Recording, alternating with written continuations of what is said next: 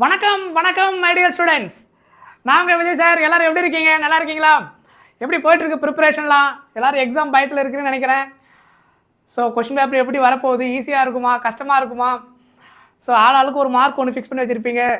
சில பேர் வந்து 50 ஸ்கோர் பண்ணால் போதும், 35+ வாங்கினா போதும், ஃபுல் மார்க் வாங்கணும். ஸோ ஏகப்பட்ட அந்த ப்ரெஷர், ஆளுக்கு ஒரு மைண்ட் செட். படித்ததெல்லாம் மறந்து போகிற மாதிரி இருக்குது. சிலது ஞாபகம் இருக்குது, சிலது மறந்து போகுது. டெரிவேஷன் எத்தனை தடவை படித்தாலும் மறந்து போகுது. ஜென்ரலாக ஸ்டூடெண்ட்ஸ் கொடுக்குற ஃபீட்பேக் இப்போதைக்கு அதுதான் போயிட்டுருக்கு. ஸோ எக்ஸாம் எழுதி முடிக்கிற வரைக்கும் அந்த பயம் இருக்க தான் செய்யும். டோன்ட் வரி, நீங்கள் எல்லாத்தையும் நல்லா ப்ரிப்பேர் பண்ணுங்கள். எந்த கொஷின் வந்தாலும் நம்ம ஆன்சர் பண்ணிடலாம். அந்த மைண்ட் செட்லேயே நீங்கள் எக்ஸாமுக்கு போங்க. சரியா? ரொம்ப போட்டு கன்ஃபியூஸ் பண்ணிக்க வேணாம்.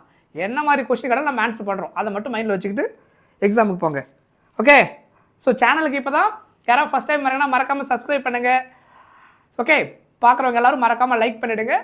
ஸோ இன்றைக்கி நம்ம கிளாஸில் ஆக்சுவலாக மெயினாக என்ன டிஸ்கஸ் பண்ண போகிறோம் அப்படின்னா, some important type of numerical problem ஒரு சிலது பார்க்க போகிறோம். அட் த சேம் டைம் சில எம்சிக்யூ கொஷின்ஸுமே இதுக்கு முன்னாடி கேட்ட சில எம்சிக்யூவில் கொஞ்சம் டிஃப்ரெண்ட்டாக வித்தியாசமாக இருந்த அந்த எம்சிக்யூ கொஷின்ஸ், அதாவது கான்செப்ட் ஓரியன்ட் எம்சிக்யூ, அதை தான் நம்ம கொஞ்சம் டிஸ்கஸ் பண்ண போகிறோம். சரியா? கிளியர்? போகலாமா?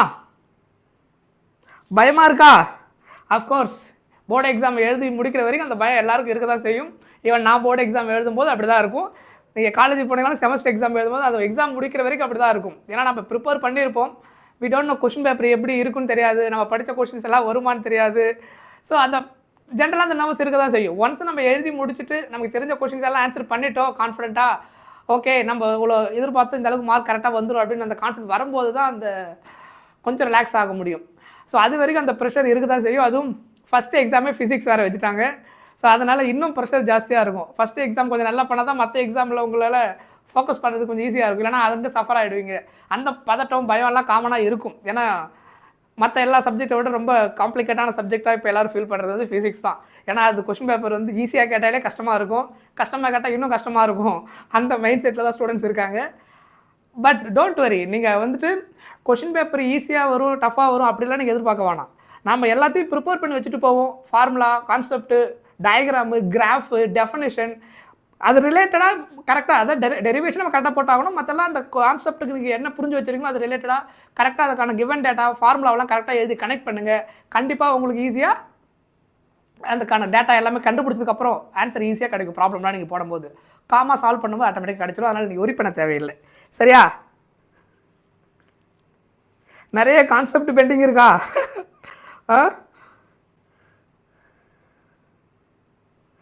எஸ், ஆக்சுவலாக உங்களுக்கு எல்லா டாப்பிக்லேருந்தும் கொஷின் இருக்கும். எப்படின்னா இப்போ நீங்கள் ஒரு 5 மார்க்கு பாருங்கன்னு வச்சுக்கோங்க. 5 மார்க்கில் ஒரு டெஃபினேஷன் இருக்கும், அதாவது எல்லா டாப்பிக்கில் இருக்காது. அதில் நமக்கு ஏதாவது ஒரு செட் ஆஃப் 5 மார்க்கில் பார்த்தீங்கன்னா, இப்போ ஃபார் எக்ஸாம்பிள் நீங்கள் எடுங்கன்னு வச்சுக்கோங்களேன், டிஃபைன் எலக்ட்ரிக் ஃப்ளக்ஸ் அப்படின்னு சொல்லிடுவாங்க. ரைட் இட்ஸ் எஸ்ஐ அப்படின்னு சொல்லிட்டு அடுத்த ஸ்டேட்மெண்ட்டில் டெரிவேஷன் எப்படி இருக்குன்னா, டிரைவ் டைபோலோடைய அந்த ஆக்சிஸோடைய எலக்ட்ரிக் ஃபீல்டு டெரிவேஷன் பண்ணுங்கள், இல்லை ஈக்குவட்டோரியல் பிளேன். அதுக்கப்புறம் இன்னொரு ப்ராப்ளம். ஸோ 3 சப்டிவிஷன் அந்த மாதிரி கொஷின்ஸ் இருக்கலாம். ஸோ டெஃபினேஷன் சில கேஸில் பார்த்தீங்கன்னா ஒரு கேஸ் டயக்ராம் மட்டும் வரைகிற மாதிரி இருக்கும். ஸோ அப்போ அந்த டயக்ராம் மட்டும் வரைஞ்சிங்கனாலே உங்களுக்கு என்ன கிடைச்சிரும்? ஃபுல் மார்க் கிடைச்சிரும். அதாவது அந்த கொஷினுக்கு ஒரு 1 மார்க் இல்லை 2 மார்க் அந்த மாதிரி இருக்கும். அந்த கேஸுக்கு டயக்ராம் மட்டும் பர்டிகுலராக பார்த்தீங்கன்னா எக்ஸாம்பிளுக்கு வந்து ரிஃப்ளெக்டிங் டெலஸ்கோப் டயக்ராம் மட்டுமே வரைய சொல்லி கேட்டிருந்தாங்க இதுக்கு முன்னாடி. ஜஸ்ட் நீங்கள் அந்த டயக்ராம் வரைஞ்சிருந்தாலே உங்களுக்கு 2 மார்க் ஈஸியாக நீங்கள் ஸ்கோர் பண்ணிருக்க முடியும். ஓகே? எஸ். ஸோ அப்போ number of field line passing through the surface area. Very good. What is SI unit? நான் திரும்பவும் சொல்கிறேன், ஒரு சில விஷயங்களில் நீங்கள் வந்து நல்லா ஸ்ட்ராங்காக இருந்தீங்கன்னா ஈஸியாக ஸ்கோர் பண்ண முடியும். அப்பார்ட் ஃப்ரம் த டெரிவேஷன், ஏன்னா அது ஸ்டாண்டர்டு. டயக்ராம், ஃபார்முலா, அதுக்கப்புறம் டெஃபினேஷன்ஸ், இம்பார்ட்டன்ட் டெஃபினேஷன்ஸ், அதோட எஸ்ஐ யூனிட் இதெல்லாம் மேனேஜ் பண்ணிங்கனாலே உங்களால் அங்கங்கே 1 மார்க்கு கேஸ் ஸ்டடி இந்த மாதிரி சில அங்கங்கே வர சில செக்ஷன் ஈஸியாக நீங்கள் என்ன பண்ண முடியும்? ஸ்கோர் பண்ணிட முடியும். ப்ராப்ளம் ஃபார்முலாவை அப்ளை பண்ண கரெக்டாக தெரிஞ்சு கால்குலேஷன் கரெக்டாக படுத்திடணும். மெயினாக அதுதான். அதுக்கப்புறம் இன்டர்லிங்க் டேட்டா கொடுக்கும்போது கரெக்டாக ஒர்க் அவுட் பண்ண தெரியணும். அது ரொம்ப ரொம்ப ரொம்ப முக்கியம். சரியா? ரைட், போகலாமா? எஸ். கன்ஃபியூஷன் ஆகுதா டெரிவேஷனில்? ஆமாம், அது இருக்க தான் செய்யும். டெரிவேஷனை பொறுத்த வரைக்கும் சில டெரிவேஷன் இன்னோவேட்டிவாகவும் கேட்பாங்க. லைக் எப்படின்னா அவங்க ஒரு கேஸ் கொடுத்துருப்பாங்க, அந்த கேஸுக்கு ஏற்ற மாதிரி நம்ம சால்வ் பண்ண வேண்டியதாக இருக்கும். ஸோ அந்த மாதிரி நம்ம ஒர்க் அவுட் பண்ணணும். சரியா? பட் டெக்ஸ்ட் புக்கில் இருக்கக்கூடிய ஸ்டாண்டர்ட் டெரிவேஷன் மினிமம் 2 கண்டிப்பாக வந்துடும். சரியா? மேக்ஸிமம் 3 வரைக்கும் வரலாம், பட் மினிமம் 2 டெரிவேஷன் வந்துடும். For example lens makers formula அந்த டெரிவேஷன் கேட்கலாம்.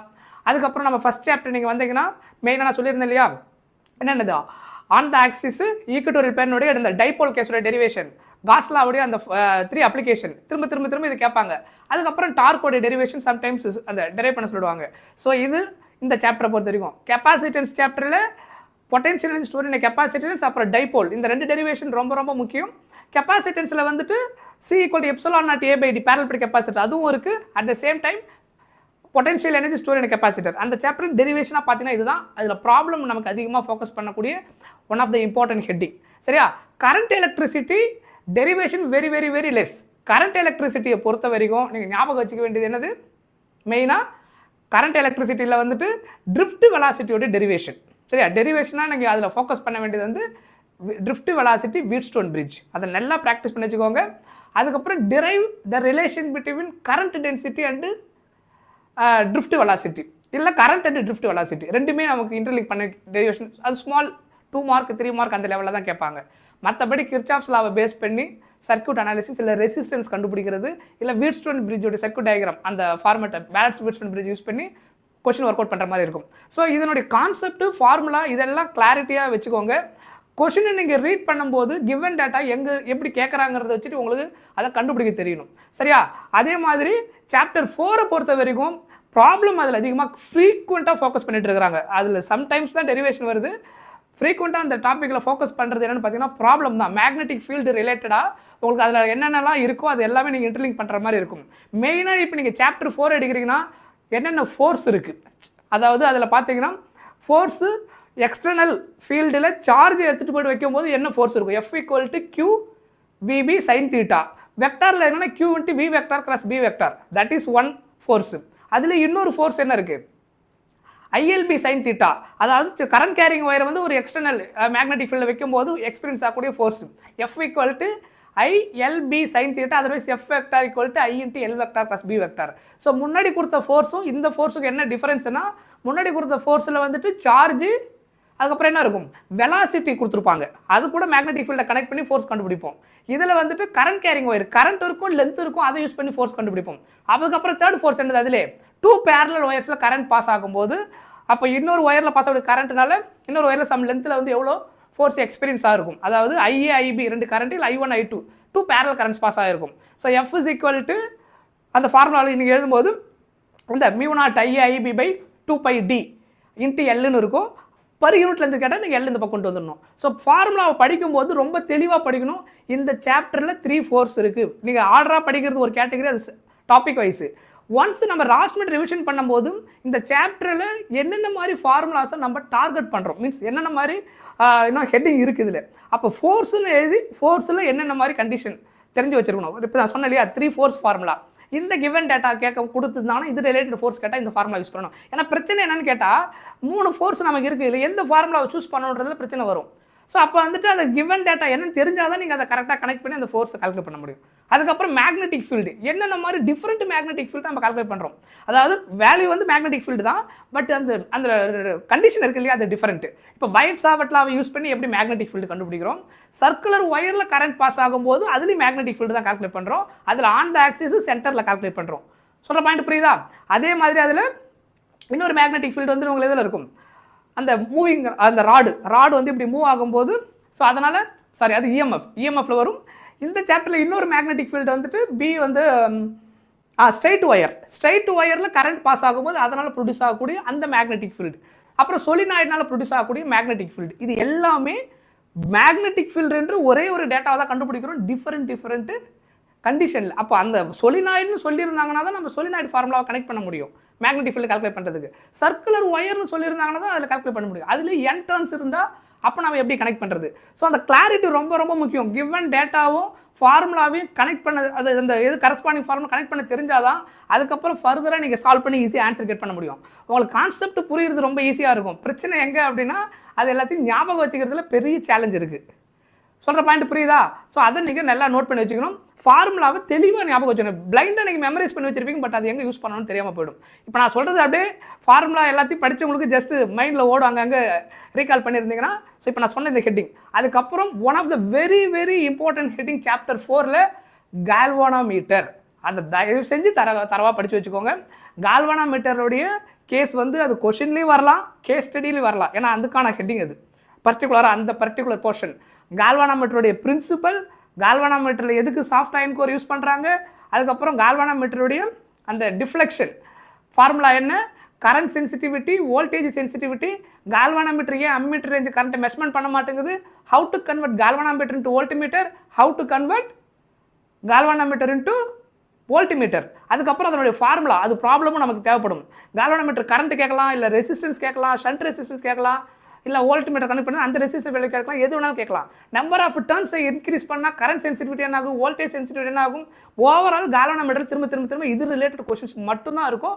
அந்த செக்ஷனை எல்லாம் ஃபோக்கஸ் பண்ணிக்கோங்க. பிகாஸ் ஃபிசிக்ஸை பொறுத்த வரைக்கும் அப்ளிகேஷன் டைப் ஆஃப் கொஷின்ஸுக்கு அதிகமாக இம்பார்ட்டன்ஸ் கொடுப்பாங்க. அது நீங்கள் இப்போ போர்டு எக்ஸாம் 11th இருக்கட்டும், நீட்டாக இருக்கட்டும், ஜேஇஆ இருக்கட்டும், நிறைய டாபிக்ஸ் நீங்கள் பார்த்தீங்கன்னா most of the questions which related to அப்ளிகேஷனுக்கு அதிகமாக, லைக் இப்போ காஸ்லாம் அதனுடைய அப்ளிகேஷன், இப்போ கால்வனாமீட்டர்ன்றது it is an important application, ampere circuit எல்லாம் அதனுடைய அப்ளிகேஷன். ஸோ அந்த மாதிரி கான்செப்ட் அப்ளிகேஷன் எதுக்காக யூஸ் பண்ணுறோன்றதை பேஸ் பண்ணி நிறைய கொஸ்டின் கேட்போம். லென்ஸ் மேக்கர் ஃபார்முலா அதை யூஸ் பண்ணி ப்ராப்ளம் எப்படி யூஸ் பண்ணுறோம். அதே சாப்டரில் வந்துட்டு மெயின் அப்ளிகேஷன் எதுக்காக நம்ம ரே ஆப்டிக்ஸை படிக்கிறோம் அப்படின்னா மைக்ரோஸ்கோப் அண்ட் டெலஸ்கோப்பை புரிஞ்சுக்கிறதுக்கு. அப்போ மைக்ரோஸ்கோப் டெலஸ்கோப் எப்படி ஒர்க் ஆகுது, அந்த கான்செப்ட் நம்ம எப்படி புரிஞ்சுக்கிறோம், அந்த அப்ளிகேஷன் என்ன, பிரிசம் எப்படி ஒர்க் ஆகுது.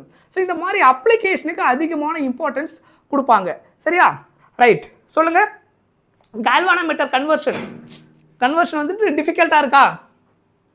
ஓகே, சி ஆக்சுவலாக கால்வனாமீட்டர் கன்வர்ஷனில் நீங்கள் சிம்பிளாக புரிஞ்சுக்க வேண்டிய விஷயம் என்னன்னு சொல்லிடுறேன் பாருங்க.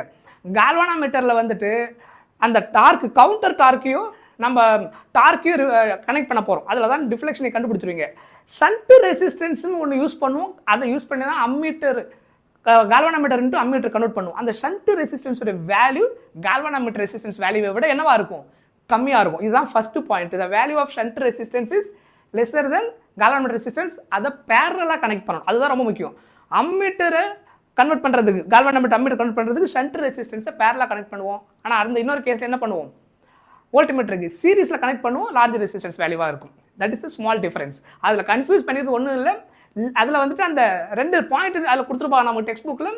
கால்வனாமீட்டர் ஏ வந்து அம்மீட்டராக யூஸ் பண்ண முடியாது அப்படின்றது, அந்த ஹைலி சென்சிட்டிவ் டிவைஸ் அந்த பாயிண்ட் மென்ஷன் பண்ணியிருப்பாங்க. ஸோ அதை நல்லா கரெக்டாக நோட் பண்ணி வச்சுக்கோங்க. அது மைக்ரோ ஆம்ஸ் ரேஞ்சில் தான் மெஷர்மெண்ட் பண்ணும், மில்லி ஆம்ஸர் மெஷர்மெண்ட் பண்ணாது. இதெல்லாம் முக்கியமாக நோட் பண்ணிக்க வேண்டியது. ஸோ இதில் தெளிவாக இருங்க. இந்த சாப்டரில் ஃபோர்ஸு மேக்னெட்டிக் ஃபீல்டு ரிலேட்டடாக ப்ராப்ளம் நிறைய தடவை ரிப்பீட் பண்ணியிருக்காங்க. நீங்கள் ப்ரீவியஸ் இயர் கொஸ்டின் எடுத்து பார்த்தீங்கன்னா சரி, ஈவன் இந்த வருஷம் 2025 கொஸ்டின் எடுத்து பார்த்தீங்கன்னா தெரியும். திரும்ப திரும்ப திரும்ப ப்ராப்ளம் அதிகமாக ஃபோக்கஸ் பண்ணுற ஒரு ஹெட்டிங்காக இந்த பர்டிகுலர் சாப்டர் இருக்குது. டெரிவேஷனாக நீங்கள் பார்த்தீங்கன்னா அந்த on the axis circular wire, straight ஒயரில் கரண்ட் பாஸ் ஆகும்போது ப்ரொடியூஸ் ஆகிற மேக்னெட்டிக் ஃபீல்டு, அதுக்கப்புறம் பைட்ஸ் பேசிக் டெஃபினேஷன் அதை யூஸ் பண்ணியிருக்கு. அப்புறம் சொலினாய்டு டிஃபைன் சொலினாய்டு, அதுக்கப்புறம் அது எப்படி ஒர்க் ஆகுது, அதுக்கப்புறம் அதில் மேக்னெட்டிக் ஃபீல்டு BC = μ0 NI, அதில் ஸ்மால் அண்ட் கேபிட்டல் N இதெல்லாம் கொடுக்கும்போது எப்படி இருக்கும். ஸோ இதெல்லாம் நீங்கள் நோட் பண்ணி வச்சுக்கணும். அதுக்கப்புறம் சாப்டர் 5 ரொம்ப ரொம்ப ஈஸி. சாப்டர் 5 பொறுத்த வரைக்கும் நீங்கள் நல்லா தெரிஞ்சுக்க வேண்டிய விஷயம் என்னென்னா டயா பேரா ஃபெரோ, இதை பேஸ் பண்ணி கண்டிப்பாக ஒரு கொஸ்டின் இருக்கும். இந்த சாப்டருமே கேஸ் ஸ்டடியாக வர்றதுக்கு வாய்ப்பு இருக்குது. ஏன்னா 4 மார்க் வரதுனால இந்த சாப்டர் அப்படியே கம்ப்ளீட்டாக ஒரு கேஸ் ஸ்டடியாக வந்ததுன்னா கூட டேரெக்டாக உங்களுக்கு சிம்பிளாக இந்த கான்செப்டை பேஸ் பண்ணியிருக்கும். அப்போது டயா மேக்னட்டிசம் படிக்கும்போது சசப்டபிலிட்டி எப்படி இருக்குது, பேராவுக்கோட சசப்டபிலிட்டி, ஃபெரோவுக்கு சசப்டபிலிட்டி படிக்கும்போது ஹெட்டிங் கரெக்டாக கிளியராக புரிஞ்சுக்கணும்.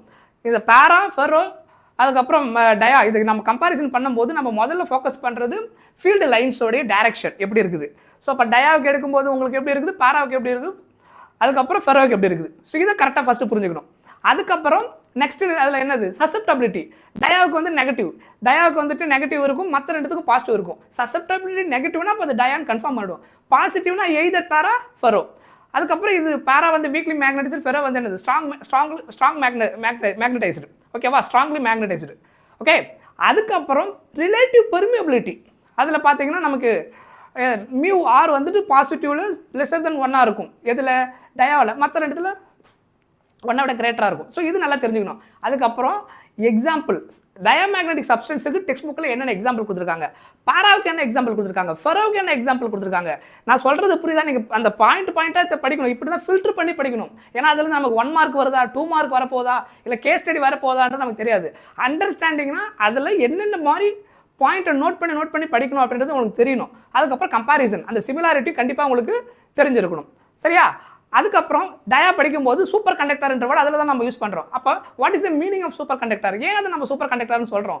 அந்த சூப்பர் கண்டக்டராக இருக்கும்போது சசப்டபிலிட்டி வேல்யூ என்ன, ரிலேட்டிவ் பெர்மியபிலிட்டியோட வேல்யூ என்ன? சூப்பர் கண்டக்டராக இருக்கும்போது சசப்டபிலிட்டி வேல்யூ எக்ஸாக்ட்லி -1 இருக்கும், ரிலேட்டிவ் பெர்மியபிலிட்டி வேல்யூ எக்ஸாக்ட்லி 0 இருக்கும். டயா அந்த சுச்சுவேஷனில் தான் டயா மேக்னட்டிசம் என்ன ஆக்ட் ஆகும், சூப்பர் கண்டக்டராக ஆக்ட் ஆகும். ஸோ அந்த சுச்சுவேஷன் தான், அந்த எஃபெக்ட் தான் என்ன சொல்லுவாங்க, Meisner effect. So what is Meisner எஃபெக்ட்னு கேட்டாங்கன்னா இதை எக்ஸ்பிளைன் பண்ண தெரியணும். ஸோ கொஷின் நீங்கள் இந்த மாதிரி ஃப்ரேம் பண்ணி மைண்டில் ரிஜிஸ்டர் பண்ணிங்கன்னா தான் உங்களால் ஸ்பான்டேனியஸாக அந்த கொஷனுக்கு ஏற்ற மாதிரி ஆன்சர் பண்ண முடியும். நம்ம படிக்கும்போது நிறைய பாயிண்ட்ஸ் இருக்கிற மாதிரி தெரியும், எல்லாமே படித்த மாதிரி இருக்கும். ஏன் மைண்டில் நிற்க மாட்டேதுன்னா நமக்கு அது கொஷின் செட் பண்ணி ஆன்சர் படிக்கிறது இல்லை, கம்பேரிசன் பண்ணி படிக்கிறது இல்லை. இதுலேருந்து எப்படி டிஃபர் ஆகுது, டயாவிலேருந்து பேரா எங்கே டிஃபர் ஆகுது, பேராவிலேருந்து ஃபெரோ எங்கே டிஃபர் ஆகுது. ஸோ அதுக்கப்புறம் அதில் என்ன டெக்ஸ்ட் புக்கில் டயக்ராம் என்ன கொடுத்துருக்காங்க, அந்த ஃபீல்டு லைன்ஸுக்கு எப்படி டயக்ராம் கொடுத்துருக்காங்க, எக்ஸ்டர்னல் அந்த மேக்னெட்டிக் ஃபீல்டு எடுத்துன்னு போய் டயமேக்னெட் சப்ஸ்டன்ஸ் வச்சா எப்படி ஃபீல்டு லைன்ஸ் இருக்கும், பேராவுக்கு வச்சா எப்படி இருக்கும். ஸோ அந்த கிளாரிட்டி நமக்கு இருக்கணும். ஃபெரோவுக்கும் பேராவுக்கும் உள்ள டிஃபரன்ஸ் என்ன? இது வந்து வீக்லி மேக்னடைஸ்டு, ஃபெரோ வந்துட்டு என்ன ஸ்ட்ராங் மேக்னடைசைடு, பேரா வந்து வீக். அப்போ ferromagnetic substance soft iron, soft ferromagnet, hard ferromagnet 2 இருக்குது. அப்போ வாட் இஸ் த டிஃபரன்ஸ்? ஹார்டுக்கான மீனிங் என்ன, சாஃப்ட்டுக்கான மீனிங் என்ன?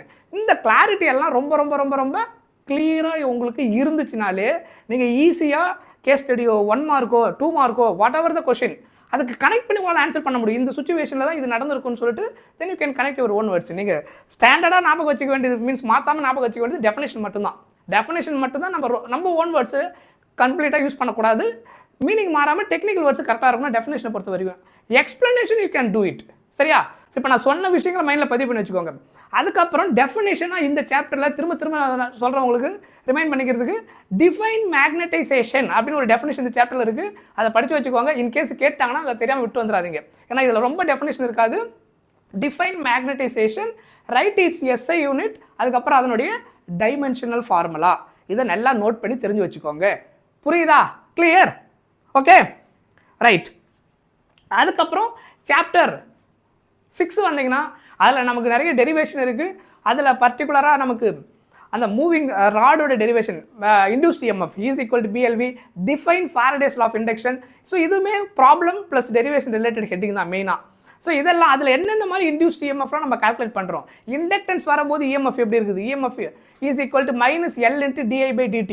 ஸோ இதெல்லாம் எப்படி யூஸ் பண்ணுறோம், ப்ராப்ளம் எப்படி அதில் அப்ளை பண்ணுறது, எந்த சுச்சுவேஷனில் யூஸ் பண்ணுறோம், செல்ஃப் இண்டக்டன்ஸ் எப்போ அப்ளை பண்ணுறோம், மியூச்சுவல் இண்டக்டன்ஸ், இதெல்லாம் டெரிவேஷன் ப்ளஸ் ப்ராப்ளம் ரெண்டுமே இதில் நீங்கள் எல்லாம் தெரிஞ்சு வச்சுருக்கணும். சரியா? ஸோ அதில் நீங்கள் கிளாரிட்டி கண்டிப்பாக வேணும். ஹவு டு கெட் பாஸ் மார்க்கா? பாஸ் மார்க் நீங்கள் பண்ணிடலாம். கண்டிப்பாக நீங்கள் பாஸ் மார்க் பண்ணணும்னா ஃபார்முலா கான்செப்ட்டு ஸ்ட்ராங்காக ரெண்டுத்துலேயும் மேனேஜ் பண்ணுற மாதிரி இருந்தீங்கன்னா 1 மார்க்கில் நீங்கள் அடிச்சிட்டிங்கன்னா உங்களுக்கு அதுதான் உங்களுக்கு ரொம்ப ஈஸியான ஆப்ஷனாக இப்போ எதுவும் இருக்குது.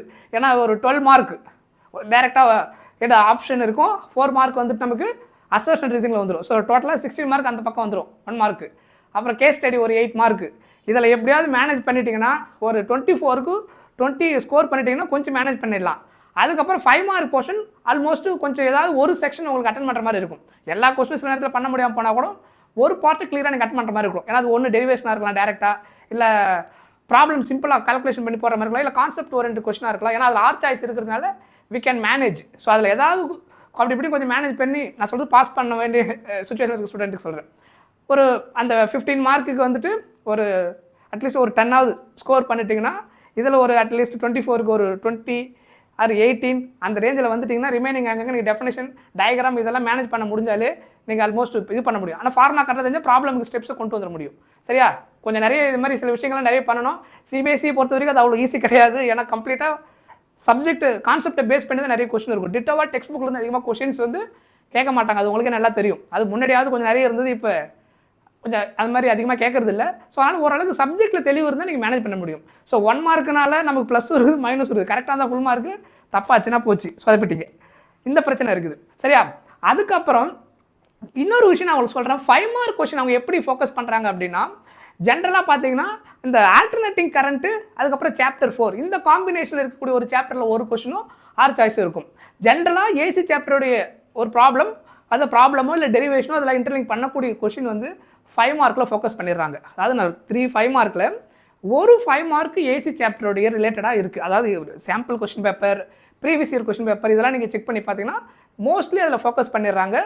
சில இதில் பார்த்தீங்கன்னா கொஞ்சம் சேஞ்சஸ் இருக்கும். பட் நான் சொல்கிறது ஓவரால் அந்த கான்சன்ட்ரேஷன் வந்து அதுக்கு கொஞ்சம் வெயிட்டேஜ் கொடுத்துருக்குறாங்க.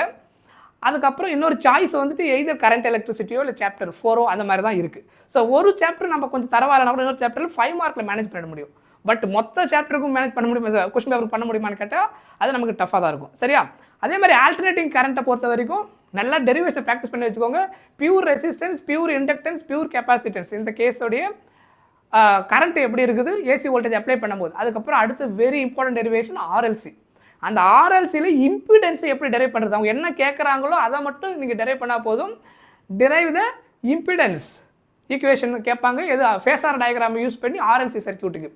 அதுக்கப்புறம் அதில் ரெசனன்ஸ் கண்டிஷன், இந்த ரெசனன்ஸ் ஃப்ரீக்வன்சி டெரைவ் பண்ணுங்க, இல்லை ரெசனன்ஸ் கண்டிஷன் என்ன, அதுக்கு அது பேஸ் பண்ணி எப்படி வேணாலும் கொஷின்ஸ் இருக்கலாம். சொல்கிறது புரியுதா? அதுக்கப்புறம் அதில் அடுத்தது டிரான்ஸ்ஃபார்மர் அப்ளிகேஷன். நான் முதல்ல சொன்னேன் இல்லையா, அப்ளிகேஷன் பேஸ்டு கொஸ்டின் திரும்ப திரும்ப ரிப்பீட் பண்ணுவாங்க. ஸோ ஏசி சாப்டரில் மெயின் அப்ளிகேஷன் எதுன்னு பார்த்தீங்கன்னா டிரான்ஸ்ஃபார்மர். ஸோ அதில் டிரான்ஸ்ஃபார்மருடைய அந்த primary secondary coil step down step up transformer எப்படி ஒர்க் ஆகுது, நம்பர் ஆஃப் டர்ன்ஸு கூட அந்த ஈக்குவேஷன் நம்ம பார்த்துருப்போம் இல்லையா, அதை நம்ம இது பண்ணுறோம், என்னென்ன டிஃபரெண்ட் லாசஸ் இருக்குது. ஸோ இதெல்லாம் கேஸ் ஸ்டடிக்கு இதுவும் கூட ஒரு type of heating for case study, இது டிரான்ஸ்ஃபார்மர் ரிலேட்டட் கொஸ்டினுமே. ஸோ இந்த மாதிரி வரதுக்கான சான்சஸ் நமக்கு இருக்குது. ஸோ ஓவராலாகவே அந்த சாப்டர் கொஞ்சம் ஈஸி தான். அதுக்கப்புறம் பவர் ஃபேக்டர், அந்த பவர் ஆவரேஜ் பவர் எப்படி கால்குலேட் பண்ணுறது எதுலனா ஏசி அந்த ஆர்எல்சி சர்க்யூட்டில் how to calculate average power. ஏன்னா இந்த வருஷம் 2025 கொஸ்டினில் அந்த மாதிரி ஒரு கொஸ்டின் கேட்டிருந்தாங்க. ஸோ டைரக்ட் டெரிவேஷன் தான் அது. பட் நம்ம அதை நல்லா ப்ராக்டிஸ் பண்ணாமல் போனீங்கன்னா அங்கே போய் சொதப்பிடுவீங்க. அதனால் அதை கொஞ்சம் நல்லா பார்த்து வச்சுக்கோங்க. சரியா? சாப்டர் 8 ரொம்ப ரொம்ப சிம்பிள் சாப்டர். மேக்ஸ்வெல்ஸ் ஈக்குவேஷன் பேசிக்காக என்ன, அதுக்கப்புறம் டிஸ்பிளேஸ்மெண்ட் கரண்ட்னா என்ன. ஸோ இந்த மாதிரி ஒரு சில முக்கியமான சில அந்த பாயிண்ட்ஸை நோட் பண்ணிவிட்டு மீதி எல்லாமே ஸ்பெக்ட்ரமை பேஸ் பண்ணி தான் கொஸ்டின் இருக்கும். அப்ளிகேஷன் இன்ஃப்ராரெட் வேவ் எதுக்கெல்லாம் யூஸ் பண்ணுறோம், அப்புறம் அந்த ஸ்பெக்ட்ரம் ஆர்டர் எப்படி இருக்குது, high frequency to low frequency எதெல்லாம் இருக்குது, இல்லை வேவ் லென்த் சொல்லும் போது எது ஹை லோ கம்பாரிசனில் எப்படி சொல்கிறது, அப்புறம் ஒரு ஃப்ரீக்வன்சி நம்ம என்ன அந்த ஸ்பெக்ட்ரம் பார்க்குறோமோ அந்த ரேஞ்சில் இருக்கிறது பர்டிகுலராக என்னென்ன அப்ளிகேஷனுக்கு யூஸ் பண்ணுறோம், அதாவது டே டு டே லைஃப்பில் இன்ஃப்ராரெட் எதுக்கு யூஸ் பண்ணுறோம், மைக்ரோவேவ் எதுக்கு யூஸ் பண்ணுறோம், ரேடியோ வேவ் எதுக்கு யூஸ் பண்ணுறோம், அல்ட்ராவயலட் எதுக்கெல்லாம் யூஸ் பண்ணாதனால நமக்கு என்ன பெனிஃபிட். ஸோ அது மாதிரி கொஷின்ஸ் நமக்கு டேரெக்டாகவே அப்ளிகேஷன் ஓரியன்டாக கேட்டுருவாங்க. சரியா? ஸோ அதுவும் நீங்கள் நல்லா தெளிவாக இருக்கணும். ஸோ நீங்கள் ரொம்ப கிளாரிட்டி ரொம்ப ரொம்ப முக்கியம். நீங்கள் ஃபார்முலா படித்து, ஏன்னா இந்த மெஜாரிட்டி ஸ்டூடெண்ட்ஸ் நான் பார்க்குற வரைக்கும் என்னென்னா ஃபார்முலா தெரியுது, பட் இப்போ அதான் சொன்னேன் இல்லையா, இப்போ இன்டியூஸ்ட் இஎம்எஃப் எடுக்கிறீங்கன்னா அதில் ஏகப்பட்ட இன்டியூஸ்ட் இஎம்எஃப் ஃபார்முலா இருக்குது. எந்த கேஸுக்கு எந்த ஃபார்முலா யூஸ் பண்ணுறது, அதனால தான் எழுதும் போது நீங்கள் என்னென்ன இப்போ இன்டியூஸ்ட் இஎம்எஃப்னு படிக்கிறீங்கன்னா what are the different formula for induced EMF, எந்தெந்த சுச்சுவேஷனில் அதை எழுதணும், என்ன மாதிரி கிவன் டேட்டா கொடுத்தா அதை கனெக்ட் பண்ணணும், இதெல்லாம் உங்களுக்கு கரெக்டாக தெரிஞ்சிருந்ததுனா தான் அது ரொம்ப ரொம்ப ரொம்ப ஈஸி. இல்லைனா அது வெரி வெரி டிஃபிகல்ட். ஏன்னா உங்களுக்கு அந்த கிளாரிட்டி இல்லாமல் இருந்ததுன்னா ரேண்டமாக ஒரு ஃபார்முலாவை நீங்கள் தெரிஞ்ச ஃபார்முலா எடுத்து போடுவீங்க, அது அந்த கொஷினுக்கான ஃபார்முலாவான்னு பார்த்தா கண்டிப்பாக சேலஞ்சாக தான் இருக்கும். மீன்ஸ் தப்பாவது வாய்ப்பு நிறைய இருக்குது. நான் சொல்கிற பாயிண்ட் புரியுதா? அந்த கிளாரிட்டி வந்து வேணும். ஃபஸ்ட்டு எப்படி 4th சாப்டரில் ஃபோர்ஸ் தனியாக பிரித்து எழுதணுமோ, ஃபஸ்ட்டு சாப்டரில் வரும்போது what are the different situation electric field எப்படியெல்லாம் கண்டுபிடிக்கிறோம். ஸோ இப்போ ஃபஸ்ட் சாப்டர் எடுத்திங்கன்னா electric field is equal to k3/r² பார்த்தோம். அது ஒரு பாயிண்ட் சார்ஜுக்கு. டைபோல் எடுக்கும்போது ஆன் த ஆக்சிஸில் வேறு ஃபார்முலா, ஆன் த ஆக்சிஸ் எழுதும்போது is equal to dipole moment p/2kp/r³ அப்படின்னு நமக்கு இருக்கும். அது டினாமினேட்டரில் r³ வரும் ஃபார் லார்ஜ் டிஸ்டன்ஸில். அதே மாதிரி ஈக்குவல் பிளேனுக்கும் r³ வரும். அப்போ இது எல்லாமே எலக்ட்ரிக் ஃபீல்டு தான், ஆனால் சுச்சுவேஷன் கேஸ் வேறு. அப்போ கேஸுக்கு ஏற்ற மாதிரி உங்களுக்கு என்ன ஆகுது, அந்த பவர் வேலை சேஞ்ச் ஆகிடுது. நான் சொல்கிறது புரியுதா? அதே மாதிரி காஸ்லாம் நம்ம அப்ளை பண்ணி எலக்ட்ரிக் ஃபீல்டு கண்டுபிடிக்கும் போது ஸ்ட்ரைட் அந்த இன்ஃபினைட் ஒயருக்கு நீங்கள் கால்குலேட் பண்ணும்போது அப்போ நமக்கு ஃபார்முலா வேறு இஸ் ஈக்குவல் டு λ/2πε0r. அப்போ எந்த சுச்சுவேஷனெல்லாம் இந்த ஃபார்முலாவை நம்ம யூஸ் பண்ண போகிறோம்னு தெரியணும். டெரிவேஷனாக தெரிஞ்சிருக்கணுன்றது அது டேரெக்ட். ப்ராப்ளமுக்கு அது எப்போ யூஸ் பண்ண தெரியணும்னா இந்த டேட்டாவுடைய மீனிங் தெரியணும். இதெல்லாம் தெரிஞ்சால் தான் அந்த கிவன் டேட்டாவுக்கு இந்த ஃபார்முலா தான் நம்ம யூஸ் பண்ணணும். அதில் இருக்கிற ஒரு காம்பனன்ட் மீனிங் தெரியணும்.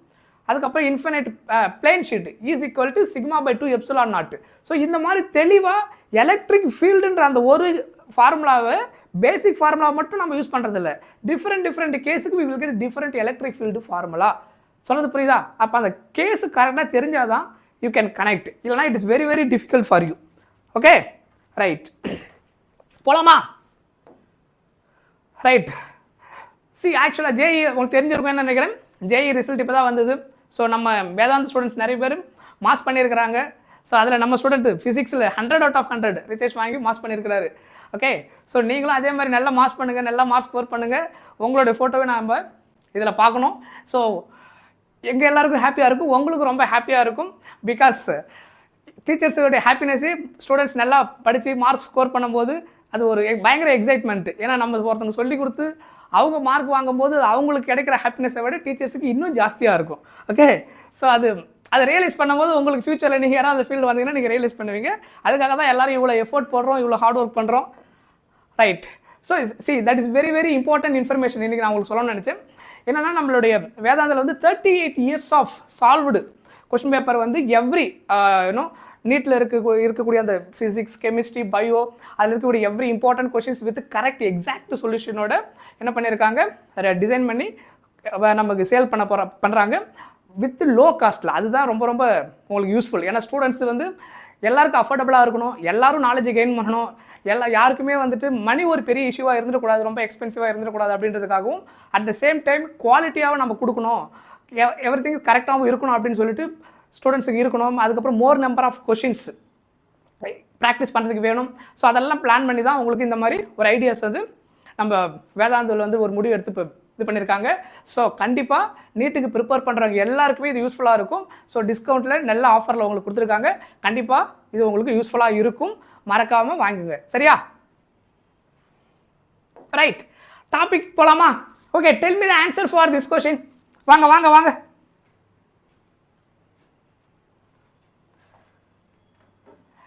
What is the answer? Which statement is true for Gauss law? Gauss law பற்றி என்னென்னலாம் படிச்சிருந்தீங்க அதை வச்சு டக்குன்னு ஆன்சர் சொல்லுங்கள் பார்ப்போம். What is the first statement? C, இன்னொரு விஷயம் நான் சொல்கிறேன் உங்களுக்கு. சம்டைம்ஸ் நமக்கு இந்த எம்சிக்யூ கேஸை பொறுத்த வரைக்கும் 4 ஆப்ஷன் சடனாக உங்களால் கான்செப்ட் புரிஞ்சு கொண்டு வர முடியல, இல்லை ஃபார்முலா உங்களுக்கு தெரியுது கரெக்டாக இன்டர்லிங்க் பண்ண முடியல அப்படின்னா கரெக்ட் ஆன்சர் உங்களால் சில நேரத்தில் கொண்டு வர முடியாமல் போகும். பட் சில கேஸில் எப்படி இருக்குன்னா ஆப்ஷன் வந்து எலிமினேட் பண்ணுற மாதிரி இருக்கும். அதுக்கு நமக்கு பேசிக் ஐடியா அந்த சப்ஜெக்டை பற்றி தெரிஞ்சிருந்தாலே we can do it 1 மார்க்கில். சரியா? அதை பற்றி கொஞ்சம் அந்த நாலேஜ், பேசிக் நாலேஜ் இருந்தாலே நீங்கள் என்ன பண்ண முடியும், எலிமினேஷன்லேருந்து அட்லீஸ்ட் 2 ஆப்ஷன் எலிமினேட் பண்ண முடியும். ரிமைனிங் 2 இன்னும் கொஞ்சம் கேர்ஃபுல்லாக திங்க் பண்ணிங்கன்னா ஈஸியாக நீங்கள் ஆன்சரை கெட் பண்ணிட முடியும். சொல்கிறது புரியுதா? Right. See that first option, all the charges whether inside or outside Gaussian surface contribute the electric flux அப்படின்னு கேட்டிருக்காங்க. Actually what is Gauss law? Gauss law தான் என்ன? அதுலேருந்து எலிமினேட் பண்ணுங்க. ஆப்ஷன் ஈஸியாக நீங்கள் கொண்டு வரலாம். Flux for any closed surface அது எதுக்கு இருக்கும்? Total charge enclosed. Okay, total flux equal to total charge enclosed. இப்படி வச்சுக்கலாம். Total charge enclosed by epsilon naught. கரெக்டா? இப்போ இந்த மாதிரி ஏதோ ஒரு ஷேப்பு, இது வந்து ஒரு க்ளோஸ்டு ஏரியா. சப்போஸ் இங்கே வந்துட்டு ஒரு சார்ஜ் இருக்குது Q1, இங்கே Q2ன்னு ஒரு சார்ஜ் இருக்குது, இந்த இடத்துல Q3ன்னு ஒரு சார்ஜ் இருக்குது. whenever applying Gauss law, இப்போ Gauss law அப்ளை பண்ணும்போது இங்கே இருக்கக்கூடிய டோட்டல் ஃப்ளக்ஸை நம்ம எப்படி கால்குலேட் பண்ணுவோம் அப்படின்னா, ஃப்ளக்ஸ் Gauss law அப்ளை பண்ணும்போது ஃபஸ்ட்டு சூஸ் பண்ண வேண்டியது Gaussian சர்ஃபேஸ். அந்த வார்த்தை ரொம்ப முக்கியம். Gauss law வரும்போதெல்லாம் இந்த வேர்டு நம்ம யூஸ் பண்ணுவோம். அதோடைய மீனிங் என்ன? Gaussian surface. Gaussian surface. ஓகேவா? சரி, நான் உங்களுக்கு என்னென்னா ஜஸ்ட் இந்த கொஸ்டின் ஆன்சர் அப்படி நம்ம போக போகிறது இல்லை. ஒரு கொஷினோடைய டேட்டாவிலேருந்து வேறு என்னென்ன இன்டர்லிங்க்லாம் இந்த சாப்டருக்கு கனெக்ட் பண்ண முடியும், அதை வச்சுக்கிட்டு வேறு ஏதாவது கொஷின்ஸ் கேட்கும்போது எப்படி நம்ம ஆன்சர் கண்டுபிடிக்க முடியும், அந்த மாதிரி தான் நம்ம பார்க்குறோம். ஜஸ்ட் இந்த கொஷினுக்கு இந்த ஆன்சர் அப்படின்னு நம்ம பார்க்குறது நாட் இனஃப், அது நமக்கு பத்தாது இப்போ இருக்கிறதுல. ஸோ எல்லாத்தையும் ரிவைஸ் பண்ண மாதிரி இருக்கணும் அப்படின்றதுனால அந்த கொஷினுக்கு கரெக்ட் ஆன்சர் பார்த்துட்டு அந்த கான்செப்ட்லேருந்து வேறு என்னென்னலாம் அடிஷ்னல் இன்ஃபர்மேஷனை ரிமைண்ட் பண்ணிக்கணும் இப்போ அப்படின்றதையும் நம்ம பார்த்துக்குறோம். ஸோ அதுதான் நம்மளுடைய பிளான். சரியா? கிளியர்? ரைட். அதுக்கப்புறம் ஸோ இதில் வந்து நம்ம என்க்ளோஸ்ட் ஆனதுக்கப்புறம் இந்த Gaussian சர்ஃபேஸுக்குள்ளே எவ்வளோ சார்ஜ் இருக்குதோ அதுதான் நமக்கு என்னது? Total charge. அப்போ இந்த கேஸை பொறுத்த வரைக்கும் Q1 + Q2 தான் என்க்ளோஸ்டு சார்ஜ், அதான் total charge by epsilon naught. எது அந்த டோட்டல் சார்ஜில் நம்ம எடுத்துக்க முடியாது? Outside the Gaussian surface எப்பயுமே கான்ட்ரிபியூட் பண்ணாது. Doesn't matter how many charges are present outside the Gaussian surface. நான் ஒரு சர்ஃபேஸை சூஸ் பண்ணுவேன், அதுக்கு இன்சைடில் எங்கே வேணாலும் சார்ஜ் லொக்கேட் ஆகிருக்கலாம். சொல்கிற பாயிண்ட் புரியுதா? அப்போ அந்த total charge enclosed by the surface தான் என்னது? Gauss law. கிளியர்? அப்போது ஆல் சார்ஜஸ் என்ன கேட்டிருக்காங்க, என்ன சொல்லியிருக்கிறாங்க? வெதர் இன்சைட் ஆர் அவுட் சைடுன்னு கேட்டிருக்கிறாங்க. Whether inside or outside அப்படின்னு சொல்லியிருக்கிறாங்க. ஸோ அப்போ கண்டிப்பாக இது என்னது? ராங். கண்டிப்பாக அது ஆன்சர் கிடையாது. கரெக்டு தானே? What is the next one? Electric flux depends upon the geometry of the Gaussian surface. ஜாமெட்ரினா என்ன அர்த்தம்? What is the meaning of geometry? இந்த கொஸ்டினில் geometry of the Gaussian surface என்ன அர்த்தம்? அதனுடைய ஷேப் வந்து like rectangle, circle, square, cube, cuboid, அந்த மாதிரி ஃபிக்ஸ்டாக ஒரு நேம் சொல்கிறதுக்கு பேர் தான் என்னது? Geometrical shape. அந்த மாதிரி ஷேப் எதுவுமே இல்லாமல் ரேண்டமாக சொல்கிறது இர்ரெகுலர் ஷேப் அப்படின்னு நம்ம சொல்லுவோம். அப்போது அந்த மாதிரி ஜாமெட்ரிக்கல் ஷேப்பு காஸ்லா டிபெண்ட் பண்ணிருமான்னு கேட்டிங்கன்னா, காஸ்லாவுடைய ப்ராப்பர்ட்டி மீன்ஸ் காஸ்லாவுக்கு கீழே நமக்கு கொடுத்துருப்பாங்க. What are the important points note காஸ்லாவில் பார்த்தீங்க அப்படின்னா, ஃபஸ்ட்டு வந்து என்னது? காஸ்லா வந்து ஜாமெட்ரிக்கல் ஷேப்பை டிபெண்ட் பண்ணி இருக்காது. அதாவது இப்போ இந்த Q1 Q2ன்ற சார்ஜு நான் இப்போ ஒரு சர்க்கிள் மாதிரி வரைஞ்சிருக்கிறேன். அது அப்படி தான் அந்த ஏரியா இருக்குன்னு அவசியம் கிடையாது. வேறு எப்படியெல்லாம் இருக்கலாம். we can draw like this also, doesn't matter. இப்படி கூட அது க்ளோஸ்டு ஏரியாவை ஃபார்ம் பண்ணலாம். இங்கே Q1 Q2 இருந்தாலும் என்ன அர்த்தம்? the total charge enclosed by the surface is Q1 plus Q2. கிளியராக நான் சொல்கிற பாயிண்ட் புரியுதா? டோட்டலாக எவ்வளோ சார்ஜ் அந்த க்ளோஸ்டு சர்ஃபேஸுக்குள்ளே இருக்குதோ அது எல்லாமே நம்ம காஸ்லாவில் அப்ளை பண்ணுவோம். அதான் enclosed charge. Doesn't matter the shape of the closed area. One thing. ரெண்டாவது பாயிண்ட்டு, அந்த க்ளோஸ்டு ஏரியாக்குள்ளே சார்ஜ் வந்துட்டு எக்ஸாக்டாக சென்டரில் தான் இருக்கணும், இல்லை கார்னரில் எங்கேயா இருக்கணும் அப்படின்னு இருக்கான்னு கேட்டால் no. It can locate anywhere inside the Gaussian surface. இந்த சர்ஃபேஸுக்குள்ளே இங்கே இருக்கலாம், இங்கே இருக்கலாம், டசன்ட் மேட்டர். அது எங்கே லொக்கேட் ஆகிருந்தாலும் அந்த கம்ப்ளீட் க்ளோஸ்டு சர்ஃபேஸுக்குள்ளே இருந்தால் போதும். Okay, so independent of the position of the charges inside the Gaussian surface. அது டிபெண்ட் கிடையாது பொசிஷன். கம்ப்ளீட்டாக அந்த லூப்புக்குள்ளே எவ்வளோ, அந்த சர்ஃபேஸுக்குள்ளே எவ்வளோ இருக்கோ அதை மட்டும் தான் கன்சிடர் பண்ணுவோம். கிளியரா? ஸோ இந்த ஒரு கேஸ்லேருந்து நம்ம காஸ்லாவுடைய எல்லா ப்ராப்பர்ட்டி இன்டர்லிங்க் பண்ணுறோம். ஸோ இப்போ காஸ்லாவை அப்படியே ரிஃப்ரெஷ் பண்ண மாதிரி ஆகிடும். இதை வந்துட்டு அதாவது 2 மார்க்கில் கேட்டாலும் நமக்கு ஆன்சர் பண்ண தெரியணும். காஸ்லாவுடைய ஃபீச்சர்ஸ் ஏதாவது எழுதுங்க ஒரு 2 பாயிண்ட்ஸ் அப்படின்னு கேட்டாங்கனாலும் உங்களுக்கு சொல்ல தெரியணும். ப்ராப்ளமுக்கு தேவைப்பட்டாலும் நம்ம அதை யூஸ் பண்ணி எலிமினேட் பண்ணி ஆன்சர் கண்டுபிடிக்க தெரியணும். ஸோ இந்த மாதிரி கேசஸ் வந்தாலும் நமக்கு ஆன்சர் பண்ண தெரியணும். சரியா? ஸோ எல்லாத்துக்குமே இன்டர்லிங்க் பண்ணிக்க போகிறோம் நம்ம. ரைட். அப்போது காஸ்லா வந்து டிபெண்ட்ஸ்ன்னு சொல்லியிருக்கிறாங்க. அப்போ இன்டெரக்டாக என்னன்னு சொல்லணும்? அப்போ காஸ்லா வந்து இண்டிபெண்ட் ஆஃப் த ஜாமெட்ரி. அது டிபெண்ட்ஸ்ன்னு சொல்லியிருக்கிறாங்க. அது ராங்.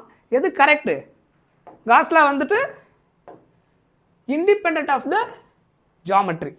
எந்த வேர்டு வந்திருந்தா ஜாமெட்ரிக்கல் ஷேப், என்ன வேர்டு வந்தால் அது கரெக்டு. இங்கே இண்டிபெண்ட் வந்திருந்தா அந்த ஸ்டேட்மெண்ட் கரெக்டு. தேர்ட் பாருங்க, Gauss theorem can be applied non uniform electric field. Gauss தேரமை நான் யூனிஃபார்ம் எலக்ட்ரிக் ஃபீல்டுக்கு அப்ளை பண்ண முடியுமான்னு கேட்டால் நோ. இந்த பாயிண்ட் நோட் பண்ணிக்கோங்க. சரியா? Gauss theorem can be applied to non uniform electric field. அதுவும் ராங். அப்போது ஆப்ஷன் டி என்ன இருக்குது பாருங்க. The electric field over the Gaussian surface remains continuous and uniform at every point. So the answer is, answer என்னது இந்த கேஸுக்கு? அப்போது D. கிளியரா? காஸ்லா அப்படியே கம்ப்ளீட்டாக ஒரு ஓவர்வியூ மாதிரி நம்ம பார்த்துட்டோம். Got it? Right. Next one பாருங்கள். இது எல்லாமே ப்ரீவியஸ் போர்ட் கொஷின்ஸில் கேட்ட some different types of questions தான் நம்ம இங்கே டிஸ்கஸ் பண்ணுறோம். சொல்கிறது புரியுதா? ஸோ நம்ம எல்லாத்தையும் ஒரே செஷனில் பார்க்க முடியாது. இம்பார்ட்டண்டாக இருக்கக்கூடிய அந்த முக்கியமான இது நம்ம இன்றைக்கி ஒரு செஷனாகவும் ரிமைனிங் இருக்கிறது நாளைக்கு முடிச்சு எல்லா சாப்டரையும் நம்ம பார்த்துடலாம். சரியா? Clear? Right. A point positive charge is brought near an isolated conducting sphere. The electric field is best is given அப்படின்னு கேட்டிருக்கிறாங்க. ஸோ அப்போ இதில் ஃபஸ்ட்டு எதுலாம் பாசிபிள் இல்லைன்னு பாருங்கள். எது கரெக்டுன்றதை விட எது கரெக்ட் இல்லைன்றதை நம்மளால் கன்ஃபார்மாக சொல்ல முடியுதா அப்படின்னு ஃபஸ்ட்டு பாருங்கள். ஸோ அப்போ இதில் நீங்கள் கரெக்டாக செக் பண்ணி பார்த்தீங்கன்னா எது இதெல்லாம் பாசிபிள் கிடையாது. இது பாசிட்டிவ் சார்ஜாக இருந்தால் ஃபீல்டு லைன்ஸ் எப்படி வரணும்? பாசிட்டிவ் சார்ஜுக்கு எப்பவுமே ஃபீல்டு லைன்ஸ் எப்படி இருக்கும்? லைக் ஏரோ வந்துட்டு இந்த மாதிரி அவுட்வேர்டில் இருக்கணும். கரெக்டாக இருக்கா? பாசிட்டிவ் சார்ஜுக்கு ஃபீல்டு லைன்ஸ் வந்துட்டு அவுட்வேர்டு. நெகட்டிவ் சார்ஜாக இருந்தால் இன்வர்டாக இருக்கும். இப்போது இந்த என்ன ஸ்டேட்மெண்ட் சொல்லியிருக்காங்க? A point positive charge is brought near an isolated conducting sphere. இப்போ பாசிட்டிவ் சார்ஜ் இங்கே கொண்டு வந்திருந்தீங்கன்னா இப்போ இங்கே எல்லாமே என்ன வந்திருக்கும்? இங்கே இருந்து நெகட்டிவ் எல்லாமே அட்ராக்ஷனில் பிரிஞ்சிருக்குமா? இந்த பக்கம் எல்லாமே நெகட்டிவ் வந்துட்டு இருக்கும், இங்கே என்ன ஆகிட்டு இருக்கும், எல்லாமே பாசிட்டிவ். சொல்கிறது புரியுதா? ஆக்சுவலாக அந்த நெட் சார்ஜ் வந்து இங்கே ஜீரோவாக இருந்திருக்கும். Due to the positive charge bring near the conductor இங்கே கொண்டு வரும்போது அட்ராக்ஷனால நெகட்டிவ் சார்ஜ் இந்த பக்கம், பாசிட்டிவ் ரிப்பல்சிவ்னால என்ன ஆகும், இந்த பக்கம் பிரிஞ்சுட்டு இருக்கும். அப்போ பாசிட்டிவ்க்கு எலக்ட்ரிக் ஃபீல்ட் லைன்ஸ் எப்படி இருக்கணும், கண்டிப்பாக that should be arrow is outward. நெகட்டிவ்க்கு கண்டிப்பாக இது என்னவாக இருக்கணும், இன்வர்டாக இருக்கணும். கரெக்டாக? ஸோ அந்த டயக்ராம் ஓவராலாக பார்த்தாலே அது என்னவா இருக்குது, கரெக்டாக இருக்கா? பட் இந்த கேஸில் என்ன டிஃபரன்ஸ்னு பாருங்கள். இதில் ஏன் இது தப்பாகுது அப்படின்னா, பாசிட்டிவ்க்கு இங்கே எதுவும் பிரச்சனை கிடையாது இங்கே, பட் இங்கே இந்த பக்கம் நமக்கு எதுவும் ப்ராப்ளம் கிடையாது, நெகட்டிவ் இன்வர்ட் ஓகே. இந்த பக்கம் பாசிட்டிவ்க்கு இந்த ஆரோ எப்படி வரணும், அவுட்வர்டில் வரணும். ஆனால் இங்கே எப்படி கொடுத்தது வந்திருக்கு, இன்வர்டில் வந்திருக்கு. ஸோ தட்ஸ் வை அது ராங். இது வந்துட்டு ஃபீல்ட் லைன்ஸ் வந்துட்டு என்ன இருக்குது, அதில் இன்சைடில் என்ட்ரு ஆகிட்டு போகிற மாதிரி டயக்ராம் கொடுத்துருக்குறாங்க. So this is not possible. Okay, field lines வந்துட்டு என்ன ஆகாது, அந்த கண்டக்டர் இன்சைடில் எப்பவுமே என்ன ஆகாது, என்ட்ரு ஆகாது. அதுலேருந்து வெளியில் தான் ஃபீல்ட் லைன்ஸ் போகுமே தவிர இன்சைடில் நமக்கு பாஸ் ஆகாது. கிளியர்? ஸோ இதுவுமே கரெக்ட் கிடையாது. ஏன்னா இதில் இந்த பக்கம் நெகட்டிவ் இருக்கும் இல்லையா, இதுக்கு அப்படியே ஆரோ பார்த்தீங்கன்னா அப்படியே ஆப்போசிட்டில் இருந்திருக்கும். That's why we can eliminate வச்சு நீங்கள் ஈஸியாக ஆன்சர் பண்ணிடலாம். So diagram 1 is the correct answer. Diagram 1 is the correct answer for this case. புரியுதா? ரைட். என்ன doubt? Semiconductor, current electricity, electrostatics, modern physics are most important. கண்டிப்பாக இதெல்லாம் கொஞ்சம் easy chapter. செமிகண்டக்டர்ஸை நல்லா ப்ரிப்பேர் பண்ணி வச்சுக்கோங்க. செமிகண்டக்டரில் வந்து மோஸ்ட்லி எல்லாமே என்னவாக தான் இருக்கும், தியரி கொஷின் தான். தயவு செஞ்சு செமிகண்டக்டர் சாப்டர் யாராவது இன்னும் படிக்காமல் இருந்தீங்கன்னா அதை படிச்சிருங்க. அதில் மெயினாக நீங்கள் படிக்க வேண்டிய விஷயம் என்னென்னு சொல்லிடுறேன். அந்த ஹெட்டிங்கை ஓவராலில் மெயினாக நோட் பண்ணிக்க வேண்டியது எந்த டாப்பிக்கை நீங்கள் நல்லா இன்னும் ஃபோக்கஸ் பண்ணி தெரிஞ்சு வச்சுக்கணும் அப்படின்னா, நார்மலாக அதில் வந்து கண்டக்டர், இன்சுலேட்டர், செமிகண்டக்டர் இது மூணுத்தில் பேண்ட் கேப் எனர்ஜி எப்படி இருக்குது, பேண்ட் கேப் எனர்ஜி வச்சுக்கிட்டு நம்ம எப்படி அதை செப்பரேட் பண்ணுறோம், அந்த ஃபஸ்ட்டு திங். ரெண்டாவது, டெம்பரேச்சர் இன்க்ரீஸ் ஆகும்போது செமிகண்டக்டரில் என்ன நடக்குது, ஓகேவா, அது மெயினாக தெரிஞ்சுக்கணும். கண்டக்டரில் என்ன சேஞ்ச் ஆகுது, கண்டக்டருக்கும் செமிகண்டக்டருக்குள்ள அந்த டியூ டு டெம்பரேச்சர்னால இருக்கக்கூடிய இம்பாக்ட் என்ன, அந்த டிஃபரன்ஸையும் நல்லா தெரிஞ்சு வச்சுக்கணும். ஏன்னா அதுவும் நமக்கு அசர்ஷன் ரீசன் டைப் ஆஃப் கொஸ்டினில் முக்கியமாக தேவைப்படும். Then meaning of intrinsic semiconductor, extrinsic semiconductor. Extrinsic semiconductor எடுக்கும்போது டோப்பிங் நம்ம பண்ணுவோம். அப்போ what is the meaning of doping அப்படின்னு நமக்கு தெரியணும். என்னென்ன மாதிரி டோப்பண்ட் யூஸ் பண்ணுறோம், அதாவது pentavalent impurity, trivalent impurity use பண்ணக்கூடிய அந்த டோப்பிங் ஏஜென்ட் என்ன, அந்த எலமெண்ட் என்னன்றது பென்டாவேலண்ட்டுக்கும் ட்ரைவேலண்ட்டுக்கும் எதில் தெரிஞ்சுக்கணும், எக்ஸ்ட்ரின்சிக் செமிகண்டக்டர் தெரிஞ்சு வச்சுக்கணும். இதுதான் ஃபஸ்ட்டு இன்ட்ரோடக்ஷனில் நான் சொல்கிறது. அந்த ஹெட்டிங் நீங்கள் போய்ட்டு அதை ஃபுல்லாக கோத்ரூ பண்ணி அதில் இருக்கக்கூடிய முக்கியமான பாயிண்ட்டு நோட் பண்ணி வச்சுக்கோங்க. Will see some question also. சரியா? ஏன்னா இப்போ என்னுடைய பிளான் என்னென்னா, கொஞ்சம் ஈஸியான சாப்டர், அதிகமாக 1 மார்க்கு ப்ளஸ் 2 மார்க்கில் நம்ம அதிகமாக ரிப்பீட் பண்ணக்கூடிய சில கொஷின்ஸ். ஃபஸ்ட் ஈஸி சாப்டர் தான் நம்ம பார்க்க போகிறோம். அப்புறம் நாளைக்கு வந்து அட்வான்ஸ் சாப்டர் பார்க்க போகிறோம். நம்ம ஆர்டராக போக போகிறதில்ல. மார்க்கு ஸ்கோரிங் பண்ணுறதுக்கு நமக்கு என்னென்ன பாசிபிலிட்டி இருக்குதோ இந்த டைமில் அந்த ஆங்கிளில் தான் நம்ம பார்க்குறோம். So today will discuss semiconductor, அதுக்கப்புறம் அந்த டூயல் நேச்சர், அதில் இருக்கக்கூடிய சிம்பிள் கொஷின்ஸ் எப்படி கேட்பாங்க, அதில் எப்படி ஈஸி ஆன்சர் பண்ணுறது, மேக்னட்டிசம் அண்ட் மேட்டர். ஸோ இது எல்லாமே கொஷின்ஸ் வந்து சிம்பிளாக இருக்கும், டாபிக் லெஸ். இப்போ நீங்கள் மேக்னட்டிசம் மேட்டர் நமக்கு ஒரு 4 மார்க் வந்துடும். சரியா? அதே மாதிரி சாப்டர் 8 இருக்கு இல்லையா, EM வேவ்ஸ், அதுலேருந்து ஒரு 4 மார்க் வந்துடும். ஸோ 4 + 4 நமக்கு ஒரு 8 மார்க் ஸ்கோர் பண்ணிடலாம். ஏன்னா இதெல்லாம் போர்ஷன் கம்மி, டாபிக் நமக்கு ரொம்ப ஈஸி. ஸோ இது ஒரு 8 மார்க் வந்துடும். டூயல் நேச்சரில் ஒரு 4 மார்க்கு, ஏன்னா அதுவுமே one of the important case study சாப்டருக்கு வாய்ப்பு இருக்கக்கூடிய ஒரு ஹெட்டிங் தான் இது, டூயலும் செமிகண்டக்டரும். ஸோ அப்போ டூயல் நேச்சரில் ஒரு 4, ஸோ அப்போ 4 + 4 டூயலில் ஒரு 4, ஒரு 12 மார்க் வந்துடும். செமிகண்டக்டரில் 7 மார்க் வரைக்கும் ஃபோக்கஸ் பண்ணுவாங்க. ஓகே, ஸோ அப்போ 12 + 7 19 மார்க். இந்த சாப்டரை மட்டும் நீங்கள் கொஞ்சம் ப்ரிப்பேர் பண்ணிங்கன்னா 19 மார்க் ஸ்கோர் பண்ணிடலாம். நான் சொல்கிறது நிறைய ஃபார்முலா டெரிவேஷன்லாம் இல்லாமல் simple concept and data plus simple கால்குலேஷனை பேஸ் பண்ணி இருக்கக்கூடிய ப்ராப்ளம்ஸ் தான் இதில் இருக்கும்.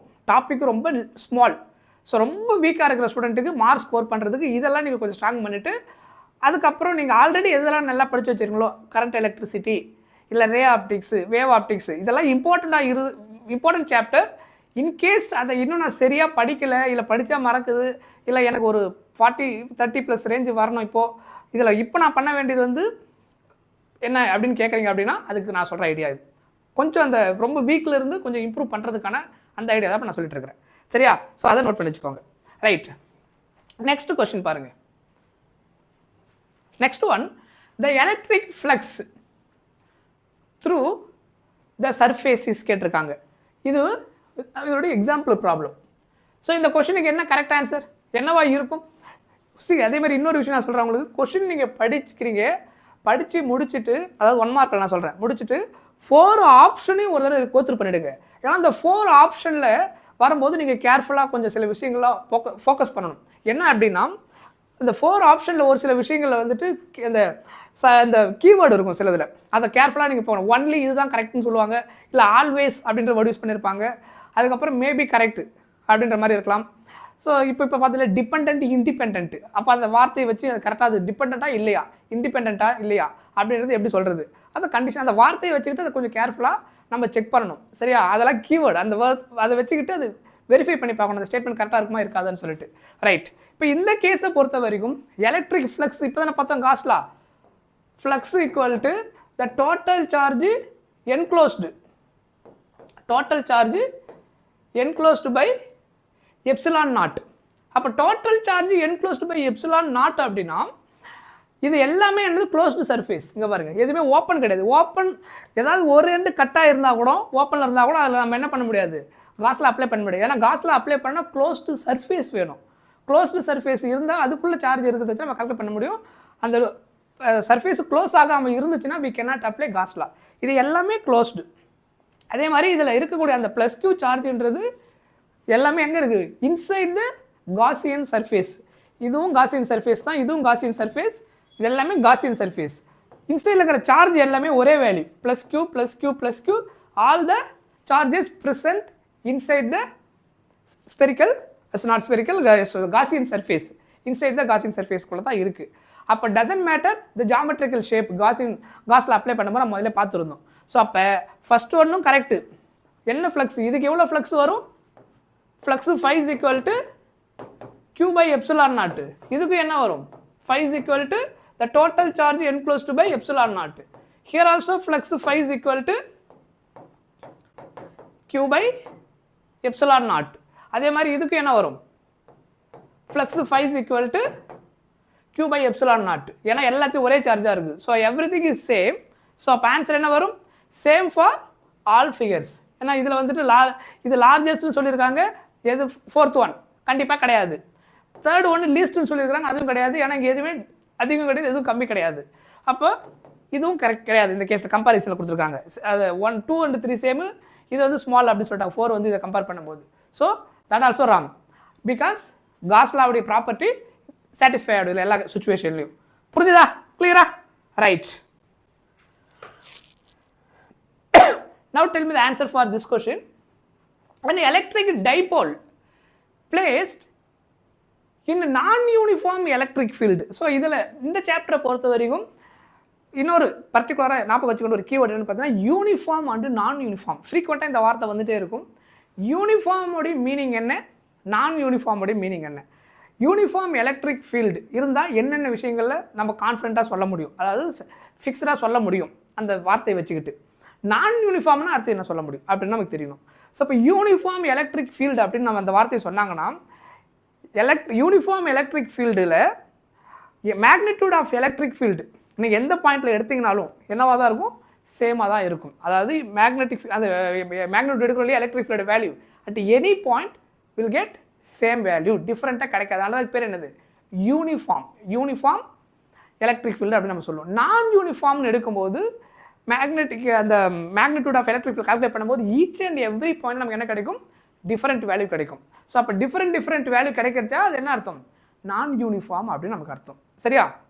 அதுக்கப்புறம் இந்த யூனிஃபார்ம் எலக்ட்ரிக் ஃபீல்டு இந்த இடத்துல எடுத்துகிட்டு போய்ட்டு ஒரு டைப்போலை வச்சிங்கன்னா என்ன நடக்கும். ஏன்னா இந்த கேஸில் அந்த வார்த்தை யூஸ் பண்ணியிருக்காங்க. நம்ம படிக்கும்போதே கொஷினை ரீட் பண்ணும்போது அதில் என்னென்ன மாதிரி வேர்ட்ஸ் இருக்குது, அந்த வேர்டை பார்த்ததுக்கப்புறம் அது எந்த சாப்டரு, ஏன்னா நம்ம 14 சாப்டர் சேர்த்துட்டா ஒரே டைமில் தான் டெஸ்ட் எழுத போகிறோம். ஸோ அப்போ கொஷினை ரீட் பண்ணும்போதே அதில் ஃபஸ்ட்டு வேர்டு என்னென்னு பார்க்கணும். ஸோ இங்கே நம்ம டைப்போல் காமன் வேர்டு எடுத்தோம்னா 2 இடத்துல யூஸ் பண்ணுவோம். ஒன்று வந்து எலக்ட்ரிக் டைப்போல், இன்னொன்று மேக்னெட்டிக் டைப்போல். அதுக்கப்புறம் மொமெண்ட், அந்த dipole moment electric dipole moment first சாப்டரில், செகண்ட் இல்லை 4th சாப்டரில் வரும்போது என்ன ஒரு மேக்னெட்டிக் டைப்போல் மொமெண்ட். அப்படின்ற மாதிரி இன்ட்ரடியூஸ் பண்ணும். அது மெயினாக 5th சாப்டர் அதிகமாக யூஸ் பண்ணும் மேக்னெட்டிக் டைபோல் மொமெண்ட்டை. ஸோ எலக்ட்ரிக் டைபோல் அப்படின்னா என்ன, மேக்னெட்டிக் டைபோல் அப்படின்னா என்ன, எலக்ட்ரிக் டைபோல் மொமெண்ட்னா என்ன, மேக்னெட்டிக் டைபோல் மொமெண்ட்னா என்ன, இந்த தெளிவு நமக்கு ரொம்ப இருக்கணும். ஸோ இங்கே ரீட் பண்ணும்போது கொஸ்டின் அந்த வேர்டு தெளிவாக யூஸ் பண்ணிருக்காங்க. And electric dipole placed in a non-uniform electric field can experience என்னவா இருக்குன்னு கேட்குறாங்க. அதுக்கு முன்னாடி யூனிஃபார்மாக இருந்தால் என்னவா இருந்திருக்கும்? சப்போஸ் யூனிஃபார்ம் எலக்ட்ரிக் ஃபீல்டாக இருந்துச்சுன்னா என்ன மீனிங்?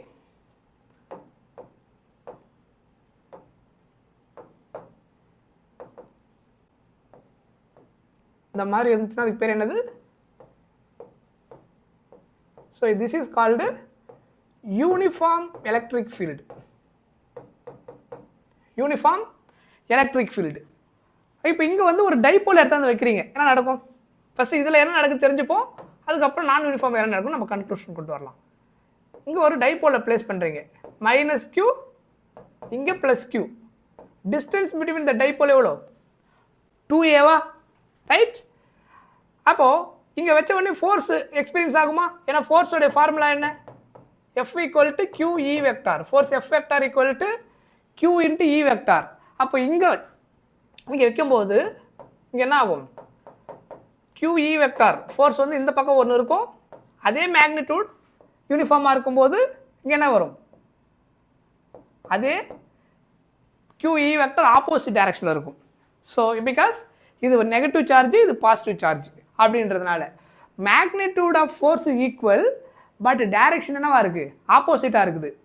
அப்போது மேக்னிடியூட் சேம் அப்படின்றது எப்படி சொன்னீங்க? அதுதான் கொஸ்டின் இப்போ நான் கேட்குறது. இப்போ இதனுடைய மேக்னிடியூட் நான் சேம்னு எதை வச்சு சொன்னேன்? Because of uniform. யூனிஃபார்ம் அப்படின்னா தான் we can say here also E, here also E. Otherwise ஒருவேளை யூனிஃபார்மாக இல்லை அப்படின்னா இங்கே நான் என்னென்னு சொல்லியிருப்பேன்? E1 E2 அப்படின்னு சொல்லியிருப்பேன். இல்லைனா E1 ஆஃப் ஆர் அல்ல E of R1 E of R2 அப்படின்னு சொல்லலாம். E ஆஃப் R1 அர்த்தம் R1என்ற ஒரு பொசிஷன் எலக்ட்ரிக் ஃபீல்டு, R2என்ற பொசிஷனில் வேறு ஒரு எலக்ட்ரிக் ஃபீல்டு. சொல்கிறது புரியுது? E1 E2 அந்த மாதிரி டிஃப்ரென்ஸ் காமிச்சிருப்பேன். அந்த மாதிரி E1 E2 அப்படின்னு டிஃப்ரெண்ட்டாக சொல்கிறேன்னா அப்போ அதோட மீனிங் என்ன? த எலக்ட்ரிக் ஃபீல்டு வந்து என்ன கிடையாது? சேம் கிடையாது அந்த 2 பாயிண்டில் அப்படின்னு அர்த்தம். யூனிஃபார்மாக இருந்தால் தான் we can use like this. அப்போது ஃபோர்ஸுடைய மேக்னிடியூட் ஈக்குவல் ஆப்போசிட் டைரக்ஷனில் இருந்தால் இங்கே என்ன நடந்திருக்கும் அப்படின்னா net force 0, equal force and opposite direction. டைப்போல எங்கே பிளேஸ் பண்ணா? யூனிஃபார்ம் எலக்ட்ரிக் ஃபீல்டில். ஆனால் டார்க் என்ன கிடையாது? 0 ஆகாது. டார்க்குடைய ஃபார்முலா என்ன? Torque tau is equal to m vector cross b vector, that is equal to mb sin θ magnitude of the torque. இது வெக்டாரில் எழுதும்போது ஓகேவா? ஸோ டார்க் வந்து நம்ம இங்கே 0ன்னு சொல்ல மாட்டோம், டார்க்கு தீட்டா வச்சு தான் நம்ம சொல்ல முடியுங்க. சரியா? ஸோ யூனிஃபார்ம் எலக்ட்ரிக் ஃபீல்டு நான் எதுக்குன்னா இந்த question non uniform, fine, no problem. So நம்ம எல்லா ஆங்கிலையும் அந்த நான் சொன்னேன் இல்லையா, ஒரு கொஸ்டின்லேருந்து நம்ம சிலபஸில் இருக்க எல்லா ஹெட்டிங் அப்போ எதெல்லாம் இன்டர்லிங்க் பண்ண முடியும் அப்படியே கனெக்ட் பண்ணி ரிவைஸ் பண்ணிவிடுவோம். ஸோ அப்படியே ஜஸ்ட் எக்ஸாமுக்கு ரிவிஷன் பண்ண மாதிரி ஆகிடும். ஒருவேளை இதே கொஸ்டினில் நான் யூனிஃபார்மை தூக்கிட்டு யூனிஃபார்ம்னு கொடுத்துட்டா என்னன்னு சொல்ல தெரியணும். கிளியர்? ஸோ அதுக்காக தான் நான் உங்களுக்கு அதை அந்த பாயிண்ட் எல்லாத்தையும் நான் உங்களுக்கு ரிமைண்ட் பண்ணுறேன். அப்படியே ஜஸ்ட் கம்ப்ளீட் ரிவிஷன் மாதிரி தான் அது. ரைட். ஸோ இது வந்துட்டு டார்க் கேஸ்க்கு. நான் யூனிஃபார்மாக இருந்தால் எப்படி நீங்கள் எப்படி வேணாலும் ஃபீல்ட் லைன்ஸ் வரையலாம். எலக்ட்ரிக் ஃபீல்டு வந்து நான் யூனிஃபார்மாக இருந்தால் you can draw line like this. இந்த மாதிரி வரைகிறீங்கன்னா திஸ் இஸ் வாட்? நான் யூனிஃபார்ம் எலக்ட்ரிக் ஃபீல்டு. இப்போ இங்கே டைபோல் எடுத்தாந்து வைக்கிறீங்க, என்ன நடக்கும்? What happen? Dipole placed here. இந்த இடத்துல டைபோலை பிளேஸ் பண்ணுறீங்க, -q +q 2a டிஸ்டன்ஸில் இருக்குது. இப்போ ஃபோர்ஸு கண்டிப்பாக இங்கே என்ன இருக்கும்? கண்டிப்பாக எக்ஸ்பீரியன்ஸ் ஆகும். +q இருக்க இடத்துலையும் ஃபோர்ஸ் இருக்கும், -q ஃபோர்ஸ் இருக்கும் பிகாஸ் ஆஃப் திஸ் ஃபார்முலா. ஆனால் அந்த ஃபோர்ஸ் வந்து +q அண்ட் -q ரெண்டு இடத்துலையும் ஈக்குவலாக இருக்குமான்னு கேட்டால் இந்த கேஸில் ஈக்குவல் கிடையாது. சொன்னது புரியுதா? ஏன் அப்படின்னா because this is non uniform. What is the meaning of நான் யூனிஃபார்ம்? இங்கே இருக்கிற எலக்ட்ரிக் ஃபீல்டு வேறு. சப்போஸ் நான் இந்த இடத்துல எலக்ட்ரிக் ஃபீல்டு E1 அப்படின்னு எடுத்துக்கிறேன், இல்லை E2ன்னு எடுத்துப்போம். இதை E1ன்னு எடுத்துப்போம். எலக்ட்ரிக் ஃபீல்டு பாசிட்டிவ் சார்ஜ் இருக்கக்கூடிய இடத்துல இருக்கக்கூடிய எலக்ட்ரிக் ஃபீல்டு நான் E1 எடுத்துக்கிறேன். நெகட்டிவ் சார்ஜ் இருக்க வேண்டிய இடத்துல இருக்கிற எலக்ட்ரிக் ஃபீல்டை நான் எடுத்துக்கிறேன் E2ன்னு எடுத்துக்கிறேன். ஏன்னா E1 E2ன்னு சொன்னதுக்கு ரீசன் தான் இப்போ சொன்னேன், பிகாஸ் ஆஃப் நான் யூனிஃபார்ம். யூனிஃபார்ம்னு சொன்னால் E1 E2ன்னு எடுக்க மாட்டேன், ரெண்டு இடத்துலையும் Eன்னு எடுத்திருப்பேன், because there is no different value. சொல்கிறது புரிஞ்சுதா? அப்போது சம் ஃபோர்ஸ் இங்கே அதே மாதிரி F is equal to Q E vector எழுத மாட்டேன், எப்படி எழுதுவேன்? E1 வெக்டார் இங்கே எப்படி எழுதலாம்? ஏதோ ஒரு டைரக்ஷன் இங்கே இருக்குது, நெகட்டிவ் ஆப்போசிட் டைரக்ஷன் கண்டிப்பாக இருக்கும். Q into E2 vector. இந்த கேஸில் மாடுலஸ் ஆஃப் ப்ளஸ் Qனால் எக்ஸ்பீரியன்ஸ் ஆகிற அந்த ஃபோர்ஸும் மைனஸ் Qனால் எக்ஸ்பீரியன்ஸ் ஆன அந்த ஃபோர்ஸ் என்னவா இருந்துச்சு? ஈக்குவலாக இருந்துச்சு யூனிஃபார்மில். அதனால தான் ஈக்குவல் ஃபோர்ஸ் ஆப்போசிட் டைரக்ஷன் இருந்துச்சு. ஆனால் இங்கே என்ன கிடையாது, magnitude of plus Q force not equal to magnitude of the, ரெண்டுமே என்ன கிடையாது, மேக்னிடியூட் ஈக்குவல் கிடையாது, டைரக்ஷன் ஆப்போசிட்டில் இருந்தால் நோ ப்ராப்ளம். மேக்னிடியூட் ஈக்குவலாக இருந்து டைரக்ஷன் ஆப்போசிட்டில் தான் ஜீரோ.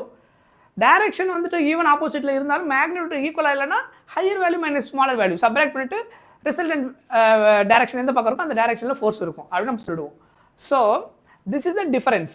அப்போ இந்த கொஷினோடைய இம்பார்ட்டன்ட் வேர்டு இங்கே எங்கே இருக்குது அப்படின்னா நான் யூனிஃபார்ம் எலக்ட்ரிக் ஃபீல்டு. ஸோ அந்த கிளாரிட்டி இருந்துச்சுன்னா இந்த கொஷினுக்கு ஆன்சர் பண்ண முடியும். ஒருவேளை இதே கொஷினை வந்துட்டு கம்பேர் த யூனிஃபார்ம் மற்றும் நான் யூனிஃபார்ம் எலக்ட்ரிக் ஃபீல்டு கேஸில் டைபோல் வைக்கும்போது எப்படி இருக்கும், இது இப்போ 1 மார்க்குக்கான ஆன்சர்.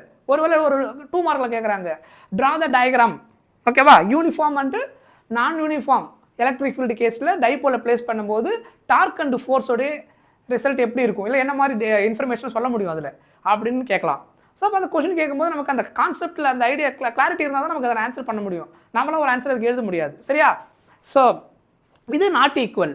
அப்போது ஆல்ரெடி டைபோலை நீங்கள் பிளேஸ் பண்ணிங்கனாலே அங்கே டார்க்கு ப்ரெசென்ட் ஆகும், சரியா? அது யூனிஃபார்மாக இருந்தாலும் சரி நான் யூனிஃபார்மில் ப்ரெசென்ட் ஆகும்.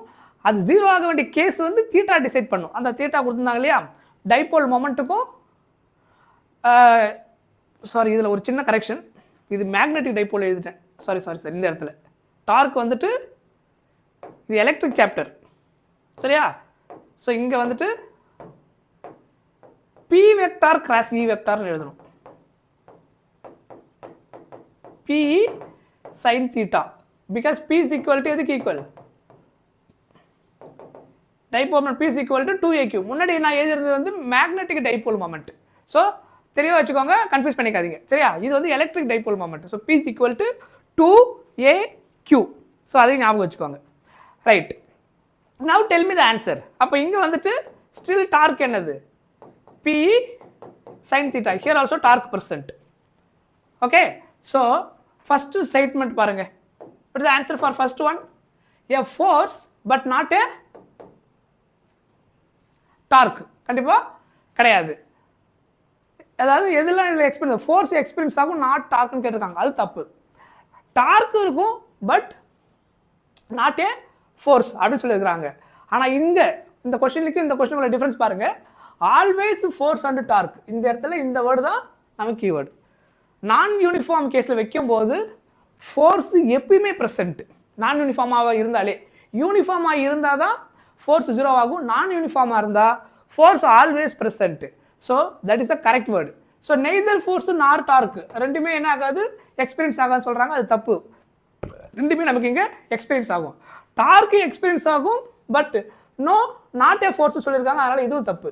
ஸோ நான் யூனிஃபார்மாக இருந்தாலே ஃபோர்ஸ் ஆல்வேஸ் என்ன ஆகும், எக்ஸ்பீரியன்ஸ் ஆகும், சரியா?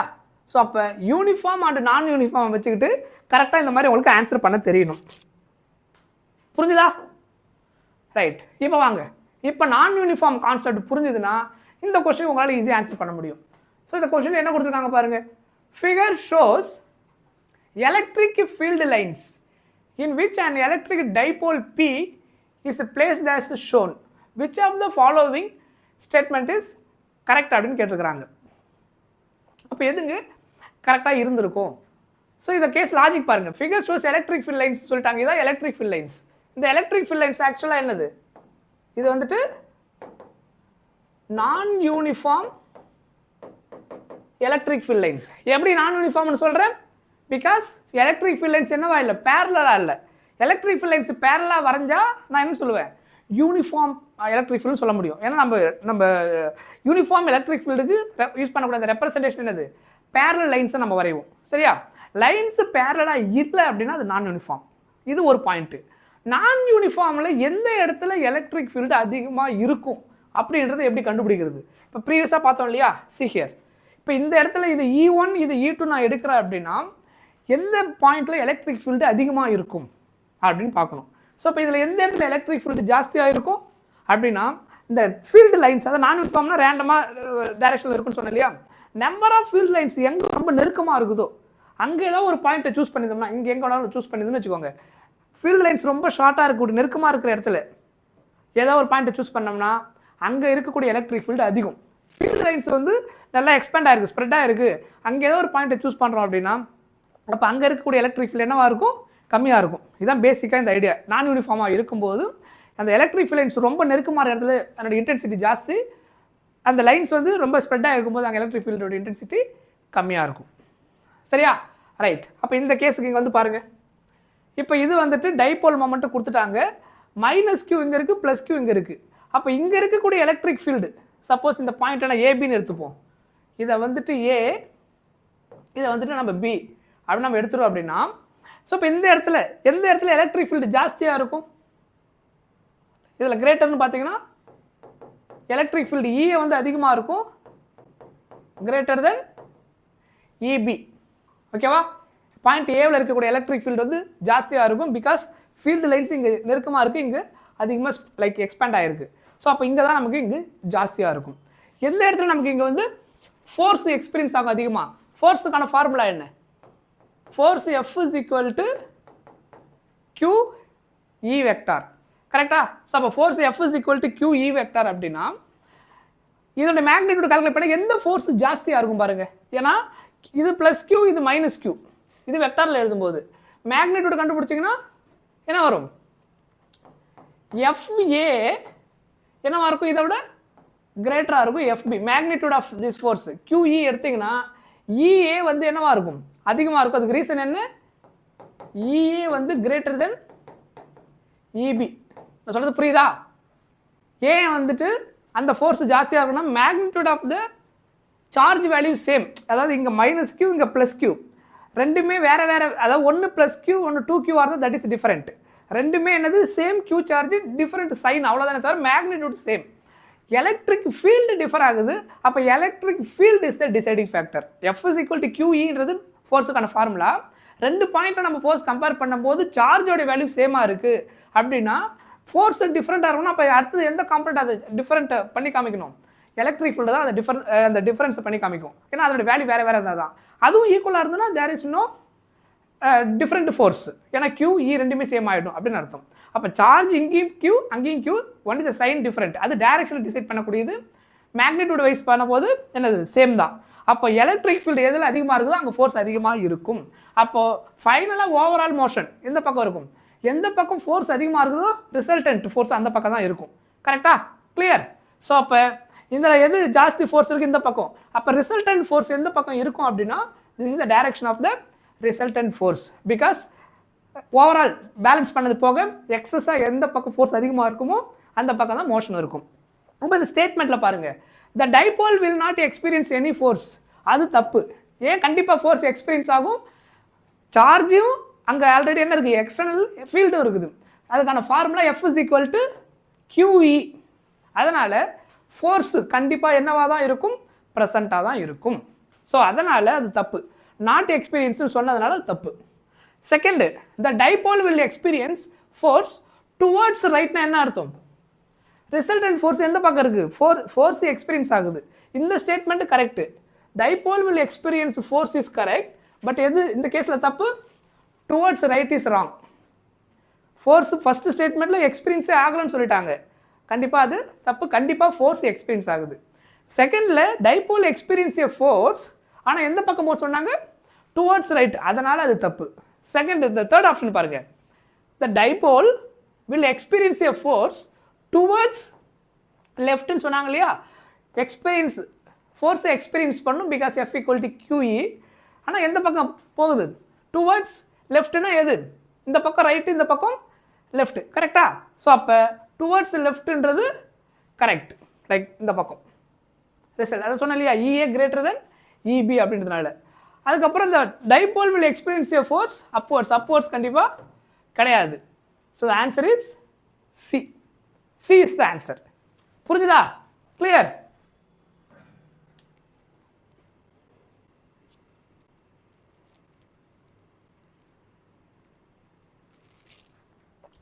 ரைட் சார், 11th படித்தா ஜேஇ அட்வான்ஸ் கிளியர் பண்ண முடியுமா? கண்டிப்பாக பண்ண முடியும்.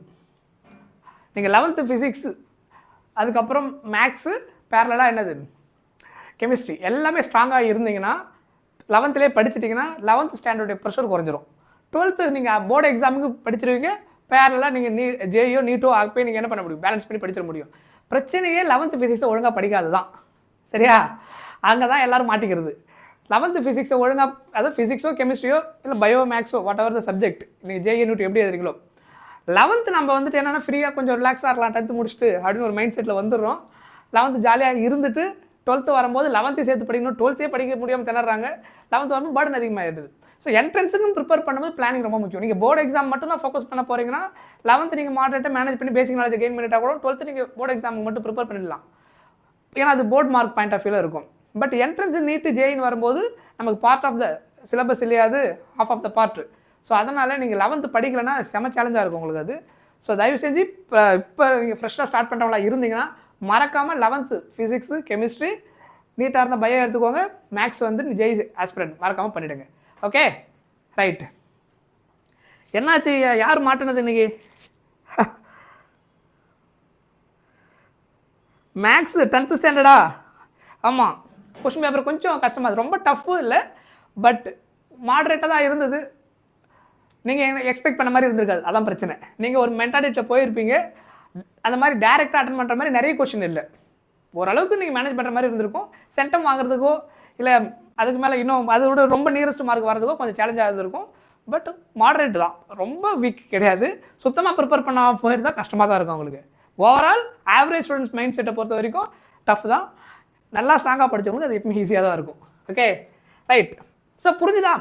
ஸோ எப்படி வந்துட்டு ஒரு எலக்ட்ரிக் ஃபீல்டு லைன்ஸுன்ற அந்த லைன்ஸ் டயக்ராம் கொடுத்துட்டாங்கன்னா அங்கே வந்துட்டு ஃபோர்ஸ் எப்படி இருக்கும், எப்போ ஈக்குவல்னு சொல்கிறோம், எப்போ ஈக்குவல் இல்லைன்னு சொல்கிறோம், எதனால் ஈக்குவல் இல்லைன்னு சொல்கிறோம், எதனை வச்சு ஈக்குவல்னு சொல்கிறோம். ஸோ அதுதான் அந்த யூனிஃபார்ம் நான் யூனிஃபார்ம் இந்த வேர்டை வச்சு நம்ம சொல்கிறது புரியுதா? கிளியர்? இந்த செஷன் ஃபுல்லாக MCQ இல்லை நம்ம கொஞ்சம் ப்ராப்ளம்ஸ் நம்ம பார்ப்போம். ஏன்னா நான் கொஞ்சம் இம்பார்ட்டண்ட்டாக எக்ஸாமில் வந்துட்டு ஃபோக்கஸ் பண்ணக்கூடிய சில ஹெட்டிங்ஸ் தான் நான் எடுத்துருக்கிறேன். அந்த பேட்டர்ன் தான் பார்க்க போகிறோம். கொஞ்சம் ஈஸி சாப்டருடைய மார்க் ஸ்கோர் பண்ணுறதுக்கு தேவையான சில சாப்டர்ஸு ப்ளஸ் சில இம்பார்ட்டன்ட் ஃபார்முலா பேஸ் பண்ண கொஷின். டீட்டெயிலாக ப்ராப்ளம் ரொம்ப டெப்த்தாக பார்க்க போகிறது இல்லை, சில ஐடியா, சில ட்ரிக்கி கொஷின்ஸ் இருந்துச்சுன்னா அது எப்படி ஆன்சர் கெட் பண்ணுறது, அதில் அதாவது கொஷினை எப்படி அதில் அண்டர்ஸ்டாண்ட் பண்ணி டேட்டாவை எடுக்கிறது, அதுக்கான ஃபார்முலா எப்படி இன்டர்லிங்க் பண்ணி கொண்டு வரது, அதெல்லாம் கொஞ்சம் புரிய வைக்கிறதுக்காக தான் நம்ம பார்க்குறோம். சரியா? கொஞ்சம் ஃபாஸ்ட் ரிவிஷன் தான் நம்ம பண்ண போகிறோம். இதில் ரொம்ப டீட்டெயிலாக போட்டு உங்களுக்கு நடத்தின்னு இருக்க போகிறது இல்லை. பட் இதெல்லாம் ஐடியா, இது தெரிஞ்சதுனா தான் உங்களால் ஃபாலோ பண்ண முடியும். ஏன்னா இதெல்லாம் எதுக்குன்னா, ஒருவேளை இந்த சாப்டரில் கேஸ் ஸ்டடி கேட்டு அப்புறம் வந்துட்டு இதெல்லாம் படிச்சிருந்தா ஐடியா இருந்தால் ஈஸியாக ஆன்சர் பண்ணியிருக்கலாமே அப்படின்னு நம்ம நினைக்கக்கூடாது கடைசி நேரத்தில். சரியா? இப்போ சிம்பிளாக இதே ஒரு டயக்ராம் தான், இது மாதிரி 2 டயக்ராமை கொடுத்துட்டு இது யூனிஃபார்ம் நான் யூனிஃபார்ம் கொடுத்துட்டு அதை வச்சு கேஸ் ஸ்டடியில் ஃபோர்ஸ் எப்படி இருக்கும், டார்க் எப்படி இருக்கும், டைபோல் வச்சு என்ன நடக்கும், இதெல்லாம் கேட்டாங்கன்னா நீங்கள் மேனேஜ் பண்ண தெரியணும். கிளியரா? Right. Next question, closed integral கொடுத்துருக்காங்க E vector dot ds vector. So டிஎஸ்னா என்ன அர்த்தம்? Surface area. ஒரு க்ளோஸ்டு இன்டெகிரேஷன் சர்ஃபேஸ் ஏரியாவில் என்ன பண்ணுறோம், காஸ் லா யூஸ் பண்ணி நம்ம ஃப்ளக்ஸ் கால்குலேட் பண்ணுறோம். ஃப்ளக்ஸ் வந்து என்ன ஆகுது, 0 அப்படின்னு சொல்லியிருக்காங்க ஓவர் ஏ சர்ஃபேஸ். ஜென்ரலாக ஃப்ளக்ஸுக்கு நம்ம எலக்ட்ரிக் ஃப்ளக்ஸுக்கு யூஸ் பண்ணக்கூடிய ஃபார்முலா எதெல்லாம் யூஸ் பண்ணுவோம் அப்படின்னா இந்த மாதிரி ஒரு ஃபார்முலா யூஸ் பண்ணலாம். E வெக்டார் டாட் ds வெக்டார்னா சர்ஃபேஸ் ஏரியா அப்படின்னு அர்த்தம். E vector dot ds vector இப்படி யூஸ் பண்ணுவோம். சில நேரத்தில் அது A வெக்டார் சர்ஃபேஸ் ஏரியாவுக்கு போல ஏரியான்னு போடுவோம். DA also we can use. Total electric field எடுக்கும்போது இது எப்படி எழுதலாம், E vector dot S vector இல்லை A vector. Total electric field into area E vector dot S vector or A vector. Otherwise இப்படி கூட நீங்கள் எழுதிக்கலாம், ஏரியாவுக்கு A வெக்டார்னு கூட எழுதிக்கலாம். இதை எக்ஸ்பேண்ட் பண்ணிங்கன்னா EA cos theta that also equal to what, Gauss லாவில் யூஸ் பண்ணிக்கலாம் Q by epsilon naught. இது வந்து Gauss law. இது வந்து Gauss law. புரியுதா? இது எல்லாமே என்னது ஒரே மீனிங் தான். Flux phi is equal to closed integral of E vector dot ds vector, otherwise E vector dot A vector. Expand பண்ணிக்கணும் டாட் ப்ராடக்ட். இது ப்ராப்ளமாக இருந்தால் டாட் ப்ராடக்ட் ரெண்டு வெக்டார் கொடுத்துட்டு டாட் ப்ராடக்ட்டோட ஏ காஸ் தீட்டா யூஸ் பண்ணி ஆகணும். அதுக்கப்புறம் Q by epsilon naught Gauss law use பண்ணி பண்ணும்போது எவ்ரிதிங் இஸ் சேம் மீனிங். இப்போ என்ன கொஷின் கேட்குறாங்க அப்படின்னா டோட்டல் ஃப்ளக்ஸ் வந்து 0. இப்போ அவங்க கொடுத்துக்கிற கேஸோடைய மீனிங் என்ன அப்படின்னா what is the meaning of this line? இந்த கேஸோடைய இங்கே கொஷினில் கிவன் என்ன சொல்லியிருக்கிறாங்கன்னா இந்த ஃப்ளக்ஸு வந்து E vector dot DS vector calculate பண்ணால் என்ன வருது சொல்லியிருக்காங்க 0 அப்படின்னு கிடைச்சிருக்கு அப்படின்னு சொல்லிட்டாங்க. இப்போ 0 அப்படின்னா அதோடைய மீனிங் என்ன? Over closed surface area. ஒரு க்ளோஸ்டு சர்ஃபேஸ் ஏரியாவுக்கு 0 வந்திருக்குன்னா what is the meaning of that one? அது எதை ரெப்ரசென்ட் பண்ணுதுன்னு கேட்டிருக்காங்க. If electric field inside the surface, electric field inside the surface on its 0 அப்படி வரும். ஃபஸ்ட்டு ஆப்ஷனை ரீட் பண்ணிட்டு இந்த மாதிரி கேஸ்லாம் வரும்போது ஒரு கோ த்ரூ பண்ணிட்டு என்ன ஆன்சர் கரெக்டாக சொல்லுங்கள். த electric field inside the surface necessarily uniform. அதுக்கப்புறம் the number of field lines entering the surface, இது ஆக்சுவலாக correct point. Number of field lines entering the surface must be equal to number of field lines என்னவா இருக்கும் leaving it. Correct. So the electric field lines இது correct point.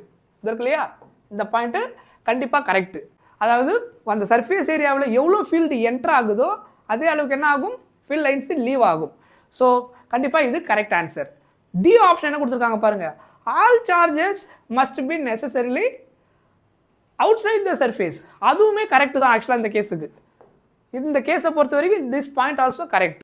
எது D. ஏன் அப்படின்னா cos லாவுடைய closed surface நீங்கள் எடுக்கிறீங்க, அந்த ஏதோ ஒரு க்ளோஸ்டு சர்ஃபேஸை சூஸ் பண்ணுறீங்க. இங்கே சார்ஜ் இன்சைடில் இல்லாமல் அவுட் சைடில் இருக்குன்னு வச்சுக்கோங்க, இந்த மாதிரி ஒரு சார்ஜ். அப்போ இந்த கேஸுக்கு ஃப்ளக்ஸு காசின் சர்ஃபேஸுக்கு ஃப்ளக்ஸு கால்குலேட் பண்ணிங்கன்னா what is the flux for this case 0 அப்படின்னு கிடைக்கும். ஸோ இந்த ஸ்டேட்மெண்ட்டில் அந்த ஆப்ஷன் கொடுத்துருக்கிறதுனால that also correct. Okay, but this is general meaning. அதாவது அந்த சர்ஃபேஸுக்குள்ளே எலக்ட்ரிக் ஃபீல்ட்ஸ் என்டர் ஆகியுமே 0 ஆகுதுன்னா இந்த point exactly correct. The number of flux, அந்த flux lines entering the surface must be equal to leaving. Entering leaving ஈக்குவலாக இருக்கும்போது 0ன்னு சொல்லிடலாம். அதர்வைஸ் அந்த காசியன் சர்ஃபேஸில் நோ சார்ஜ் ப்ரெசென்ட் ஆனாலும் ஃப்ளக்ஸ் 0. அப்பயும் phi is equal to Q by epsilon வந்து Q 0 ஆகிடும்.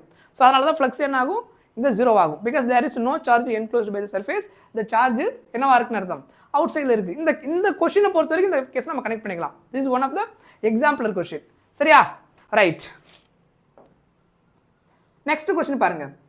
2 large conducting spheres carrying a charges Q1 and Q2 are kept with their centers or distance apart. The magnitude of electrostatic force between them is not exactly ன்னு கேட்டிருக்கிறாங்க. இந்த வார்த்தையை நல்லா புரிஞ்சுங்க. Not எக்ஸாக்ட்லினா என்ன meaning அப்படி ஃபஸ்ட்டு தெரியணும். நார்மலாக நமக்கு வந்து கூலும்ஸ் லா ஃபோர்ஸ் அப்ளை பண்ணும்போது என்ன formula, 2 large conducting spheres carrying a charge Q1 Q2 அப்படின்னு சொல்லிட்டாங்க. ஸோ 2 large conducting spheresன்னு சொல்லிட்டாங்க. அப்போ 2 ஸ்பியர் நீங்கள் எடுக்கிறீங்கன்னு வச்சுக்கோங்க. ஸோ இப்படி இங்கே ஒரு ஸ்பியரு, இது ஒரு ஸ்பியர் எடுக்கிறீங்க.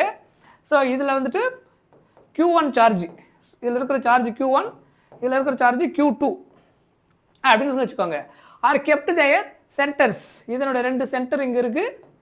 இந்த 2 சென்டருக்கு நீங்கள் டிஸ்டன்ஸ் எடுத்தீங்கன்னா எவ்வளோ சொல்லியிருக்காங்க, ஆர் டிஸ்டன்ஸ் அப்பார்ட். இந்த ரெண்டு சென்டர் ஆஃப் த ஸ்பியருக்குள்ள டிஸ்டன்ஸ் வந்து ஆர் அப்படின்னு சொல்லியிருக்கிறாங்க.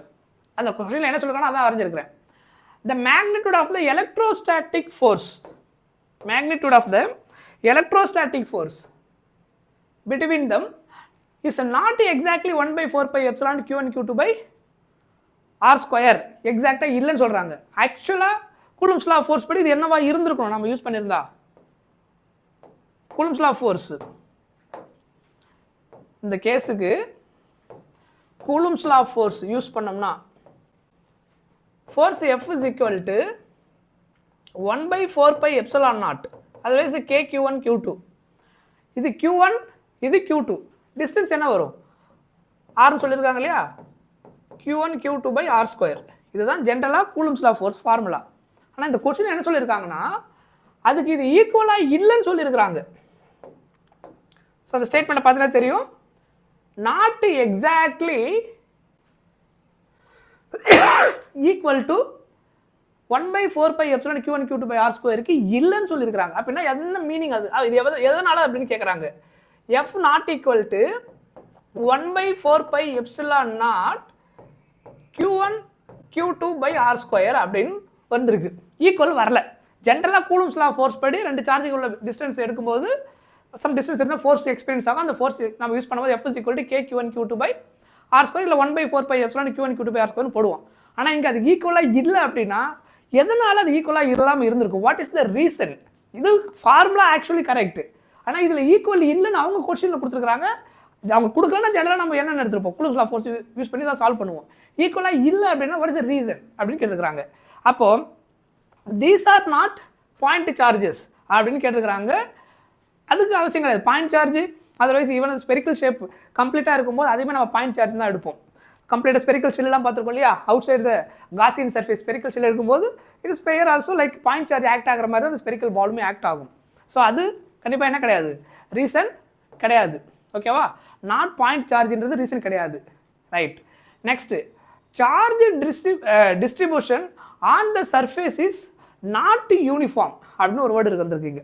Charge distribution is not uniform.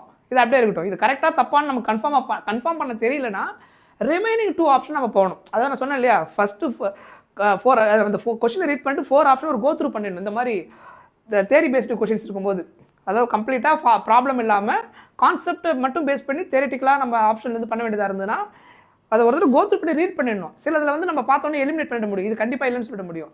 அப்போது மீதி இருக்கிறதுல வந்துட்டு எலிமினேட் பண்ணது போக ரிமைனிங் 2 எதனா வந்துச்சுன்னா அதில் எது கரெக்டாக இன்னும் ப்ராப்பராக பார்க்கணும். அப்போ இன்னும் கொஞ்சம் டெப்த்தாக யோசிக்கலாம். ரைட். மீதி ரெண்டு ரீட் பண்ணிவிடுவோம். இது கரெக்டாக தப்பான்னு முதல்ல பார்த்துருவோம். Charges on Spears will shift towards the centre on their respective Spears அப்படின்னு சொல்லியிருக்காங்க. அது கண்டிப்பாக கிடையாது. ஷிஃப்ட் அப்படின்னு சொல்லியிருக்காங்க. அது பாசிபிள் கிடையாது. ஓகேவா? ஏன்னா இது நம்ம ஆல்ரெடி ஸ்பெரிக்கல் ஷெல் கேஸில் படிச்சிட்டோம். அந்த மாதிரி வேர்டு நம்ம எங்கேயுமே பார்த்தது கிடையாது. ஈவன் உங்களுக்கு டக்கு ஞாபகம் வரலனா கூட நம்ம படித்த டெரிவேஷன் நம்ம சாப்டரில் இருக்கிற ஹெட்டிங் ரிமைண்ட் பண்ணி பாருங்கள். யோசிச்சிங்கன்னா அது எந்த ஹெட்டிங் கீழே வருது, எந்த சாப்டர் கீழே வருது, அதில் நம்ம என்ன மாதிரி டயக்ராம் வரைஞ்சிருக்கிறோம், அதில் டெக்ஸ்ட் புக்கில் எங்கேயாவது இந்த மாதிரி வார்த்தை யூஸ் பண்ணியிருந்தாங்களா, ஏதாவது சில பாயிண்ட்டை கொஞ்சம் திங்க் பண்ணிங்கன்னா you can get the idea. சரியா?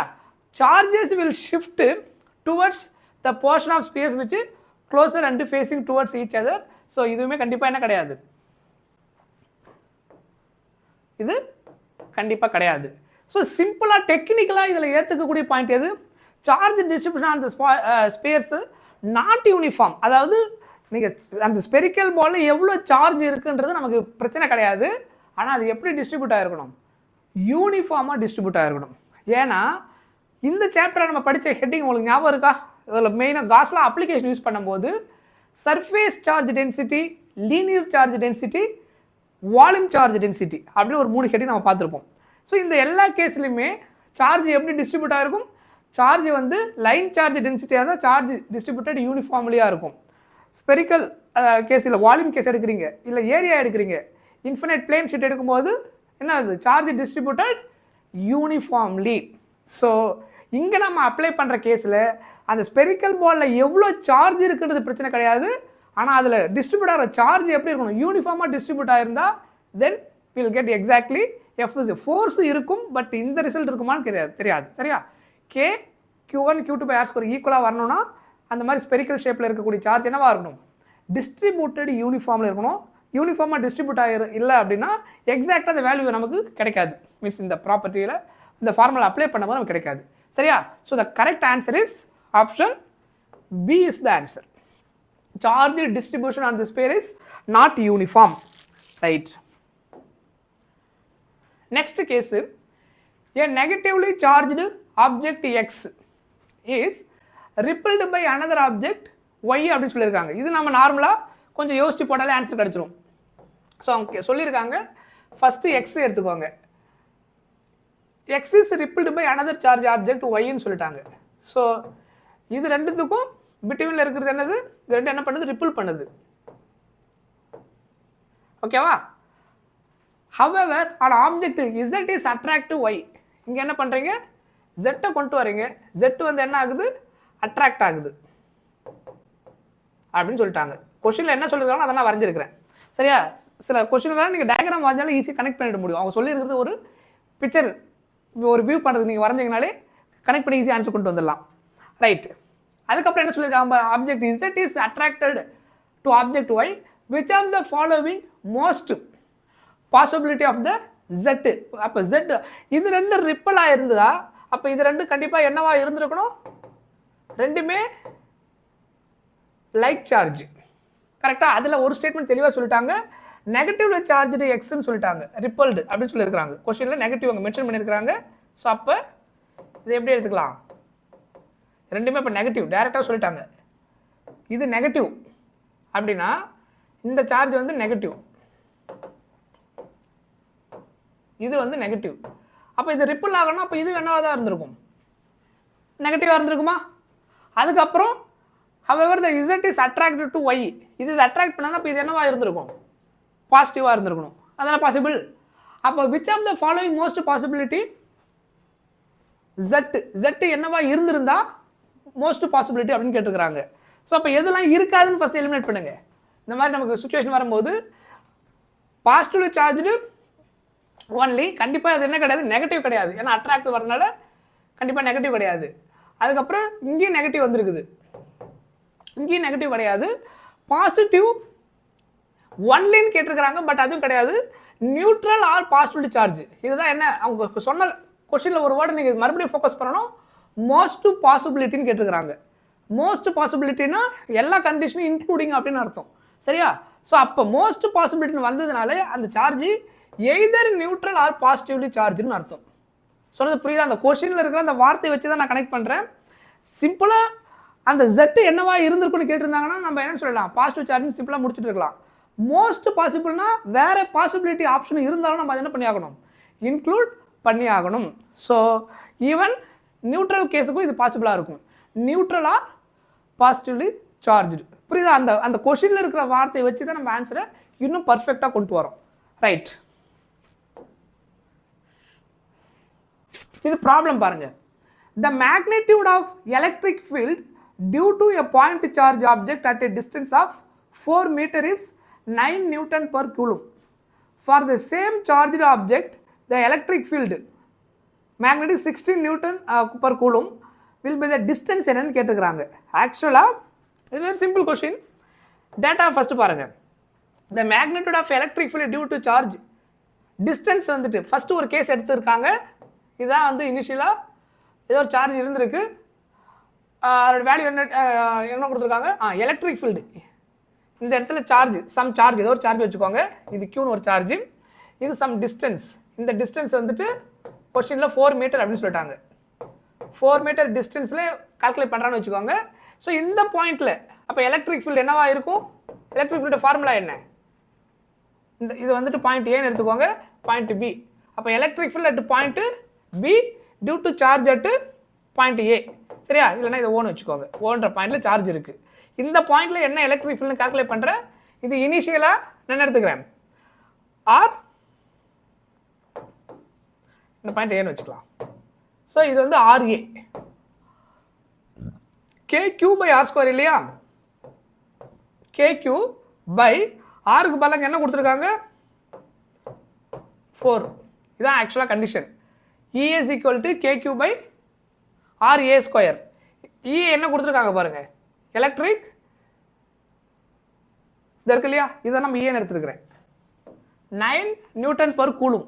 ஸோ அப்போ இதை 9 அப்படின்னு எடுத்துக்கலாம். K அதே சார்ஜ் தான், Q எடுத்துருக்கிறோம். டிஸ்டன்ஸ் வந்துட்டு என்ன வருங்க 4². சொன்னது புரியுதா? இது அவங்க கொடுக்குற ஃபர்ஸ்ட் கண்டிஷன். கிளியர்? செகண்ட் வாங்க, from the same charge. Question அந்த வேர்டு மறுபடியும் ஹைலைட் பண்ணிடணும், ஞாபகம் வச்சுக்கணும். சேம் சார்ஜ் அப்படின்னா சார்ஜ் மாறல, சார்ஜ் என்னவா இருக்குன்னு சொல்லிட்டாங்க, சேம் சார்ஜ் அப்படின்னு சொல்லியிருக்கிறாங்க.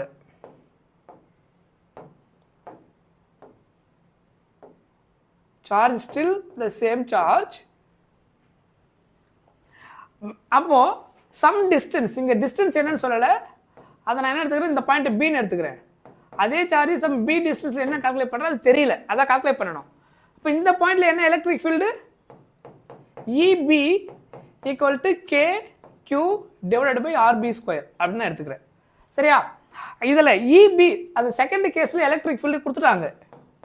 16 equal to KQ by RB square. கரெக்டா? இப்போ என்ன கொஸ்டின் கேட்டிருக்காங்க, இந்த டிஸ்டன்ஸ் எவ்வளோ இருந்திருக்குன்னு கேட்டிருக்காங்க. இவ்வளோதான். இதை சிம்பிளிஃபை பண்ணுங்க. இது ஈக்குவேஷன் நம்பர் 1ன்னு எடுத்துக்கோங்க, இதை 2ன்னு எடுத்துக்கோங்க. இதை சிம்பிளிஃபை பண்ணால் என்ன ஆகும்? 1/2 டிவைட் பண்ணுங்க. இல்லை 2/1 கூட எடுத்துக்கலாம், இல்லை 1/2 கூட எடுத்துக்கலாம்.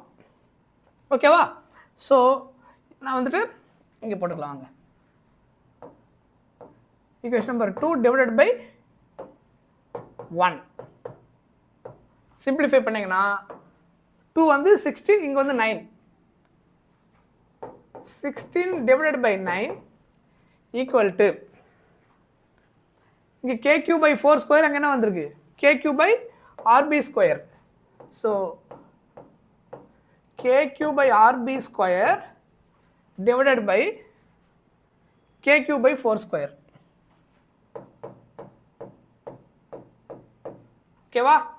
ஸோ அப்போ இன்னும் இது எப்படி சால்வ் பண்ணலான்னு பாருங்க. KQ by RB square இதை ரெசிப்ரோக்கல் எதுங்க? 4 square by KQ. ஸோ இது ரெண்டு கேன்சல் ஆகிடும். ஃபைனலாக 4 square by RB square. அப்போ இது எப்படி எழுதலாம்? 4 by RB whole square. இங்கேயும் ஸ்கொயர் இருக்குது, இங்கேயும் ஸ்கொயர் இருக்குது. கிளியரா? இங்கே 16 by 9 இருக்குது. ஸ்கொயர் அந்த பக்கம் ரூட் வந்துருமா? Bring square that side. Root of 16 by 9 equal to 4 by RB. அப்போ இது ரூட் எடுத்தா 4/3 equal to 4 by RB. அப்போ அதை சிம்பிளிஃபை பண்ணுங்க. இந்த 4ம் கேன்சல் ஆகிடும் ஒன் டைம். அப்போ கிராஸ் மல்டிப்ளை பண்ணால் RB equal to இங்கே 3ன்னு கிடைக்கும். That is what? 3 metre. Answer என்னது? 3 மீட்டர். புரிஞ்சுதா? இது வந்துட்டு இப்போ நான் போட்டது ஆக்சுவல் மெத்தடு. சப்போஸ் உங்களுக்கு கொஷினை வந்துட்டு கரெக்டாக புரிஞ்சிக்க முடியல, டயக்ராம் வரைஞ்சிட்டு நீங்கள் ஆன்சர் போடுறது, இது ஒரு மெத்தட். இது நீங்கள் டைரெக்டாகவும் போட முடியும். டைரெக்டானா if you are very good in maths, நீங்கள் மேக்ஸ் ரொம்ப ஸ்ட்ராங்காக இருக்கீங்க அப்படின்னா இந்த ப்ராப்ளம் இன்னும் எப்படி ஈஸியாக சால்வ் பண்ணலாம் அப்படின்னா, இந்த கேஸில் எது சேம் சொல்லிட்டாங்க? Q சேம்னு சொல்லியிருக்காங்க. கொஷினில் சார்ஜ் இஸ் சேம். தெரியுதா? கொஷினில் என்ன சொல்லியிருக்காங்க? Q வந்து சேம் Q அப்படி சொல்லிட்டாங்க. அப்போ எது மட்டும்தான் சேஞ்ச் ஆகுது? R மட்டும்தான் சேஞ்ச் ஆகுது, மற்றெல்லாம் கான்ஸ்டன்ட். Kவும் கான்ஸ்டன்ட், Qவும் கான்ஸ்டன்ட். அப்போது இதை இன்னொரு மெத்தடில் எப்படி ட்ரை பண்ணலான்னா, எலக்ட்ரிக் ஃபீல்டு டிபெண்ட்ஸ் ஒன்லி இந்த கேஸில் எது? R². சேம் சார்ஜ் Q, அதுக்கப்புறம் K வந்து கான்ஸ்டன்ட். எந்த கேஸில் 1/4πε நமக்கு ஃபிக்ஸ்டு, அதனால் அது கான்ஸ்டன்ட். அப்போ இன்வெர்ஸ்லி ப்ரொபோர்ஷனல் டு R² அப்படின்னு நமக்கு கிடைச்சிடும். அப்போ அந்த 2 கேஸ் நம்ம கால்குலேட் பண்ண வேண்டியதான். இதை நம்ம எப்படி எடுத்துக்கலாம் அப்படின்னா, ஃபஸ்ட்டு சுச்சுவேஷனில் இருக்கிற எலக்ட்ரிக் ஃபீல்டு வந்து லைக் E1 E2 வந்து இன்வெர்ஸ்லி ப்ரொபோர்ஷனல் R². அப்போது E1/E2 equal to inversely proportional to R². எப்படி எழுதலாம்? இன்வெர்ஸ்லி ப்ரொபோர்ஷனல் இங்கே R2/R1 ரெண்டுமே ஸ்கொயர்ன்றதுனால சேர்த்து ஹோல் ஸ்கொயர் பண்ணலாம். Otherwise R2²/R1². இப்போ நான் போடுறது ஈஸியான மெத்தட். இது வந்து ஆல்டர்னேட்டிவ் மெத்தட். புரியுதா? முன்னாடி நான் போட்டது ஆக்சுவல் மீனிங்கில். ஸோ ஆல்டர்னேட்டிவ்லின்னு போட்டு இப்படி சால்வ் பண்ணலாம் அதை. So R2/R1 whole square. அப்போ இப்போ சப்ஸ்டிட் பண்ணுங்க. E1ன்றது ஃபஸ்ட்டு கொடுத்தது, இது 9, இது 16.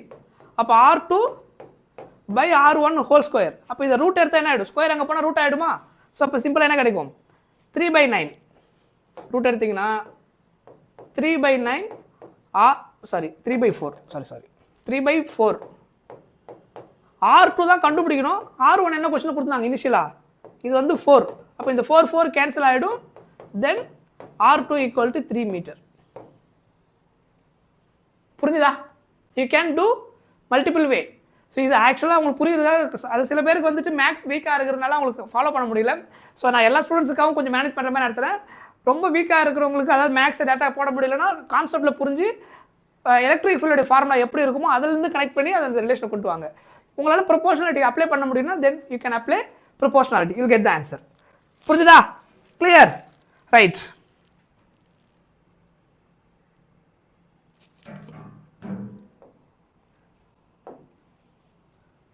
நெக்ஸ்ட் கொஸ்டின் பாருங்க.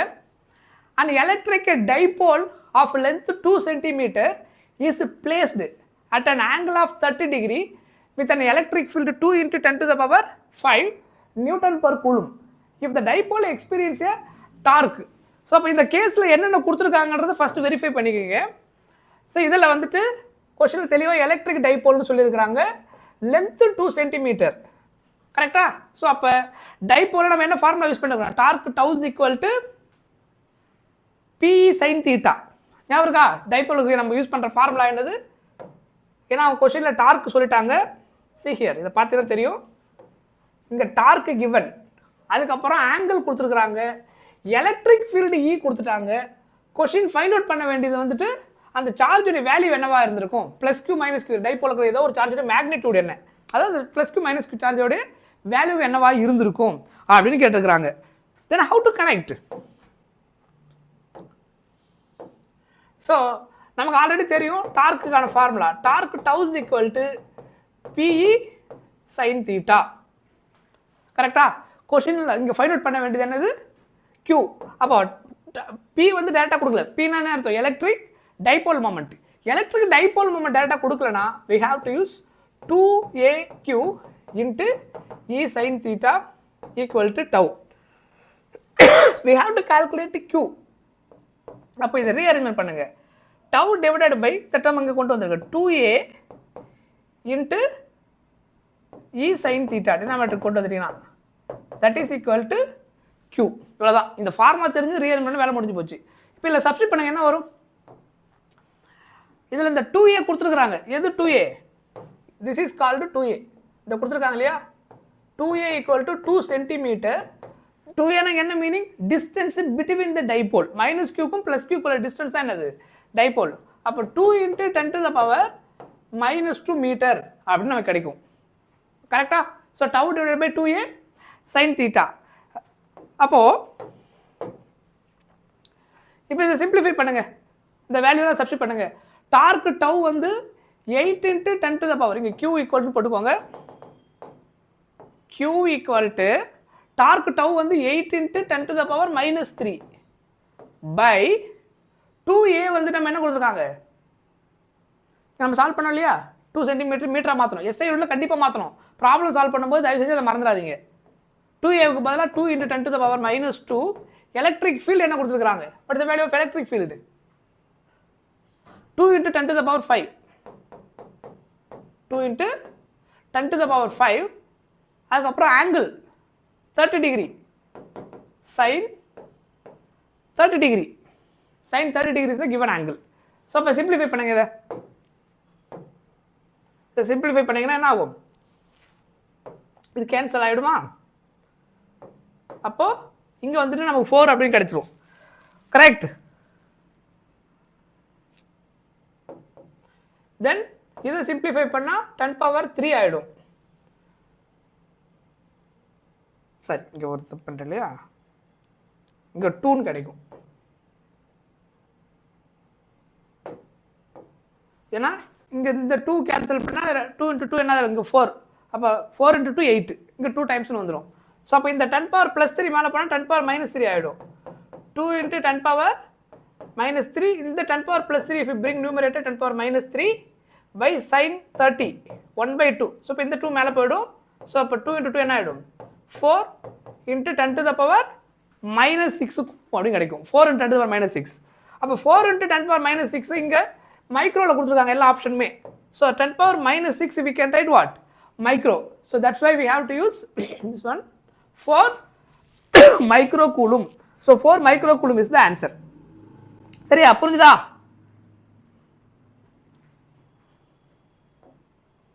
ரைட். இப்போ வாங்க, இப்போ நம்ம ஒரு சில கொஸ்டின்ஸ் எப்படின்னா, சில இந்த ஸ்டேட்மெண்ட் பேஸ்டு கொஸ்டினா, அதாவது டேரெக்டாக ஒரு 1 மார்க் மாதிரி எக்ஸ்ப்ளனேஷன் கேட்பாங்க. இதுக்கான ரீசன் என்ன? இப்போ ஒரு எக்ஸாம்பிள் கால்வனோமீட்டர் பண்ண வச்சுக்கோங்க. கால்வனோமீட்டர்லேயே வந்து சாஃப்ட் அயன் கோர் யூஸ் பண்ணுறோம், எக்ஸ்பிளைன் இல்லை ஒய் அப்படின்னு சொல்லி சிம்பிளாக கேட்டுருவாங்க. அந்த மாதிரி கொஷின்ஸ் இதெல்லாம் அதிகமாக கேட்டிருக்காங்க. அதுக்கு எப்படி ஆன்சர் பண்ணுறது? ஸோ அந்த ஆன்சருமே நான் கொடுத்துருக்குறேன். ஏன்னா அந்த ப்ராப்பர் வேர்டு உங்களுக்கு தெரியணும் அப்படின்றதுனாலையும். ஸோ நான் உங்களுக்கு முக்கியமான எல்லா இந்த மாதிரி டிஃப்ரெண்ட் டைப்ஸ் ஆஃப் கொஷின்ஸ், ஏன்னா கம்மிங் அந்த எக்ஸாம் பேட்டர்னில் வரதுக்கு பாசிபிலிட்டி இருக்கக்கூடிய அதாவது அதே கொஷின் இல்லை, அந்த மாதிரி கொஷின்ஸ் வந்தால் ஆன்சர் பண்ணுறதுக்கு கனெக்ட் பண்ணி எழுத தெரிஞ்சிருக்கணும். ஸோ அதனால் அந்த மாதிரி கொஷின்லாம் கொஞ்சம் கனெக்ட் பண்ணியிருக்கிறேன். ஸோ இதையும் பாருங்கள். Why is the direction of electric field due to a charged conducting sphere at any point perpendicular to its surface அப்படின்னு நம்ம பார்த்துருக்கோம் கரெக்டாக. அதாவது எலக்ட்ரிக் ஃபீல்ட் லைன்ஸ் வந்து எப்பயுமே என்னவா இருக்கும், அந்த சர்ஃபேஸுக்கு பர்பெண்டிகுலராக இருக்கும் அப்படின்னு சொல்லிட்டு நம்ம படிச்சிருக்கிறோம். அதுக்கான ரீசன் தான் இதில் கேட்டிருக்கிறாங்க. இது ஒரு வேர்ல்டு கொஸ்டின் பேப்பர், ஆக்சுவலாக சிபிஎஸ்சியில் கேட்ட கொஸ்டின் பேப்பர் தான் இது. ஸோ அது ஆன்சர் பாருங்கள். If electric field is not perpendicular, ஆக்சுவலாக இது எப்படி நம்ம ப்ரூவ் பண்ணியிருப்போம் அப்படின்னா, பர்பெண்டிகுலர் அப்படின்றத நம்ம கரெக்டாக சொல்ல முடியலன்னா அது பர்பெண்டிகுலராக இல்லைன்னா என்ன நடந்திருக்கும் அதை வச்சு தான் அதை ரிஜெக்ட் பண்ணுறோம். ஓகேவா, இது இன்டைரக்ட் மெத்தடு. பர்பெண்டிகுலராக இல்லை அப்படின்னா ஒரு கண்டிஷன் ஃபெயிலியர் ஆகுது, அதை வச்சுட்டு அது கண்டிப்பாக பர்பெண்டிகுலர் இருந்தால் மட்டும்தான் சக்ஸஸ் ஆகுது அந்த நம்ம யூஸ் பண்ணக்கூடிய அந்த ப்ராப்பர்ட்டி. இதை வச்சு நம்ம இதில் ப்ரூஃப் பண்ணியிருப்பாங்க. ரைட், இப்போ இந்த ஆன்சரை பாருங்கள். இப்போ அந்த electric field is not perpendicular, ஒருவேளை பர்பெண்டிகுலராக இல்லைன்னா என்ன நடந்திருக்கும் அப்படின்றத சொல்லிட்டு அதனுடைய எலக்ட்ரிக் ஃபீல்ட் லைன்ஸோட ப்ராப்பர்ட்டி வயலேட் ஆகும்போது நம்ம என்ன பண்ணிடணும், அது பாசிபிள் இல்லை அப்படின்னு சொல்லிடணும். So if electric field is not perpendicular but has component, பர்பெண்டிகுலராக இல்லைன்னா டேஞ்சென்ஷியலாக எடுத்தால் என்ன நடந்திருக்கும், but has a component tangential to the சர்ஃபேஸாக இருந்திருக்கும் கண்டக்டாருக்கு. It will exert force on charge make them move. It means that electrostatic condition என்ன ஆகிடும், வயலேட் ஆகிடும். எப்போ பர்பெண்டிகுலராக இல்லாமல் இருந்து டேஞ்சென்ஷியலாக இருந்துச்சுன்னா எலக்ட்ரோஸ்டாட்டிக்குடைய அந்த ப்ராப்பர்ட்டி வயலேட் ஆகிடும். ஸோ ஒருவேளை டேஞ்சென்ஷியலாக இருந்தால் அது பாசிபிள் கிடையாது அப்படின்னு சொல்லி நம்ம இந்த ஆன்சரை ரிஜெக்ட் பண்ணுறோம். சரியா? ஸோ இதுக்கு கேட்டால் இந்த ஆன்சரை கரெக்டாக எழுது தெரியணும், நோட் பண்ணி வச்சுக்கோங்க அது. அதுக்கப்புறம் இது ஆல்ரெடி நம்ம அந்த எலக்ட்ரிக் ஃபீல்ட் லைன்ஸ் ப்ராப்பர்ட்டி படிச்சிருப்போம். 2 electric field lines cannot cross each other நம்ம பார்த்துருக்குறோம். ஏன்னா இதுவே நம்ம properties of electric field lines நம்ம பார்த்துருப்போம். அது electric field line start from positive end at negative, இன்னொரு லைன் என்ன பார்த்துருப்பீங்க. அதாவது இதை கேட்டாலும் எழுத தெரியணும். Write down 2 properties of electric field lines கேட்டாங்கன்னா உங்களுக்கு எது ஞாபகம் இருக்கோ அதை எழுதணும். அதில் ஏதாவது பர்டிகுலர் கேஸை பற்றி கொஸ்டின் கேட்டாலும் நம்ம ஆன்சர் தெரியணும். இப்போ ஐசோலேட் சார்ஜ் இருக்குது, பாசிட்டிவ் சார்ஜ் மட்டும் இருக்குன்னா அந்த ஃபீல்ட் லைன்ஸை எப்படி ஸ்டேட்மெண்ட்டை சொல்லணும். சிங்கிள் பாசிட்டிவ் சார்ஜில் ஐசோலேட் சார்ஜ் இருக்குன்னா it start from the charge, positive charge start ஆகிட்டு எங்கே எண்ட் ஆகும், இட் எண்ட் அட் இன்ஃபினிட்டி. அதுவே நெகட்டிவ் சார்ஜ் மட்டும் இருக்குது அப்படின்னா start from infinity end at charge நெகட்டிவாக இருந்ததுன்னா. போத் பாசிட்டிவ் நெகட்டிவ் ப்ரெசென்ட்டாக இருந்ததுன்னா electric field lines start from positive charge end at negative charge. சரியா? ஸோ அப்போ இந்த கேஸில் என்ன கேட்டிருக்காங்கன்னா அது இன்னொரு property 2 electric field lines never cross each other நம்ம அதில் பார்த்துருப்போம். அதுக்கு ரீசன் சொல்லியிருப்பாங்க. ஒருவேளை கிராஸ் ஆச்சுன்னா என்ன நடந்திருக்குன்னா அந்த பாயிண்ட்டில் 2 டேஞ்சென்ஷியல் லைன் இருந்திருக்கும். ஸோ அங்கேயுமே எலக்ட்ரிக் ஃபீல்ட் லைன்ஸோடைய ப்ராப்பர்ட்டி வயலேட் ஆகிடும். அதனால் அது என்னது, நாட் பாசிபிள். ஸோ அப்போ ரீசன் இதுதான், electric field lines never cross each other because if they do, ஒருவேளை கிராஸ் ஆச்சுன்னா வில் கெட் வாட், 2 டைரக்ஷன் கிடைக்கும். எலக்ட்ரிக் ஃபீல்ட் லைன்ஸ் வந்து ஒரு டைரக்ஷன் தான் இருக்கும் நம்ம பார்த்துருந்தோம். அதாவது start from positive end at negative, அது எப்பவுமே என்ன வராது, நெகட்டிவ் டு பாசிட்டிவ் வராது. அதே மாதிரி ஒரு பர்டிகுலர் பாயிண்ட்ல அதோட டைரக்ஷன் கால்குலேட் பண்ணால் டேஞ்சென்ஷியல் ட்ரா பண்ணால் ஒன்லி 1 டைரக்ஷன் தான் இருக்குமே தவிர இன்னொரு டைரக்ஷன் தான் இருக்காது. எலக்ட்ரிக் ஃபீல்ட் லைன்ஸ் இருக்காது, ஒன்லி 1 டைரக்ஷன் மட்டும் தான் அது ட்ராவல் ஆகும். சரியா? 2 டைரக்ஷன் கிடைச்சிரும். ஸோ ஃபீல்டில் electric field at the point of intersection என்ன கிடையாது, நாட் பாசிபிள். 2 டைரக்ஷன் கிடைக்குதுன்னா அந்த ப்ராப்பர்ட்டி வயலேட் ஆகும், அதனால பாசிபிள் கிடையாது. Since electric field line start from positive, இன்னொரு ரீசன் சொன்னேன் இல்லையா, electric field lines start from positive terminate or end. Terminate என்ன அர்த்தம், end. Okay, since the electric field line start from positive charge and end at the negative charge, hence closed loops are not possible. closed loop not possible என்ன அர்த்தம், closed loopனா என்ன அர்த்தம், positive to negative போகணும், அதுக்கப்புறம் negative to positive வரணும். அது என்ன, அது எதில் கிடையாது, இதில் கிடையாது. இதில் வந்துட்டு ஒன்லி 1 டைரக்ஷன். இட்ஸ் ஆல்வேஸ் பாசிட்டிவ்க்கு அவுட்வர்ட் ஆகும், நெகட்டிவ் இன்வர்ட் ஆகுது தவிர நெகட்டிவ்க்கு டு பாசிட்டிவ் எப்பயுமே வராது. நெகட்டிவ் டு பாசிட்டிவ் வந்துன்னா க்ளோஸ் லூப்பை ஃபார்ம் பண்ணிருக்கும். எலக்ட்ரிக் ஃபீல்ட் லைன்ஸில் அது எப்பயுமே நடக்காது. அதனால் it never forms closed loop. எது, electric field lines. Magnetic field lines close லூப்பை ஃபார்ம் பண்ணும். சரியா? கிளியர்? ரைட். ரைட், நெக்ஸ்ட் பாருங்க. Draw the pattern of electric field lines when a point charge plus q is kept at uncharged conducting sphere அப்படின்னு சொல்லியிருக்காங்க. Uncharged conducting sphere ஒன்று எடுத்துகிட்டு இருக்கு. ஓகேவா? சாரி, பிளேட்டு, ஸ்பியர் கிடையாது, பிளேட்டு. அன்சார்ஜ் ஒரு கண்டக்டிங் பிளேட்டு கிட்ட ஒரு பாசிட்டிவ் சார்ஜை வச்சிங்கன்னா எலக்ட்ரிக் ஃபீல்ட் லைன்ஸ் எப்படி இருக்கும் அப்படின்னு கேட்டிருக்கிறாங்க. ஸோ அன்சார்ஜ்டு கண்டக்டிங் பிளேட்டில் நமக்கு என்னவா இருக்கும்னா equal number of positive negative இருக்கும். டோட்டலாக அது நியூட்ரல், ஓவரால் அது என்னவா இருக்கும், நியூட்ரல். ஆனால் ஒரு சார்ஜ் கிட்ட கொண்டு வந்துட்டிங்கன்னா டியூ டு அட்ராக்ஷன் ரிப்பல்சிவ் ப்ராப்பர்ட்டினால லைக் சார்ஜ் என்ன ஆகும், அட்ராக்ட் ஆகிற ரிப்பல்சிவ் நேச்சர்னால ஆப்போசிட் டைரக்ஷனில் போய்டும். ஆப்போசிட் சார்ஜ் அட்ராக்ட் நேச்சரில் ஒரு சைடில் மூவ் ஆக ஆரம்பிக்கும். அந்த பாசிட்டிவ் நெகட்டிவ் செப்பரேட் ஆகும். டோட்டலாக அந்த பிளேட்டில் என்னவா இருக்கும், நெட் சார்ஜ் ஜீரோவாக இருக்கும். சொல்கிறது புரியுதா? அப்போது இதுதான் இந்த பிளேட்டு. இந்த மாதிரி அந்த பிளேட் இப்படி இருக்குது. இதில் நம்ம வந்துட்டு ப்ளஸ் கியூ இங்கே கொண்டு வந்த உடனே இங்கே என்ன ஆகும்? டியூ டு அட்ராக்டிவ் நேச்சர்னால இதிலிருந்து நெகட்டிவ்லாம் இங்கே வந்துடும், ப்ளஸ் எல்லாம் ரிப்பல்சிவ் நேச்சர்னால இந்த பக்கம் வந்துடும்.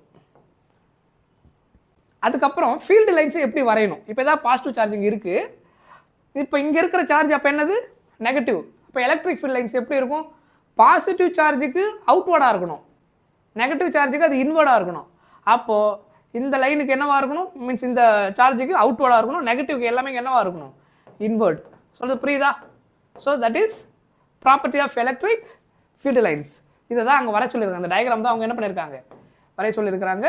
ஸோ ஏன் இந்த மாதிரி ஏரோ போடுறோம் அப்படின்றதுக்கு ரீசன் தெரியணும்.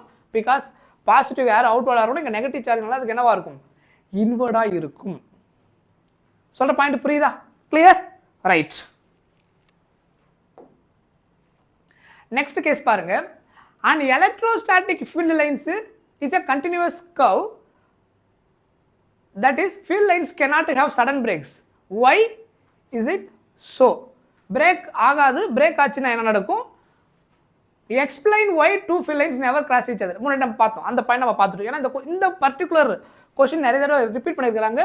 அது வந்துட்டு லைக் இந்த மாதிரி எக்ஸ்பிளைன்னு கேட்கலாம், இல்லை டூ எலக்ட்ரிக் ஃபீல்ட் லைன்ஸ் ஒருவேளை இன்டர்செக்ட் ஆகியிருந்தால் என்ன நடந்திருக்கும், ஏன் ஆகாதுன்றதுக்கு ரீசன் நம்ம சொல்கிறது. அப்படியே ரிவர்ஸில் எப்படி கேட்பாங்க?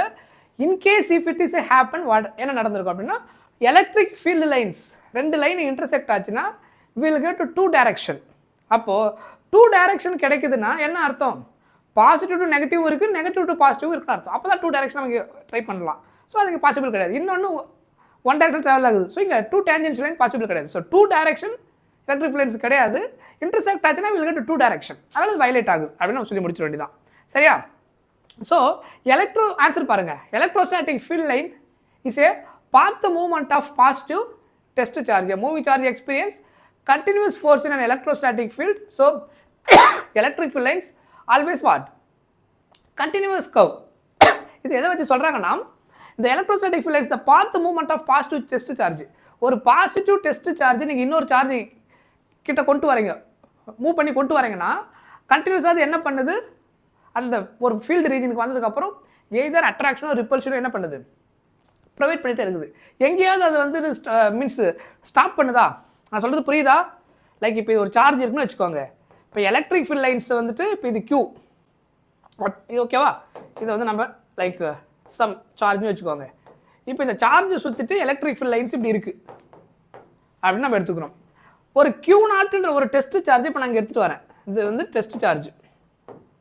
இப்போ இந்த டெஸ்ட் சார்ஜ் நான் இங்கே வைக்கிறேன், இதுவும் ப்ளஸ் Qன்னு வச்சுக்கோங்க. பாசிட்டிவ் சார்ஜ் பாசிட்டிவ் ரிப்பிள் ஆகும்.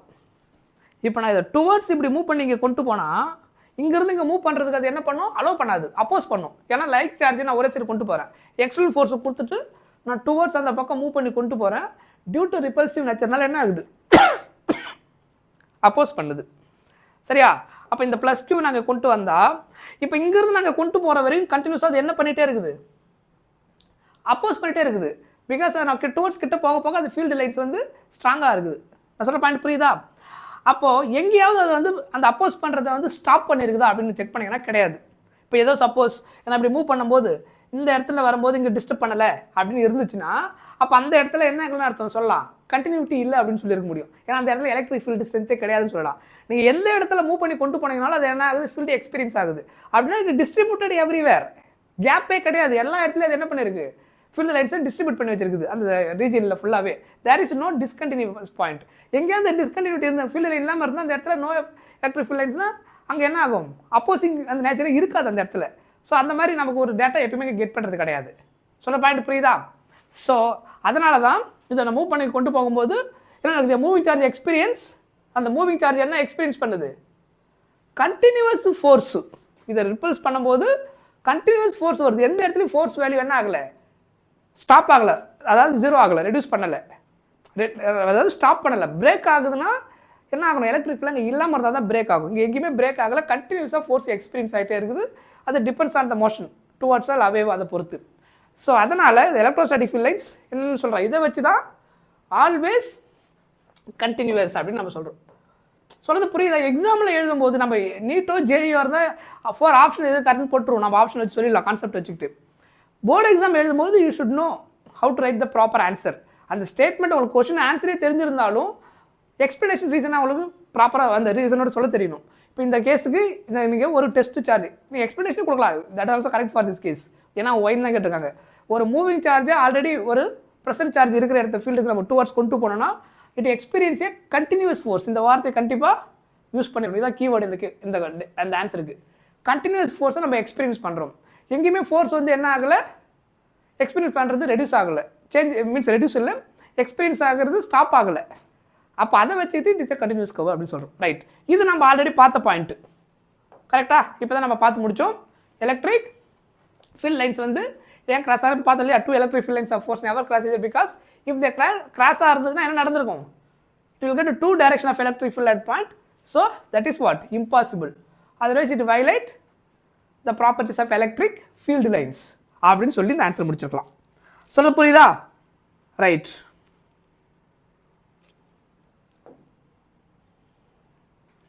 நெக்ஸ்ட் ஒன் பாருங்க. Define electric. C very very important definition. இந்த டெஃபினேஷனை தயவு செஞ்சு படித்து வச்சுக்கோங்க. எல்லா சாப்டர்லையுமே டெஃபினேஷன் ஒரு சிலது ரிப்பீட் பண்ணிகிட்டே இருக்கிறாங்க. இங்கே பார்த்தீங்கன்னா உங்களுக்கு தெரியும் பாருங்க. 21, 2011, 13, 2009, 2012, 13 ஈவன் ரீசெண்ட் இயர்லேயும் சில கொஸ்டினில் கேட்டிருந்தாங்க. Define electric dipole moment right it's SI யூனிட்னு கேட்டுட்டு அதுக்கப்புறம் derive the electric field equatorial plane for large distances அந்த மாதிரி சப்டிவிஷனல் கொஸ்டின் இருந்தது. ஸோ ஒரு சில டெஃபினேஷன்ஸ் திரும்ப திரும்ப ரிப்பீட் பண்ணுவாங்க. இந்த சாப்டரில் நீங்கள் நல்லா ஞாபகம் வச்சுக்கிட்டு ப்ரைமரி டெஃபினேஷனாக எது அப்படின்னா நிறைய இருக்குது. பட் ரொம்ப ரொம்ப ஃப்ரீக்வெண்ட்டாக கேட்கக்கூடிய டெஃபினேஷனாக பார்த்தீங்கன்னா ஒன் ஆஃப் த டெஃபினேஷன் இது டிஃபைன் எலக்ட்ரிக் டைபோல் மொமெண்ட். அதுக்கப்புறம் define electric flux, define electric flux right it's SI unit. அதுக்கப்புறம் டிஃபைன் காஸ் லா.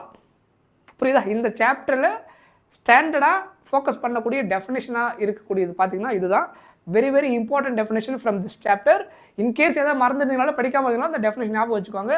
இன்கேஸ் அதை கேட்டுட்டு அதை கரெக்டாக எழுதாமல் போயின்னா வேஸ்ட்டாக போடும். ஸோ ஒரு 1 மார்க்கு ஒரு அந்த 1 மார்க்குக்கு என்ன இருக்கும், அந்த டெஃபினேஷன் எழுதிட்டு அந்த எஸ்ஐ எழுதணும் 2 மார்க், அந்த ஹாஃப் மார்க் 1 மார்க் ஃபுல்லாக கிடச்சிரும். சரியா? லக்கு இருந்தால் 2 மார்க்கில் கேட்கலாம். ஒரு டெஃபினேஷனுக்கு 1 மார்க்கு, எஸ்ஐ யூனிட்டுக்கு 1 மார்க்குன்னு. ஸோ அது கொஷினை பொறுத்து தான். பட் எனிவே அதை கேட்டுட்டா நீங்கள் தப்பு பண்ணக்கூடாது. ஸோ இந்த சாப்டரில் எதெல்லாம் ஞாபகம் வச்சுக்கணும், இதெல்லாம் ஞாபகம் வச்சுக்கணும். நான் ஒரு சில அந்த சாப்டர் வரும்போது ரிமைண்ட் பண்ணுறேன். ஸோ இந்த சாப்டரை பொறுத்த வரைக்கும் ஒன்று வந்துட்டு define electric dipole moment, electric dipole moment. அதுக்கப்புறம் அதனுடைய எஸ்ஐ யூனிட். இது ஒரு இம்பார்ட்டன்ட் கொஸ்டின். ஓகேவா? அதுக்கப்புறம் இன்னொரு கொஸ்டின் அடிக்கடி எது கேட்டிருக்காங்க இது அப்படின்னா டிஃபைன் எலக்ட்ரிக் ஃப்ளக்ஸ். இதுவுமே அதிகமாக கேட்டிருக்கிறாங்க. டிஃபைன் எலக்ட்ரிக் ஃப்ளக்ஸ், அதுக்கப்புறம் அதனுடைய SI unit. Define electric flux, what is electric flux anything. அதுக்கப்புறம் define Gauss law, define Gauss law, define Gauss law. இதுமா இந்த சாப்டரை பொறுத்த வரைக்கும் இதெல்லாம் கொஞ்சம் நல்லா படித்து வச்சுக்கோங்க. இதில் கேட்டாங்கன்னா எந்த மிஸ்டேக் பண்ணக்கூடாது, மார்க் எந்த காரணமும் ரெடியூஸும் ஆகக்கூடாது. சரியா? ரைட், புரிஞ்சுதா? இதை தெளிவாக நோட் பண்ணி வச்சுக்கோங்க. நான் வந்து last minute exam point of என்ன தேவையோ அதுதான் ரிமைண்ட் பண்ணிட்டு வரேன். ஸோ எதையும் நான் கம்ப்ளீட்டாக நடத்த வரல. ஏன் நான் இந்த 1 மார்க் இதெல்லாம் கொஞ்சம் இதெல்லாம் நடத்துறேன்னா இதெல்லாம் பேஸ் பண்ணி எங்கேயாவது கேஸ் ஸ்டடியோ 1 மார்க்கோ இது எந்த இடத்துல அது கவர் ஆகும்னு நமக்கு தெரியாது. அதோட கான்செப்டை கொஞ்சம் ரீகலெக்ட் பண்ணி வச்சுட்டிங்கன்னா நமக்கு அந்த கொஸ்டினுக்கு ஏற்ற மாதிரி இன்டர்லிங்க் பண்ணிக்க முடியும். ஸோ அதனால தான் கொஞ்சம் டீட்டெயிலாக கொஞ்சம் ஸ்லோவாக இந்த மாதிரி சாப்டர்ஸ் இதெல்லாம் நம்ம பார்க்குறோம். ரொம்ப டீட்டெயிலாக நம்ம எதுவும் ஒர்க் அவுட் பண்ணலாம். டெரிவேஷன் நம்ம ஏற்கனவே பார்த்துட்டோம். அதனால் நம்ம இங்கே அதை பார்க்க போகிறது இல்லை. We don't have time. இன்றைக்கி பார்த்தாலும் எதுவும் மைண்டில் நிற்காது. 1 மார்க்கை எப்படி ஸ்கோர் பண்ணுறது, அதில் ஏதாவது அந்த இம்ப்ரூவ் பண்ணி கொண்டு போக முடியுமா, அந்த 16 மார்க்கை எப்படியாவது அடிக்க முடியுமா, 16ல் ஒரு மினிமம் ஒரு 12ஆவது நம்ம கரெக்டாக அட்டன் பண்ணுறதுக்கு என்ன சான்சஸ் இருக்குதோ அந்த ஆங்கிளில் தான் நம்ம இங்கே பார்க்குறோம். அதேமாரி அந்த கான்செப்ட் வச்சுட்டு கேஸ் ஸ்டடியில் ஏதாவது மேனேஜ் பண்ண முடியுமான்றது நம்ம பார்க்க போகிறோம். ஓகேவா? கொஞ்சம் easy chapter, mark scoring chapter கொஞ்சம் டீட்டெயிலாக பார்த்துருவோம். Like magnetism matter, EM waves அதெல்லாம் நம்ம கொஞ்சம் பார்த்துருவோம். சரியா? ரைட். இந்த பயமாக இருக்கா? எஸ் பயம் எக்ஸாம் போர்டு எக்ஸாம் கண்டிப்பாக பயம் இருக்க தான் செய்யும். நம்ம எவ்வளோ படித்தாலும் அது இருக்க தான் செய்யும். அது ஒன்ஸ் எக்ஸாம் முடிச்சு ரிசல்ட் வர வரைக்கும் அது அப்படி தான் இருக்கும். Okay, that is exam fear. அது காமனாக இருக்கிறது தான். ஸோ அது இட் இஸ் குட் ஆல்சோ. அது ரொம்ப அதிகமாக இருந்தால் தான் பிரச்சனை. அது கொஞ்சம் அது இருக்கிற வரைக்கும் கொஞ்சம் அந்த ஃபயர் இருக்கும், அந்த பயம் இருந்துகிட்டே இருக்க வரைக்கும் நம்ம ஒழுங்காக படிச்சுட்டே இருப்போம். ஓகேவா? இல்லைன்னா நம்ம படிக்கிற அந்த ஸ்பார்க்கு போயிடும். அதனால் அந்த பயம் கொஞ்சம் மெயின்டைன் பண்ணுறது குட். நம்ம மெயின்டைன் பண்ணுறதால அது தானே வந்துடும். ரைட், டெஃபினேஷன் பாருங்கள். The electric dipole moment is defined as the product of the either charge, the distance between the two charges. அந்த டிஸ்டன்ஸை நம்ம ஜென்ரலாக 2a பார்த்துருப்போம். சம் டெக்ஸ்ட் புக்கில் 2l யூஸ் பண்ணுவாங்க.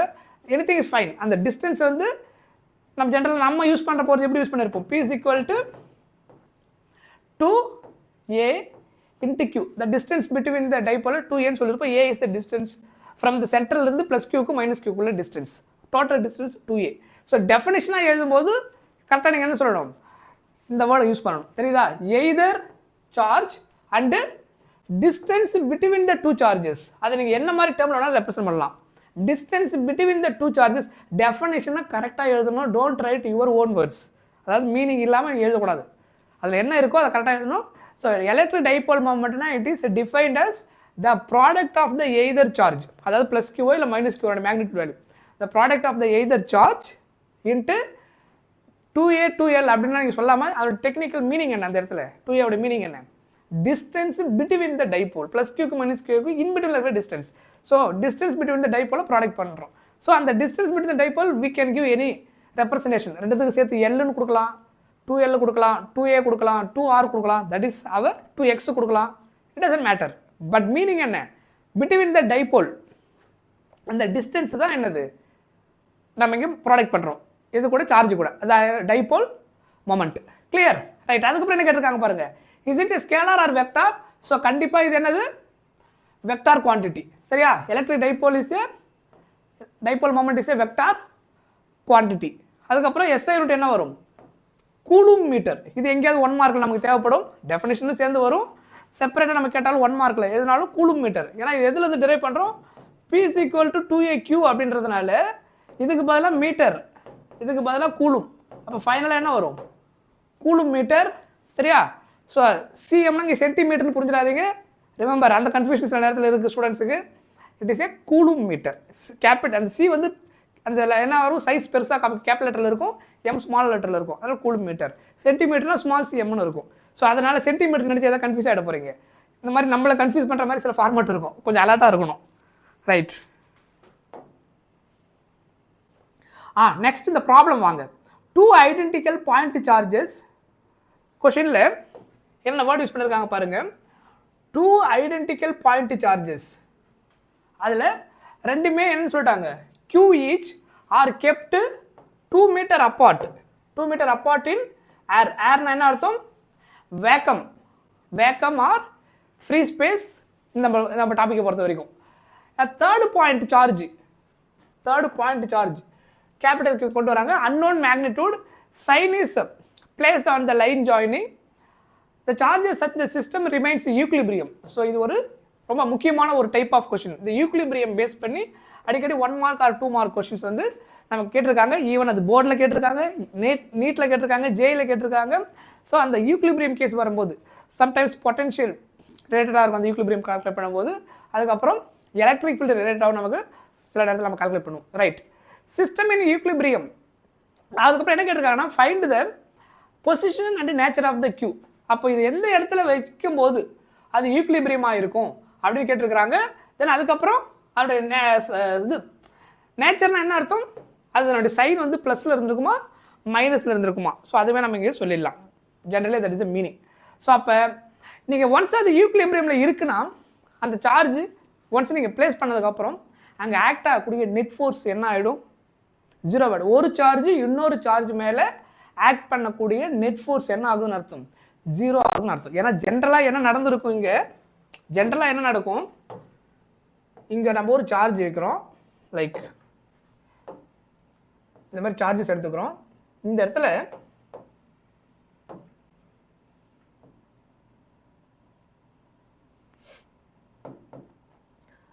லைக் என்னென்ன சார்ஜ் சொல்லியிருந்தாங்க? ஐடென்டிக்கல் சார்ஜ் சொல்லியிருந்தாங்க இல்லையா? ஸோ அப்போ ரெண்டுமே லைக் சார்ஜ். சப்போஸ் இதை நான் என்ன எடுத்துக்கிறேன்? Q, q அப்படின்னு எடுத்துக்கிறேன். the two charges are like charge. இப்போ இது ரெண்டுத்துக்கும் நடுவில் ஆக்சுவலாக என்ன இருந்திருக்கும், ஒரு ஃபோர்ஸ் இருந்திருக்கும். இது ரெண்டுத்துக்கும் நடுவில் ஒரு டிஸ்டன்ஸ் இருந்திருக்கும். கொஸ்டினில் அதை கொடுத்துருந்தாங்கன்னா நம்ம அதை எடுத்துக்கணும், இல்லைனா நம்ம ஆர்னு எடுத்துக்க வேண்டியதான். ஸோ இதில் 2 மீட்டர் அப்பார்ட்னு சொல்லி கொடுத்துருக்குறாங்க, ஈச் சார்ஜ் க்யூன்னு சொல்லியிருக்கிறாங்க. அப்போது இது எவ்வளோ டிஸ்டன்ஸு, 2 மீட்டர் அப்பார்ட். இதுதான் இனிஷியல் கண்டிஷன். இது என்ன மீடியமில் இப்போ இருக்குன்னு சொல்லிட்டாங்க, ஏர் மீடியமில். இது ஏர் மீடியமில். இது ஃபஸ்ட்டு கண்டிஷன். இப்போ என்னவா இருக்கும், இப்போ ஈக்குலிபிரியம் கிடையாது. இப்போ ஃபோர்ஸ் என்னவா இருக்கும், ஃபோர்ஸ் இப்போ இது ரெண்டு நடுவில் இருக்கிற ஃபோர்ஸ் வந்து, இப்போ இது சப்போஸ் நேம் கொடுத்துக்கிட்டிங்கன்னா ஏ பி அப்படின்னு நேம் கொடுத்தீங்கன்னா, force on A due to B, இல்லை கூலம்ஸ் லா ஃபோர்ஸ் ஜென்ரலாக நீங்கள் அப்ளை பண்ணிங்கன்னா, force on A due to B F is equal to K Q by R square. ஆருக்கு பதிலாக என்ன வரும், 2 ஸ்கொயர், பிகாஸ் ஆர் ஜென்ரலாக இருக்கு 2 ஸ்கொயர். சொல்கிற பாயிண்ட் புரியுதா, K Q by 2 ஸ்கொயர். அப்போ சிம்பிளாக என்ன ஆன்சர் வரும், 2 ஸ்கொயர் வந்துட்டு 4. ஸ்மால் லெட்டர் Q தான் யூஸ் பண்ணீங்க, அதை அப்படியே யூஸ் பண்ணிக்கோங்க. K Q by 2 square that is equal to Q into Q இல்லையா, சரி இது Q square, Q into Q by 2 square 4. ஏன் Q into Q தெரியுதா, coulombs law force. F is equal to K Q1 Q2 by R square. இங்கே Q1 Q Q2 Q, because question அவங்க என்ன சொல்லிட்டாங்க, the two charges are identical. இதுதான் இனிஷியலாக இருக்கிறது. Next என்ன பண்ணுறாங்க அப்படின்னா, இதே கண்டிஷனில், ஸோ இதே சுச்சுவேஷனில் அதே பாயிண்ட்டு அதே டிஸ்டன்ஸ் ஏ, இங்கே வந்துட்டு டோட்டல் டிஸ்டன்ஸ் வந்துட்டு 2 மீட்டர், அதே தான் இருக்குது. ஆனால் இதுக்கு இன்பிட்வீனில் இப்போ இன்னொரு சார்ஜ் எடுத்து வந்துட்டு இங்கே ப்ளேஸ் பண்ணுறாங்க. இன்னொரு சார்ஜ்னா லைக் அதே க்யூ இங்கே இருக்குது, இதெல்லாம் மாறல, இது க்யூ இங்கேயும் க்யூ. ஓகே, ஸோ இங்கே ஒரு சார்ஜ் நம்ம எடுத்து வந்து ப்ளேஸ் பண்ணுறோம், சம்வேர் எங்கேயோ ப்ளேஸ் பண்ணுறோம், சம் சார்ஜ் கேபிட்டல் க்யூ அப்படி ஒரு சார்ஜ் நம்ம ப்ளேஸ் பண்ணுறோம். ஸோ த டிஸ்டன்ஸ் பிட்வீன் அந்த நம்ம ப்ளேஸ் பண்ணுற சார்ஜ் எங்கே வேணாலும் ப்ளேஸ் பண்ணலாம். ஒன்ஸ் ஆஃப்டர் அதை ப்ளேஸ் பண்ணதுக்கப்புறம் total charge sir total force என்ன ஆகுது, 0 ஆகுது. அதனால் நெட் ஃபோர்ஸ் என்னவா ஆகுது, 0 ஆகிறதுனால அது ஈக்குலிபிரியம் ஆகிடுது. சொல்கிறது புரியுதா, கிளியர்? அப்போது அதை வச்சுட்டு நமக்கு ஈஸியாக அந்த ப்ராப்ளம் சால்வ் பண்ணிடலாம். இப்போ இந்த டிஸ்டன்ஸ் என்னன்னு பாருங்களேன், சம் டிஸ்டன்ஸ் நான் எக்ஸ்ன்னு எடுத்துக்கிறேன். இந்த டிஸ்டன்ஸை நான் எக்ஸ்ன்னு எடுத்துட்டா, அப்போ இந்த டிஸ்டன்ஸ் நான் என்ன எடுக்க முடியும், 2 minus x, டோட்டல் டிஸ்டன்ஸு 2. அப்போது ஏதோ ஒரு பாயிண்ட் நான் ப்ளேஸ் பண்ணுறேன், அங்கே உள்ள டிஸ்டன்ஸ் வந்து எக்ஸு, இது அப்போ இந்த டோட்டல் டிஸ்டன்ஸ் நமக்கு என்ன கிடச்சிடும், 2 minus x அப்படின்னு நமக்கு கிடச்சிடும். கரெக்டாக? இப்போ இதை ப்ளேஸ் பண்ணதுக்கு அப்புறம் இப்போ இருக்கக்கூடிய நெட் ஃபோர்ஸ் என்ன ஆகும், இது மேலே ஆக்ட் ஆகும். இதில் ஏதோ ஒரு சார்ஜ் ஏஓ இல்லை பிஓ ஏதோ ஒரு சார்ஜ் எடுக்கிறீங்க, அது மேலே ஆக்ட் ஆகக்கூடிய நெட் ஃபோர்ஸ் என்ன ஆகிடும், 0 ஆகிடும். ஏன், பிகாஸ் ஈக்குலிபிரியம், ஏன்னா அதான் கண்டிஷன் கொடுத்துருக்குறாங்க. இது மேலே இப்போ 2 ஃபோர்ஸ் ஆக்ட் ஆகும். இந்த சார்ஜ்னால இது மேலே ஒரு ஃபோர்ஸ், இப்போ இதை வச்சனால இது மேலே ஒரு ஃபோர்ஸ், இல்லை இந்த சார்ஜ் எடுத்தீங்கன்னா இதனால இந்த சார்ஜ்னால இது மேலே ஒரு ஃபோர்ஸ், இதனால இது ஒரு force. Force on B or force on A நம்ம எதை வேணாலும் இங்கே கால்குலேட் பண்ணலாம். இப்போ சப்போஸ் இந்த கேஸில் இப்போ தான் நமக்கு இந்த கேஸுக்கே வரும். இப்போ நீங்கள் ஃபோர்ஸ் ஆன் ஏ எடுக்கிறீங்கன்னு வச்சுக்கோங்க. அப்போ ஃபோர்ஸ் ஆன் ஏ எடுக்கும்போது இது மேலே 2 ஃபோர்ஸ் ஆக்ட் ஆகும். டியூ டு இந்த பாயிண்ட் வேணால் சீன் எடுத்துக்கோங்க. Due to charge located on point C, charge locate on point B, ரெண்டுமே இது மேலே ஃபோர்ஸ் எக்ஸ்பீரியன்ஸ் பண்ணும்.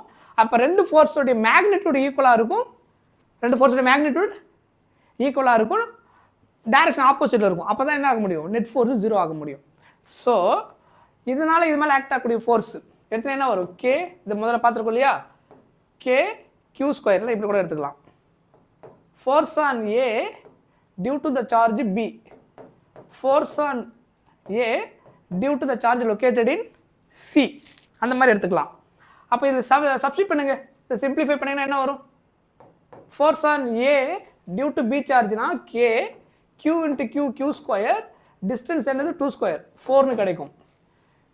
இதில் எடுத்திங்கன்னா இது மேலே ஆக்ட் ஆகக்கூடிய ஃபோர்ஸ் சிம்பிளிஃபை பண்ணால் உங்களுக்கு என்ன கிடைக்கும், கே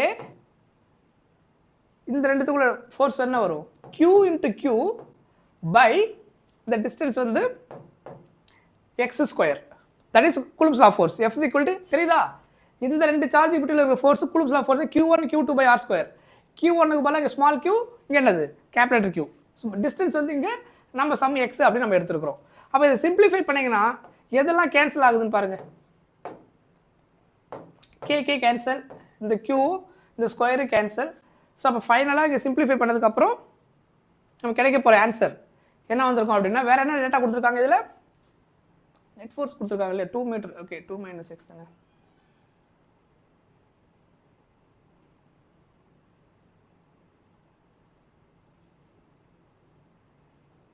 ஓ, பொசிஷன் மட்டும் தான் கேட்டிருக்காங்களா? Okay okay. ஸோ கொஷின் நம்ம கேட்டிருக்கிறது பொசிஷன் மட்டும் தான் கேட்டிருக்காங்க. நேச்சர் அப்புறம் பொசிஷன் மட்டும் தான் கேட்டிருக்காங்க. அப்போ நம்ம q இங்கே கால்குலேட் பண்ண தேவையில்ல, ஃபஸ்ட்டு எக்ஸ் கால்குலேட் பண்ணால் போதும். அப்போ இது மேலே ஆக்ட் ஆகிற ஃபோர்ஸை கால்குலேட் பண்ணிடுங்க. எக்ஸ் கண்டுபிடிக்கிறதுக்கு, அதாவது எக்ஸாக்டாக எங்கே லொக்கேட் ஆகுன்னு கண்டுபிடிக்கிறதுக்கு நீங்கள் எதாவது கால்குலேட் பண்ணால் போதும். ஃபோர்ஸ் ஆன் சி கால்குலேட் பண்ணால் போதும். சரி, நல்லா புரிஞ்சுங்க. பொசிஷன் மட்டும் தான் இந்த கொஸ்டின் கேட்டிருக்காங்க. இப்போ நான் கால்குலேட் பண்ணது என்னன்னா, அந்த வேல்யூ ஆஃப் q, இந்த சார்ஜை பிளேஸ் பண்ணாங்க இல்லையா, இந்த சார்ஜ் q வந்துட்டு இதை கம்பேர் பண்ணும்போது எத்தனை டைம்ஸ் இருந்திருக்கும் இப்போ நம்ம போட்ட மெத்தடில் போடும்போது, அது வந்து வேல்யூ ஆஃப் சார்ஜ் q கண்டுபிடிக்கிறதுக்கு. பட் இந்த கொஸ்டினில் வந்துட்டு பொசிஷன் மட்டும் தான் கேட்டுருக்காங்க. அதுக்கப்புறம் நேச்சர், அது நேச்சர் வந்து நம்ம ஈஸியாக சொல்லிட முடியும். அட்ராக்டிவாக ரிப்பல்சிவான்றது அது என்ன மாதிரி சார்ஜ் கொஸ்டினில் அந்த ஆல்ரெடி இருந்து சொன்னாலும் அது ஸ்டேட்மெண்ட் சொல்லிடலாம். ஸோ அதனால் ஃபோர்ஸ் ஆன் சி, இப்போ இதனால் ஆக்ட் ஆகக்கூடிய ஃபோர்ஸ் வந்துட்டு கே q1 q2 r² இல்லையா. அப்போ கே இது ரெண்டுக்குள்ள டிஸ்டன்ஸ் வந்துட்டு என்னது, q சார்ஜ் வந்து q × q, டிஸ்டன்ஸ் வந்து x, அதனால் x². ஓகே, பொசிஷன் கண்டுபிடிக்கும் போது இதுதான் அந்த மெத்தடு. சார்ஜ் கேட்டாங்கன்னா இது மேலே டோட்டலாக ஆக்ட் ஆகக்கூடிய ஃபோர்ஸ், ரெண்டு ஃபோர்ஸ் ஈக்குவேட் பண்ணி சிம்பிளிஃபை பண்ணால் நமக்கு என்ன கிடைச்சிடும், சார்ஜ் கிடைச்சிடும். அதுக்கு முன்னாடி பொசிஷன் கண்டிப்பாக தெரியணும். சரியா? ரைட். இந்த கேஸில் இங்கே எடுத்திங்கன்னா கே இது ரெண்டுக்குள்ள டிஸ்டன்ஸ், அதாவது force on C total force K q × q, இது ரெண்டு மல்டிப்ளை பண்ணிட்டீங்கன்னா டிஸ்டன்ஸ் என்ன எடுத்துருக்கோம், இது எங்கிருந்து இது எக்ஸ்ன்னு எடுத்தோம்னா, அப்போ டோட்டல் டிஸ்டன்ஸ் 2, அப்போ இது 2 - x. ஸோ 2 - x ² ஸோ அங்கே பொசிஷன் மட்டும் கிடைக்குது. 1 மார்க் கொஷின். 3 மார்க் ஆகுதுன்னா நம்ம சார்ஜிங் கால்குலேட் பண்ண வேண்டியதாக இருக்கும். இந்த q இந்த q கேன்சல் ஆகிடும், இந்த q கேன்சல் ஆகிடும், 1 1. ஸோ அப்போ இது சிம்பிளிஃபை பண்ணால் 2 - x ² ஈக்குவல் டு x² கிடைக்கும். ஸோ அப்போ ரெண்டு பக்கமும் ரூட் எடுத்திங்கன்னா 2 - x = x, தென் -x ஆகும்னா +x ஆகிடும், 2x. ஸோ சிம்பிளிஃபை பண்ணால் 1 ஆகிடும். ஸோ x = என்ன கிடைக்கும், 1 மீட்டர். இதெல்லாம் ஸ்டெப்ஸ் வந்து 1 மார்க்குக்கு இல்லை ப்ராப்ளமாக கேட்டதுனால நம்ம இவ்வளோ ஸ்டெப்ஸ் போடுறோம். MCQ ஆகுதுன்னு என்னன்னு சொல்லிடலாம் ஈஸியாக. ரெண்டு சார்ஜ் ஐடென்டிக்கலாக இருந்துச்சுன்னா நடுவில் நம்ம வைக்க வேண்டிய சார்ஜ் எக்ஸாக்டாக எங்கே வைக்கணும், மிட் பாயிண்டில் தான் வைக்கணும். ஏன்னா ரெண்டுமே ஒரே சார்ஜ், +q ஆர் ரெண்டு -q ஐடென்டிக்கல் சொல்லிட்டாங்க. டிஸ்டன்ஸ் வந்துட்டு சம் டிஸ்டன்ஸ் சொல்லிட்டாங்க. அப்போ இன்பிட்வீன் ஒரு சார்ஜ் வைக்கணும்னா எக்ஸாக்டாக சென்டரில் வச்சோம்னா தான் 0 ஆகும். ஏன்னா ரெண்டு சார்ஜுமே என்னது, ஐடென்டிக்கல் சார்ஜ். ஒரு சார்ஜ் அதிகமாக ஒருத்தர் கம்மியாக இருந்ததுன்னா அப்போ டிஃபர் ஆகும். அப்போ ரெண்டுக்கும் நமக்கு என்ன கிடைக்கும், மிட் பாயிண்ட் கிடைக்காது. இது எக்ஸாக்டாக எங்கே கிடைக்கும், எக்ஸாக்டாக இந்த பாயிண்ட் வந்து மிட் பாயிண்ட்டாக இதில் ஆக்ட் ஆகும். ஸோ x = 1 மீட்டர் அப்படின்னு அர்த்தம். சரியா? ரைட். அப்போது இந்த கேஸை பொறுத்த வரைக்கும் இந்த ஐடென்டிக்கல் சார்ஜ் வந்துட்டு பாசிட்டிவாக நெகட்டிவான்னு சொல்ல, அது ரெண்டும் பாசிட்டிவாக இருந்துச்சுன்னா நம்ம வைக்கிற சார்ஜ் நெகட்டிவ், அது ரெண்டும் நெகட்டிவாக இருந்ததுன்னா நம்ம இன்சைடில் வைக்க வேண்டிய சார்ஜ் என்னவாக இருக்கணும், பாசிட்டிவாக இருக்கணும். So depends on the exact value of the சார்ஜோட சைன் தெரிஞ்சுன்னா அதுக்கு ஆப்போசிட்டில் தான் என்ன வைக்கணும், நம்ம பிளேஸ் பண்ணுற சார்ஜ் வைக்கணும். பிகாஸ் இட்ஸ் 1 மார்க் ப்ராப்ளம் இது. சரியா? You have to calculate just distance. Value of q என்னன்னு கேட்டிருந்தாங்கன்னா நம்ம முன்னாடி ஃபோர்ஸ் ஈக்குவேட் பண்ணோம் இல்லையா, இது மேலே இதனால் எவ்வளோ ஃபோர்ஸ் ஆக்ட் ஆகுது, இது மேலே ஆக்ட் ஆகுது, நெட் ஃபோர்ஸ் 0 அப்படின்னு போட்டுட்டு ப்ரொசீட் பண்ணோம்னா நம்ம பிளேஸ் பண்ண வேண்டிய இந்த சார்ஜோட வேல்யூ என்ன வேல்யூ இருக்கணும், என்ன சைன்ன்றதை நம்ம சொல்லிட முடியும். கிளியர்? புரிஞ்சுதா? ரைட். 1 செகண்ட்.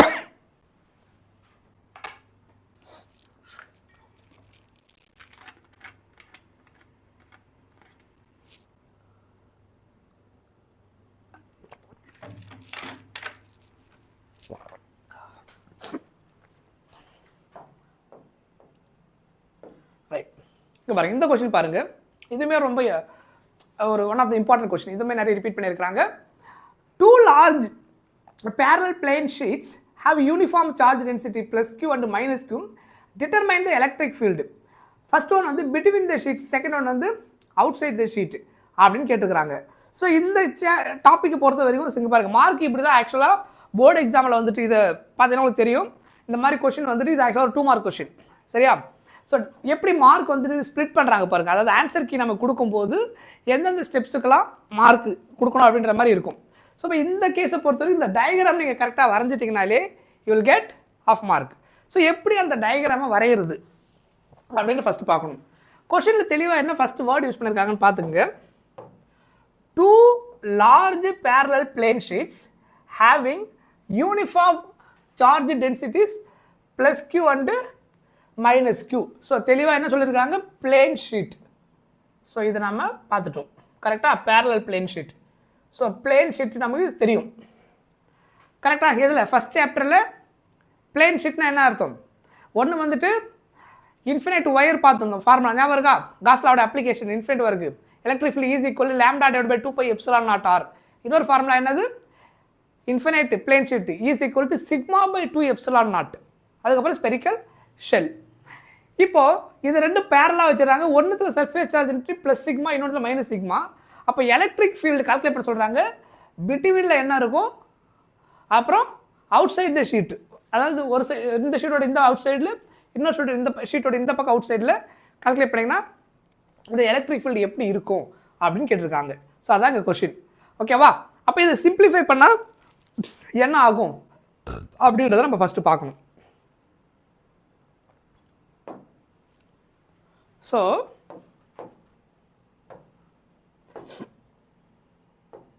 இப்படி ஒரு பிளேன் ஷீட்டை ஃபஸ்ட் நம்ம இமேஜின் பண்ணிவிடுவோம். இப்போ இது ப்ளஸ் சிக்மா, இது ஃபுல்லாக டிஸ்ட்ரிபியூட் ஆகிருக்கு, இதில் மைனஸ் சிக்மா டிஸ்ட்ரிபியூட் ஆகிருக்குன்னா இப்போ என்ன மீனிங், இதில் இருக்கிற சார்ஜ் எல்லாமே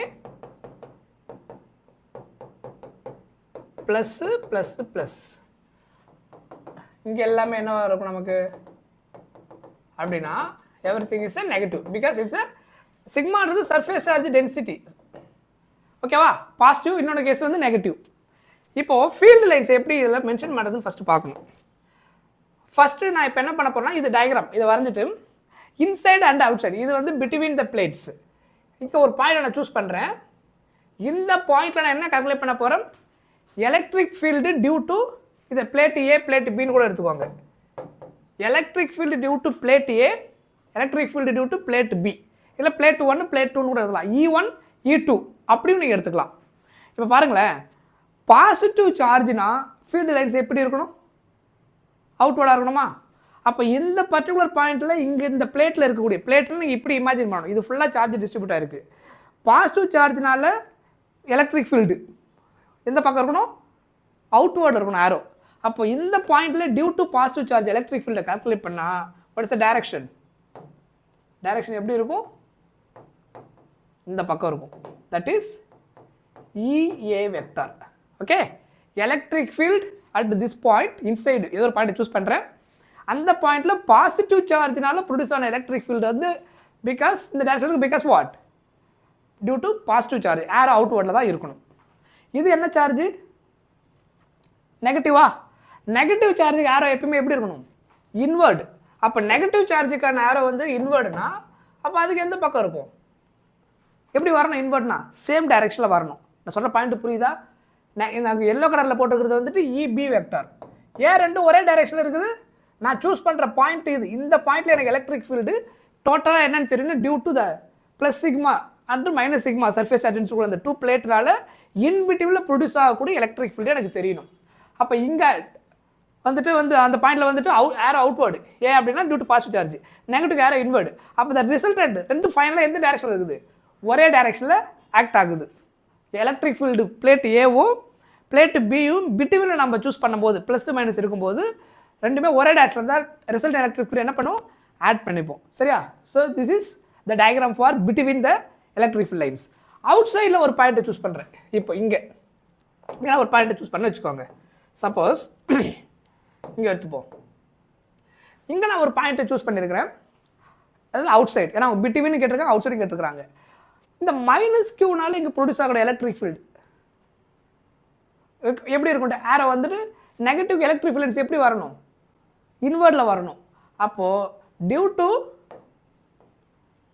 நெகட்டிவ் சார்ஜ், அப்போ எலக்ட்ரிக் ஃபீல்ட்ஸ் எந்த பக்கம் இருக்கும், இந்த பக்கம் இருக்கும், பிகாஸ் நெகட்டிவ் சார்ஜுக்கு ஃபீல்ட் லைன்ஸ் இன்வர்டில் இருக்கணும், that's why we have to use inward arrow. இங்கே டியூ டு பாசிட்டிவ்னால இங்கே எவ்வளோ எலக்ட்ரிக் ஃபீல்டு இருக்கும் அப்படின்னா பாசிட்டிவ் ஏரோ என்ன வரணும், அந்த பாயிண்ட்டில் அவுட்வர்டில் இருக்கணும். சார் இது வந்து இதுதான் EA வெக்டார், இது EB, இங்கே பி தானே கொடுத்துருக்குறேன், E நெகட்டிவ் வந்து பின்னு சொல்லியிருக்கிறேன். சரியா, ஸோ அப்போ இதுதான் என்னது அதனுடைய டைரக்ஷன். அப்போ இங்கே என்ன நடக்குது பாருங்களேன், ரெண்டுமே ஆப்போசிட் டைரக்ஷனில் இருக்குது. ஏன்னா ஒன்று பாசிட்டிவ் ஒன்று நெகட்டிவ் எடுக்கிறோம். அவுட் சைடில் எடுக்கும்போது opposite direction because of the electric field lines. ஒரே ஒரு ரீசன் தான், எலக்ட்ரிக் ஃபீல்டு லைட்ஸ் தான் ரீசன், வேறு எதுவுமே கிடையாது. இது ரெண்டும் ஆப்போசிட் நேச்சர் காரணம் நெகட்டிவ்க்கு வந்து இன்வெர்டாகவும் பாசிட்டிவ் அவுட்வர்டாகவும் இருக்கணும். அதே மாதிரி இங்கே சூஸ் பண்ணுங்கள், இங்கே என்ன நடந்திருக்கும்? இங்கே ஒரு பாயிண்ட்டை சூஸ் பண்ணுன்னு வச்சுக்கோங்க. லைக் இங்கே ஒரு பாயிண்ட்டை சூஸ் பண்ணுறேன். இப்போ இந்த இடத்துல இது என்னது பாசிட்டிவ், இது என்னது நெகட்டிவ். ஸோ நெகட்டிவ்க்கு இன்வெர்டில் வரணும். அப்போ இந்த எந்த சார்ஜுக்கு இபி, நெகட்டிவ் வந்து பி இல்லையா, நெகட்டிவ்க்கு இந்த பாயிண்டில் இருக்கக்கூடிய எலக்ட்ரிக் ஃபீல்டு கால்குலேட் பண்ணும்போது நெகட்டிவ்க்கு ஏரோ இன்வெர்ட், பாசிட்டிவ்க்கு என்ன வரணும் அவுட்வர்ட், இஏ வெக்டார். இதே இந்த பர்டிகுலர் பாயிண்டில் பாசிட்டிவ் சார்ஜ் இருக்கிற எலக்ட்ரிக் ஃபீல்ட் லைன்ஸ் வரும்போது அவுட்வர்டில் வரணும், நெகட்டிவ் வரையும்போது இன்வெர்டில் வரணும். இவ்வளோதான் டயக்ராம். இந்த டயக்ராமை கரெக்டாக வரைஞ்சிட்டிங்கன்னா வில் கெட் ஹாஃப் மார்க். பார்த்தீங்கன்னா தெரியுதா? ஸோ இந்த ஹாஃப் மார்க் வந்துட்டு only if you draw this diagram with arrow போடணும். ஸோ இதுக்கு பிளேட்டுக்கு ஏபி நம்ம ஒரு நேம் கொள்ளலாம், 1 2 நீங்கள் எதனால கொடுத்துக்கோங்க. But the aero should be proper, அது கரெக்டாக வரணும். எந்த இடத்துல இப்போ அதாவது பிட்வீன்லையா இல்லை அவுட் சைட்லையா ஆட் பண்ண வேண்டியது இருக்கா, இல்லை ஆப்போசிட் டேரக்ஷனாக தான் சப்ராக்ட் பண்ண வேண்டியதாக இருக்கும், சேம் டேரக்ஷன் ஆட் பண்ண வேண்டியதாக இருக்கும். இந்த ஏரோ வந்து கரெக்டாக மென்ஷன் பண்ணணும் பை யூஸிங் எலக்ட்ரிக் ஃபீல்டு லைன்ஸுடைய அந்த ப்ராப்பர்ட்டியை ப்ராப்பராக நம்ம யூஸ் பண்ணி சால்வ் பண்ண வேண்டியது தான். சரியா? நெக்ஸ்ட்டு, ஸோ அதுக்கப்புறம் இந்த எலக்ட்ரிக் ஃபீல்டு பிட்வீன் என்னவா இருக்கும்? இந்த சிங்கிள் பிளேட்டோட electric field E equal to sigma by இந்த சிங்கிள் பிளேட் ப்ரொடியூஸ் ஆகக்கூடிய எலக்ட்ரிக் ஃபீல்டு என்னவா இருக்கும்? EA equal to sigma by 2 epsilon naught. ஞாபகம் இருக்கா derivation? Electric field due to infinite plane sheet, electric field due to infinite plane sheet என்னவா இருக்கும்? Sigma by 2 epsilon naught. புரியுதா? ஒரே ஒரு ஷீட் இருந்துச்சுன்னா, இப்போ 2 ஷீட் இருந்தால் 2 ஷீட்டுக்கு அதே தான். சிக்மான்றது பாசிட்டிவ் சார்ஜாக இருந்தால் ப்ளஸ் கியூ, நெகட்டிவ் சார்ஜ் என்ன பண்ண போகிறோம் மைனஸ் கியூ அப்படின்னு நம்ம சால்வ் பண்ணிக்க போகிறோம். ஓகேவா? கிளியரா? அப்போது இஏ இபி, ஸோ அப்போ ரெண்டுமே என்னது உங்களுக்கு? இது மைனஸ் சிக்மா, இது பாசிட்டிவ் சார்ஜ், இது நெகட்டிவ் சார்ஜ். கரெக்டாக? ஸோ அப்போ வந்துட்டு ரெண்டுமே நமக்கு என்ன கிடைக்கும் அப்படின்னா லைக் திஸ், இந்த மாதிரி இஏ இபி ரெண்டுமே என்னது பிளேன் ஷீட், அதனால sigma by 2 epsilon naught. So then we have to add the vector property. எடுத்திங்கன்னா இது மேக்னிட்யூடில் நான் எழுதியிருக்கிறேன், இதில் வெக்டாரில் எழுதினா நமக்கு என்ன கால்குலேட் பண்ணுவோம், இங்கே இது ஆட் பண்ணுங்கள். இந்த கேஸில் வந்துட்டு அடிஷன், ரெண்டும் ஒரே டைரக்ஷனில் இருக்கிறதுனால பிட்வீன் கேஸில் டோட்டல் எலக்ட்ரிக் ஃபீல்டு வந்துட்டு இஏ ப்ளஸ் இபி. ஏன் ப்ளஸ் பண்ணுற ரீசன் என்ன? Because both are in same direction. So direction நமக்கு இங்கே சேமாக இருக்கிறதுனால ஆட் பண்ணால் நமக்கு என்ன வரும்? Sigma by 2 epsilon naught plus sigma by 2 epsilon naught. So அப்போ ஃபைனலாக சால்வ் பண்ணிங்கன்னா என்ன கிடைக்கும்? சிக்மா 2 சிக்மா பை 2 எப்சிலான் நாட்னு கிடைக்கும். 2 2 கேன்சல் ஆகிட்டு சிக்மா பை எப்சிலான் நாட்னு கிடைக்கும். எப்போ? இது பிட்வீனில். அவுட் சைடில் நமக்கு என்ன ஆகும்? ஆப்போசிட் டைரக்ஷன், அதனால் இஏ மைனஸ் இபி, ரெண்டு டைரக்ஷன் என்னது? ஆப்போசிட். சொல்கிறது புரியுதா? இங்கே நம்ம மேக்னிட்யூட் மட்டுமே எடுத்துக்கிட்டாலே போதும். நம்ம வந்துட்டு மேக்னிட்யூட் மட்டும் எடுத்திங்கன்னா ரெண்டுமே என்னது? சிக்மா பை 2 எப்சிலான் நாட் தான். ஓகே, எலக்ட்ரிக் ஃபீல்டோட டைரக்ஷன் எழுதும்போது plus minus same magnitude opposite direction. ஏன்னா சர்ஃபேஸ் சார்ஜ் ஒன்று ப்ளஸ் சிக்மா, இன்னொன்று மைனஸ் சிக்மா. ஸோ அதனால் நீங்கள் அது ரெண்டு என்னது ப்ளஸ் மேக்னிட்யூட் ரெண்டுமே ப்ளஸில் எழுதிக்கலாம். டைரக்ஷன் எழுதும்போது அவுட்டோட இன்வெர்டுக்கு ஏற்ற மாதிரி நம்ம என்ன பண்ணுவோம்? ஆப்போசிட் டைரக்ஷன் மென்ஷன் பண்ணிப்போம். So that is enough. Negative அங்கே போட அவசியம் கிடையாது இல்லை மேக்னிட்யூட் எடுக்கும்போது. அப்போ இங்கே என்ன ஆகும்? மேக்னிட்யூட் மட்டும் எழுதிங்கன்னா இது sigma by 2 epsilon naught, sigma by 2 epsilon naught minus sigma by 2 epsilon naught equal to 0. அதே மாதிரி இங்கே என்ன கிடைக்கும்? இதுவுமே அவுட்வர்ட் இல்லையா? அப்போ டோட்டல் ரிசல்டன்ட் ஈக்குவல் டு இங்கேயுமே EA minus EB because both are same magnitude opposite direction. அப்போ இதுவும் என்ன ஆகிடும்? 0 ஆகிடும். ஸோ டயக்ராமுக்கு ஒரு ஆஃப் மார்க்கு, இன்ஃபினைட் பிளேன் ஷீட்டோடைய அந்த ஃபார்முலா எழுதினீங்கனாலே அதுக்கு ஒரு ஆஃப் மார்க்கு, அதுக்கப்புறம் இன்சைட் அவுட் சைடில் 0 ஆகும், ஒரு அவுட் சைடில் 0 ஆகும், இன்சைடில் ப்ரெசென்ட்டு. சொல்கிற புரியுதா? இது கொஞ்சம் தெளிவாக புரிஞ்சு வச்சுட்டிங்கன்னா ஸோ ஈஸியாக அந்த ஸ்டெப்ஸ் எப்படி மார்க் எப்படி டிவைட் பண்ணியிருக்காங்க பாருங்கள். இன்ஃபினைட் பிளேன் ஷீட்டுக்கு நீங்கள் இது எழுதும்போது இது வந்து formula for infinite plane sheet. ஒரு ஷீட்டுக்கு 2 ஷீட் இருக்கும்போது 2 ஷீட்டுக்கு அதே ஃபார்முலா தான். ஸோ ப்ளஸ் மைனஸ்க்கு ஏற்ற மாதிரி நமக்கு என்ன ஆகிடும்? டைரக்ஷனல் வேரி ஆகிடும். அப்போ டேரக்ஷனோட நீங்கள் கால்குலேட் பண்ணும்போது you get the answer. Out சைடில் 0, இன்சைடில் கிடைக்கும். ஸோ இதே கேஸில் என்ன பண்ணுவாங்க அப்படின்னா, லைக் இப்போ நம்ம பார்த்தோம் இல்லையா, ரெண்டுமே பாசிட்டிவாக இருந்தால் என்ன நடந்திருக்கும், ரெண்டுமே நெகட்டிவாக இருந்தால் நடந்திருக்கும். ஒருவேளை ரெண்டுமே பாசிட்டிவாக இருந்திருந்தால் இன்சைடில் என்ன ஆகிடும், உங்களுக்கு எலக்ட்ரிக் ஃபீல்ட் லைன்ஸ் அவுட்வர்டில் ஏரோ வரனால இன்சைடில் எலக்ட்ரிக் ஃபீல்ட் லைன்ஸ் என்ன ஆகிடும், அந்த எலக்ட்ரிக் ஃபீல்டோட ஒரு பாயிண்ட் சூஸ் பண்ணிங்கன்னா 0 ஆகிடும். ஏன்னா ஆப்போசிட் டைரக்ஷன் இருக்கும். அவுட் சைடில் உங்களுக்கு என்னவாக இருக்கும், பர்சென்ட்டாக இருக்கும். எப்போ போத் ஆர் பாசிட்டிவாக இருந்திருந்தா. கிளியர், நான் சொல்கிறது புரியுதா? ஸோ அதனால் நீங்கள் அதை வச்சு ஆன்சர் பண்ண முடியும். ஏன்னா போத் ஆர் பாசிட்டிவாக இருந்திருந்தா, இப்போ இந்த பாயிண்ட்டில் இந்த பாசிட்டிவ் ஏர் அவுட்வர்ட், இந்த பாசிட்டிவ் இந்த ஏர் அவுட்வர்டில் இருக்கும். Both are in opposite direction. அதனால இன்சைடில் 0, அவுட் சைடில் எலக்ட்ரிக் ஃபீல்டு ப்ரெசென்ட்டாக இருக்கும்.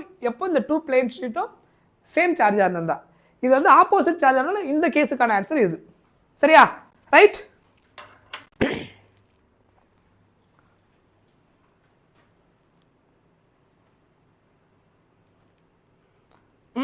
எஸ், பயமா இருக்கா? எக்ஸாம் ஃபியரா? All questions belong to first chapter. Yes, அதே மாதிரி எல்லா சாப்டருக்கு பார்க்க தான் போகிறோம். போகலாமா? அடுத்தது. ஸோ அதுக்கப்புறம் இந்த ஃபார்முலா இந்த கொஸ்டின் கொஞ்சம் நோட் பண்ணிக்கோங்க. இந்த potential எனர்ஜியோட formula. Okay, U = ½ 𝜖0 E². இந்த கால்குலேஷன் இதை நான் உங்களுக்கு அதை PDF ஷேர் பண்ணுறேன். அப்புறமா ஒர்க் அவுட் பண்ணி பார்த்துக்கோங்க. சரியா? ஏன்னா மற்ற சாப்டர் கொஞ்சம் பார்க்கணும். ஸோ அதில் ஒரு சில கொஸ்டின் தான் நம்ம இதில் பார்த்து இப்போ முடிச்சிருக்கிறோம். ரைட். அதே மாதிரி இதெல்லாம் ஒரு சில கொஸ்டின் அடிஷனலாக ஆட் பண்ணியிருக்கிறேன். இதில் நான் ஐடியா மட்டும் சொல்லிடுறேன், இதில் என்னென்ன பண்ணணும்னு சொல்லிட்டு. Solution also is there. நீங்கள் கொஞ்சம் ஒர்க் அவுட் பண்ணி பார்த்துக்கோங்க. ஒரு சில எல்லாத்தையும் எக்ஸ்பிளைன் பண்ண கொஞ்சம் டைம் இல்லை. நான் கான்செப்டை கொஞ்சம் ரீகால் பண்ணணுன்றதுனால தான் MCQ அந்த இதையும் கொஞ்சம் கனெக்ட் பண்ணியிருக்கிறேன். நிறைய ப்ராப்ளம் ஃபார்முலாஸ் யூஸ் பண்ணி அப்படியே போடுற மாதிரி தான் இருக்கும். ஒரு சில ப்ராப்ளம் மட்டும் நான் கொஞ்சம் டிஃப்ரெண்ட்டாக கான்செப்ட் ஓரியன்டாக இருக்கிறத நான் எக்ஸ்பிளைன் பண்ணணும். ஃபார்முலா ஓரியன்டாக இருக்கிறது எப்படி யூஸ் பண்ணணும்னு சொல்லிடுறேன். Then you will do it. ஏன்னா இப்போ நம்ம ஹாஸ்பிட்டல் டியூஷன் போகிறதுனால எல்லாத்தையும் எக்ஸ்பிளைன் பண்ணுறது டைம் இல்லை. அதுக்காக ஸோ அதனால தான் நான் வித் சொல்யூஷன் எடுத்துகிட்டு வந்துருக்கிறேங்க. ஸோ யாருக்கும் உங்களுக்கு அந்த பிரச்சனை இருக்கக்கூடாது அப்படின்னு சொல்லிட்டு தேடிட்டு இருக்கணும் அப்படின்னு சொல்லிட்டு. ரைட். இப்போ 2 isolated metal spheres A and B having radius R and 2R respectively, same charge Q. Find which of the 2 spheres greater energy density. Energy density இந்த டேர்ம் கூட யூஸ் பண்ணும் போது இந்த ஃபார்முலா யூஸ் பண்ணணும். Energy density outside the surface of the sphere. So energy density கூட connect பண்ணும்போது use பண்ணக்கூடிய formula தான் இது.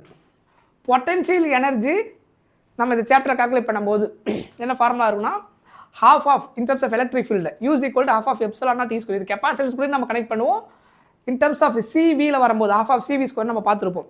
அதே மாதிரி QV, otherwise C and V அது கூட கனெக்ட் பண்ணி அந்த ஃபார்முலா இருக்கும். இது in terms of electric field. So இதை யூஸ் பண்ணிட்டு நீங்கள் சிம்பிளிஃபை பண்ணணும். இது சர்ஃபேஸ் சார்ஜ் டென்சிட்டி கூட E = σ/ε0. சிக்மா எதுக்கு equal? Sigma = Q/A. Surface charge rate sigma = Q/A. அதனால சிக்மாவுக்கு பதிலாக என்ன ரீப்ளேஸ் பண்ணியிருக்கிறோம்? Q/A அப்படின்னு நம்ம ரீப்ளேஸ் பண்ணிட்டு தென் இந்த E வேல்யூ எடுத்துமே இதில் சப்ஸ்டிட் பண்ணுறோம். U = ½ 𝜖0. E ரீப்ளேஸ்டு பை என்ன எழுத போகிறோம்? சிக்மா/A. தெரியுதா சொல்கிறது? சாரி, Q/ε0A இங்கே சப்ஸ்டிட் பண்ணி ஹோல் ஸ்கொயர் பண்ணி சிம்பிளிஃபை பண்ணால் என்ன ஆகிடும்? பொட்டன்ஷியல் எனர்ஜியும் ஏரியாவும் என்னென்னு கிடைச்சிரும். ஸோ பொட்டன்ஷியல் எனர்ஜி ஏரியா என்ன கிடைக்கும்? Inversely proportional to A². அப்போ ஏரியா வந்துட்டு ஏரியாவோட ஜென்ரல் ஃபார்முலா என்ன? πr². அப்போ ரேடியஸ் அதிகமாக இருக்கிறதுக்கு ஏரியா அதிகம். கரெக்டாக R1 > R2, A1 > A2. அதனால் ரேடியஸ் அதிகமாக தான் அதோட ஏரியா அதிகமாக இருக்கும். ஆனால் இந்த ரிலேஷன் என்ன கிடைச்சிருக்கு? பொட்டன்ஷியல் எனர்ஜி இன்வெர்ஸ்லி ப்ரொபோர்ஷனல் ஏரியா ஸ்கொயர்ன்றதுனால இது ரெண்டு கிரேட்டராக இருக்கிறதுனால கிரேட்டர் டினாமினேட்டர் அதிகமாச்சுன்னா பொட்டன்ஷியல் எனர்ஜி குறையும். அதனால் எது வந்து நமக்கு இங்கே என்ன ஆகிடும்? கம்மியாக இருக்கிறது அதிகமாக இருந்தால் நம்ம இன்டர்லிங்க் பண்ணிக்கணும். சரியா? இன்வெர்ஸ்லி ப்ரொபோர்ஷன் அப்படின்றதுனால. ரைட்.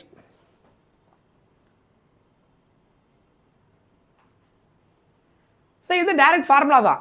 டவு = பொட்டன்ஷியல் எனர்ஜி கேஸ் தான். எலக்ட்ரிக் டைபோல் ஆஃப் ஸ்ட்ரென்த்துக்கு சொல்லிட்டாங்க. ஸோ டவு = P sin θ. Pக்கு பதிலாக என்ன எழுதலாம்? 2 நம்ம யூஸ் பண்ணுற ஜெனரல் ஃபார்முலா என்ன வரும்? 2AQ × E sin θ τ. இதில் எல்லா டேட்டாவும் கொடுத்துட்டாங்க. Q கால்குலேட் பண்ணணும். ஸோ முன்னாடி ஒரு ப்ராப்ளம் நம்ம பார்த்தாலே ஒரு 1 மார்க்கில். ஸோ இதை அப்படியே சிம்பிளிஃபை பண்ணிங்கன்னா டவு / 2AQ. Q தான் கால்குலேட் பண்ண போகிறோம். 2A E × sin θ = τ.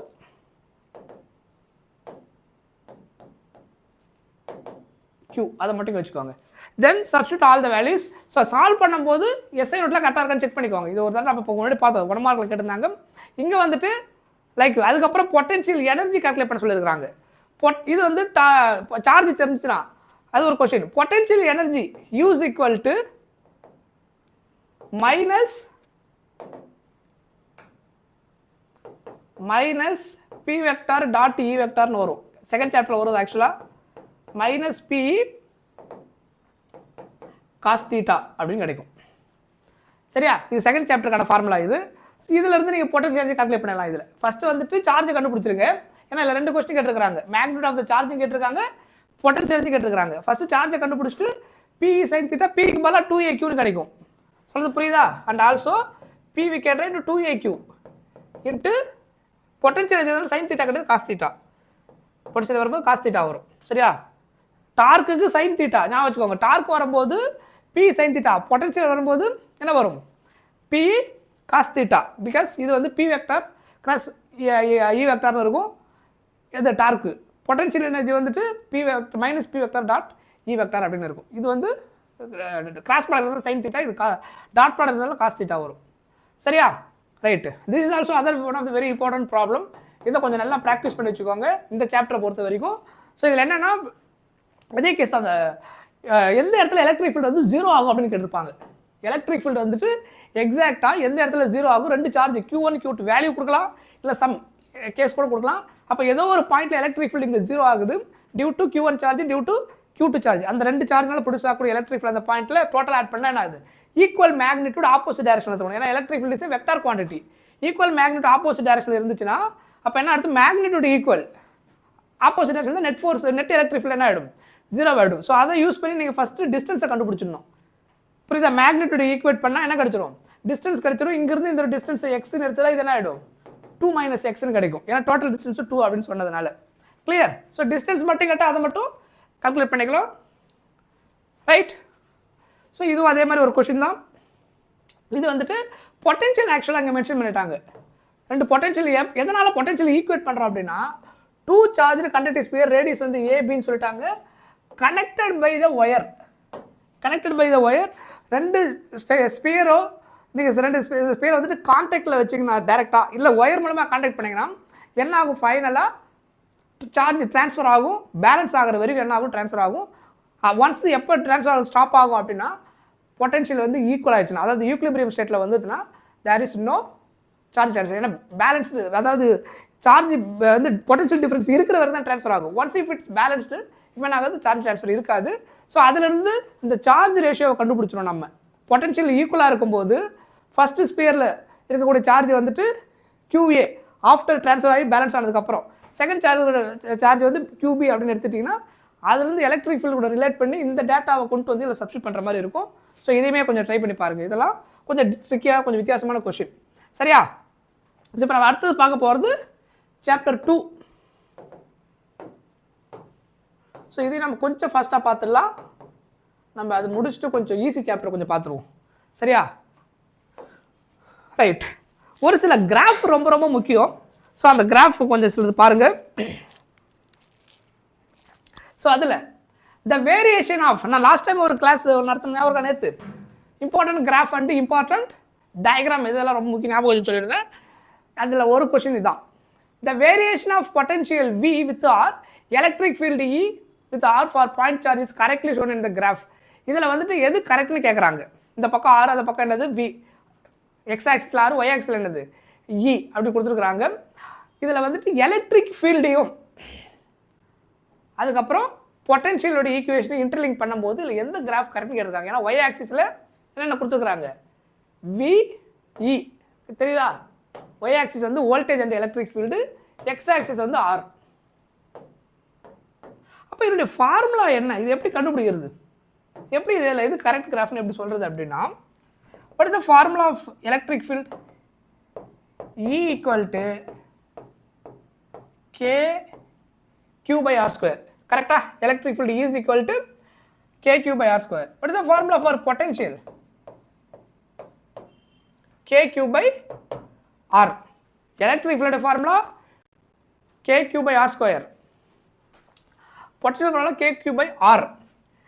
இது ரெண்டுமே என்னது இன்வெர்ஸ்லி ப்ரொபோர்ஷனலா electric field also inversely proportional to distance ஆன ஆர் ஸ்கொயர் இது இன்வெர்ஸ்லி ப்ரொபோர்ஷனல் டு ஆர். அப்போ இதனுடைய கிராஃப் வரைஞ்சா இதுவும் என்னவா இருக்கும்? ரெண்டுத்தினுடைய கிராஃப் எப்படி இருக்கும்? எப்படி இருக்கும்? Hyperbolic graph. இந்த ஷேப்புக்கு பேர் என்னது? Hyperbolic graph. பட் பொட்டன்ஷியல் வந்துட்டு ஆர் மட்டும் இருக்கிறதுனால எலக்ட்ரிக் ஃபீல்டோட சில பாயிண்ட்ல அது ஜாஸ்தியாக இருக்கும். ஏன்னா ஆர் ஸ்கொயர்னா கிரேட்டர் வேல்யூ. அப்போ டினாமினேட்டர் அதிகமாகிடுச்சுன்னா என்ன ஆகும்? இன்னும் அதிகமாக கம்மியாக குறைய ஆரம்பிக்கும். ஆனால் இது ரெண்டு இன்டர்செக்ட் ஆகுமா அப்படின்னு பார்த்தீங்கன்னா ஆகும். எப்போ ஆகும்னு பாருங்களேன். இஃப் இந்த டிஸ்டன்ஸில் ஆர் ஈக்குவல் டு 1ன்னு போட்டு பாருங்க. இந்த ஈக்குவேஷனில் ஆர் ஈக்குவல் டு 1ன்னு போட்டால் what is the electric field? R equal to 1ன்னு போட்டால் ஈஸ் ஈக்குவல் டு கேக்யூ. இங்கே ஆர் ஈக்குவல் டு 1ன்னு போட்டிங்கன்னா வி ஈக்குவல் டு கேக்யூ. அப்போ ரெண்டுமே என்ன கிடைச்சிருக்கீங்க? இ ஈக்குவல் டு வி கிடைச்சிருக்கா? எப்போ the distance R equal to 1.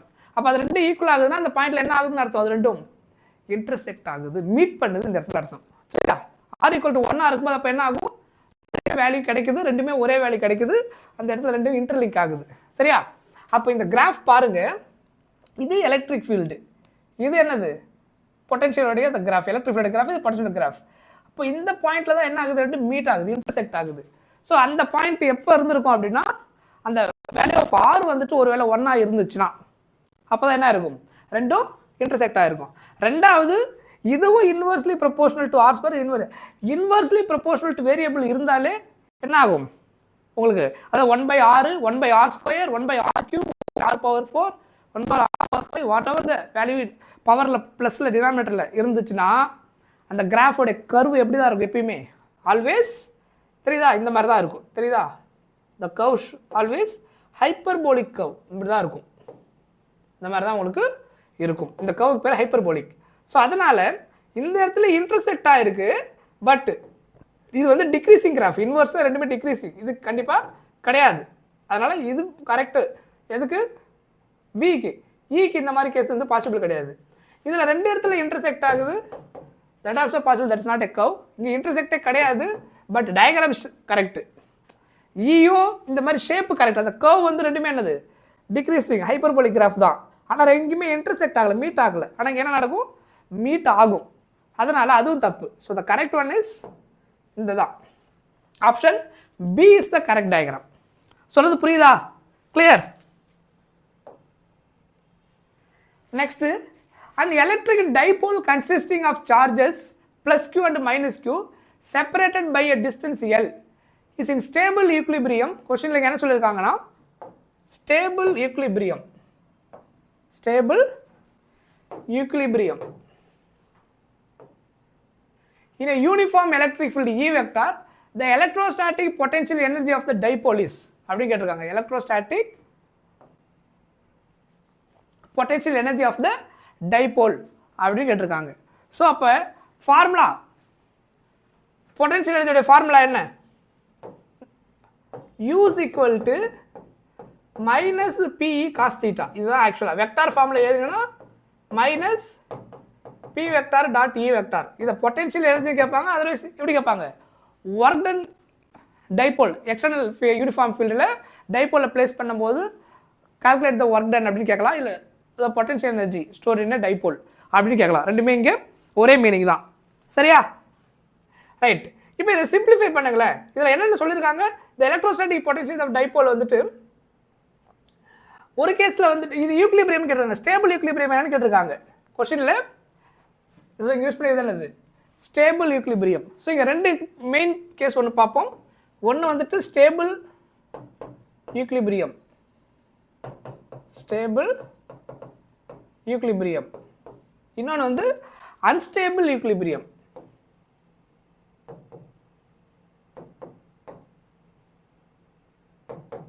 Unstable equilibrium.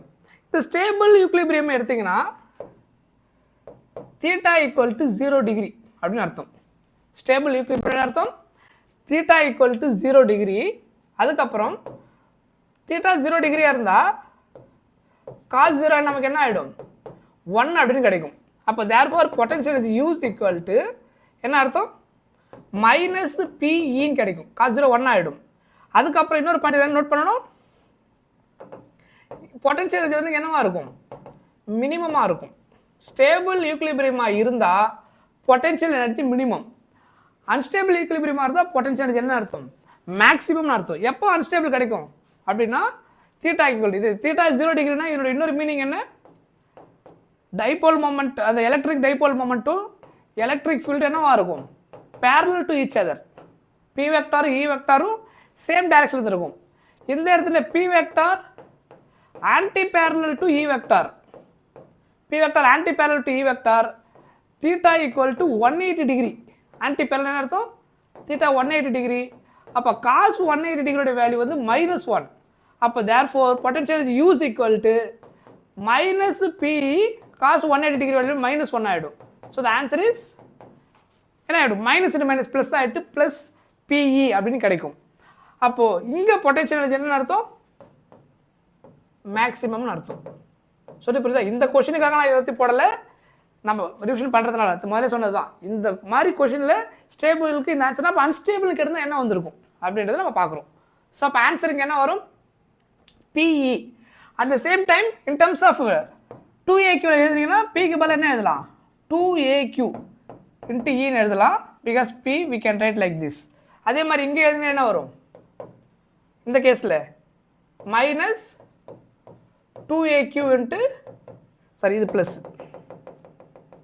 இங்கேருந்து கனெக்ட் பண்ணிட்டீங்கன்னா யூஸ் ஈக்குவல் டு இதுக்கு பதிலாக 2AQ இன்ட்டு இ. ஓகேவா? ஸோ இதில் நெகட்டிவ் சைன் வரும், இதில் ஸ்டேபிளாக இருக்கும்போது பொட்டன்ஷியல் எனர்ஜி மினிமம், ஆன்சர் இதில் கிடைக்கும், நெகட்டிவில் கிடைக்கும். அன்ஸ்டேபிளாக இருக்கும்போது பொட்டன்ஷியல் எனர்ஜி மேக்ஸிமமாக இருக்கும், ஆனால் இதில் கிடைக்கும், பாசிட்டிவில் கிடைக்கும். இதில் ஸ்டேபிள் அண்ட் அன்ஸ்டேபிள் இந்த கேஸ் எடுக்கும்போது.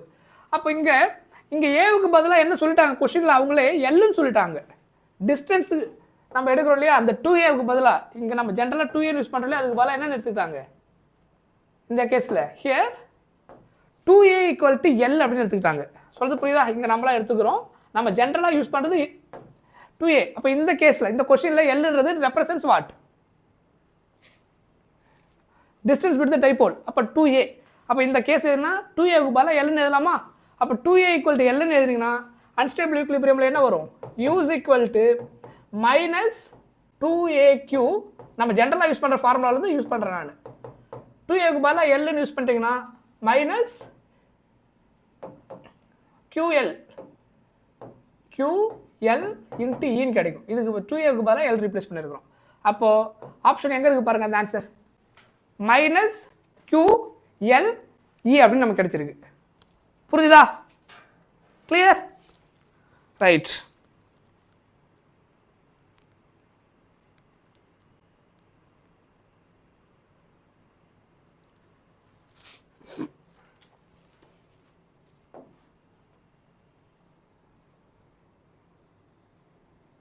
If a positive charge is displaced against the electric field in which was situated, then கேட்டிருக்கிறாங்க. இது ஒரு சிம்பிள் கொஸ்டின் தான். Positive charge displaced against the electric field. So இது ஈஸி, நம்ம ஆன்சர் சொல்லிடலாம். இதில் இந்த கேஸில் பொறுத்த வரைக்கும் work will be done by the electric field, அந்த சார்ஜாக கிடையாது. ஸோ இது கண்டிப்பாக கிடையாது. The intensity of the electric field decreases, that is not a reason. Energy of the system will decreases, no, energy will be provided by external force displacing the charge in the external source. ஓகேவா? இது direct question தான், இதில் பெருசாக ஒன்றும் ரொம்ப concept கிடையாது இதில். So இது ஈஸியாக நீங்கள் ஆன்சர் பண்ணிட்டுலாம். Right. why is electrostatic potential inside a charged conducting shell constant throughout the volume of the conductor அப்படின்னு கேட்டிருக்கிறாங்க. அதாவது அந்த electrostatic conducting shell, spherical shell எடுக்கிறோம் இல்லையா, அந்த ஸ்பெரிக்கல் ஷெல் கேஸில் நம்ம ஆல்ரெடி இதை பார்த்துருக்குறோம். ஸோ இங்கே ஆக்சுவலாக சார்ஜ் இப்படி டிஸ்ட்ரிபியூட் ஆகிருக்கும் ஸ்பெரிக்கல் ஷெல் கேஸில். காஸ் லாவோட அப்ளிகேஷனில் பார்த்துருக்கோம் இல்லையா,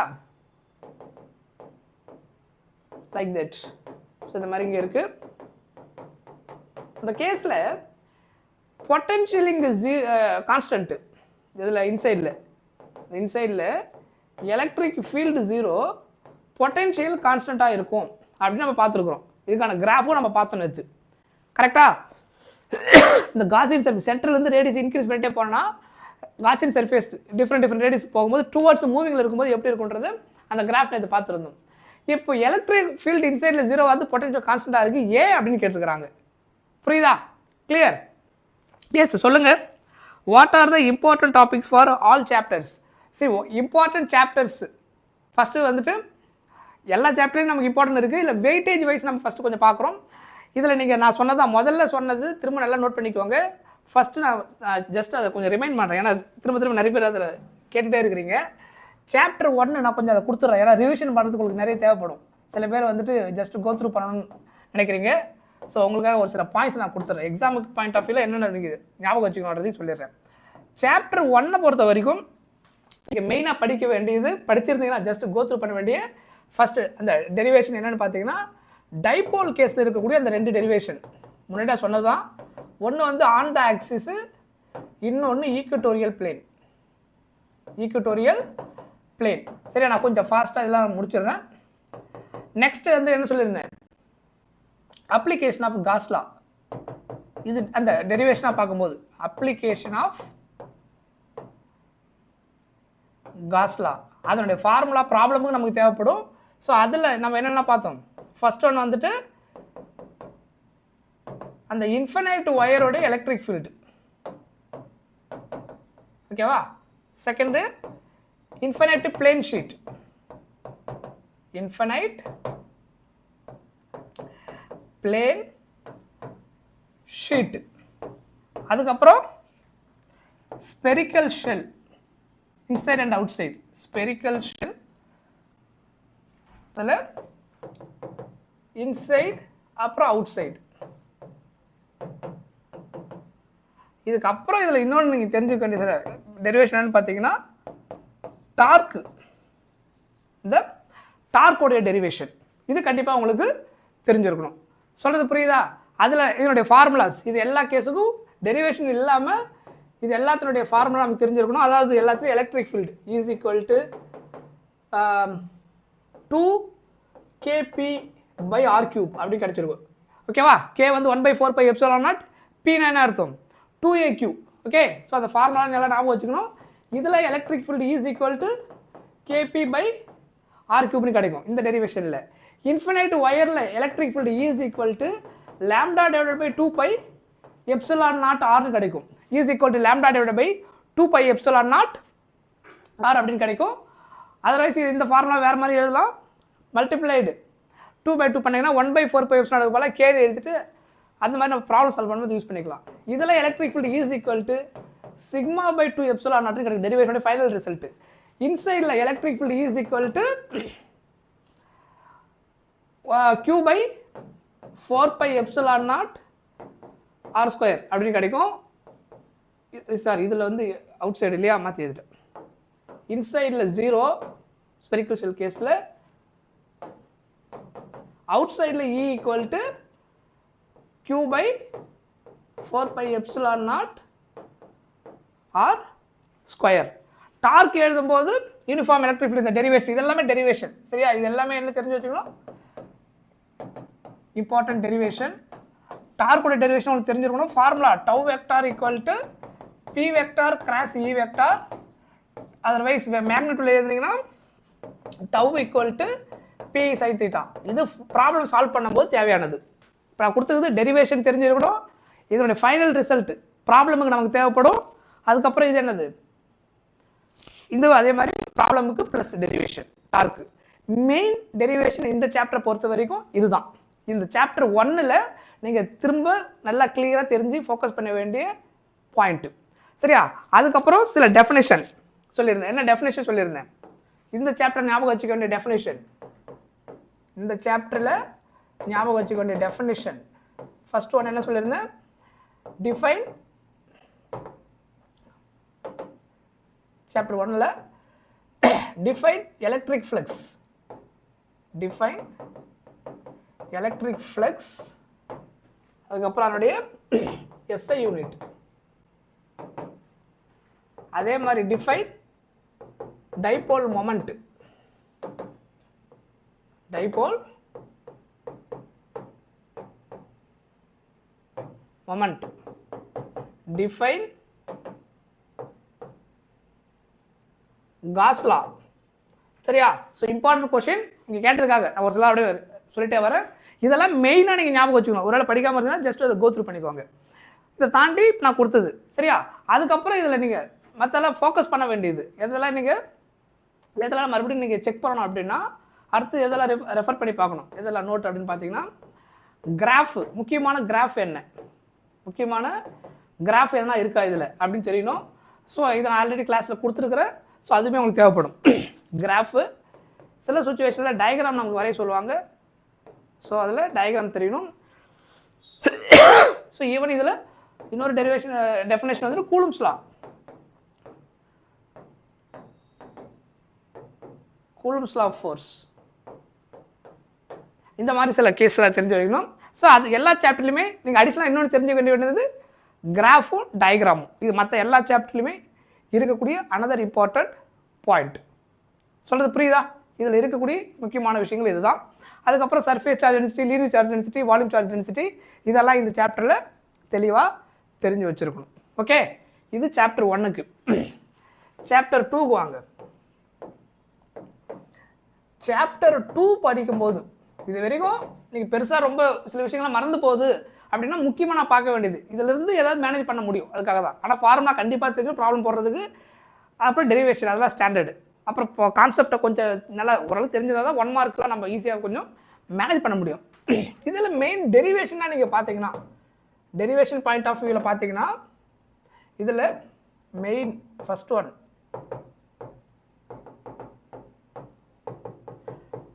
potential due to dipole. Due to அவனுடைய ஃபார்முலா நல்லா தெரிஞ்சுக்கணும். பொட்டன்ஷியல் ஃபார்முலா நல்லா தெரிஞ்சு வச்சுக்கணும். சரியா? ஸோ அந்த ஃபார்முலா நல்லா நோட் பண்ணி வச்சுக்கோங்க. Potential V is equal to P cos theta by R square வந்துருக்கு இல்லையா? அந்த ஃபார்முலா நோட் பண்ணி வச்சுக்கோங்க. அதுக்கப்புறம் potential due to dipole, parallel plate capacitor, parallel plate capacitor.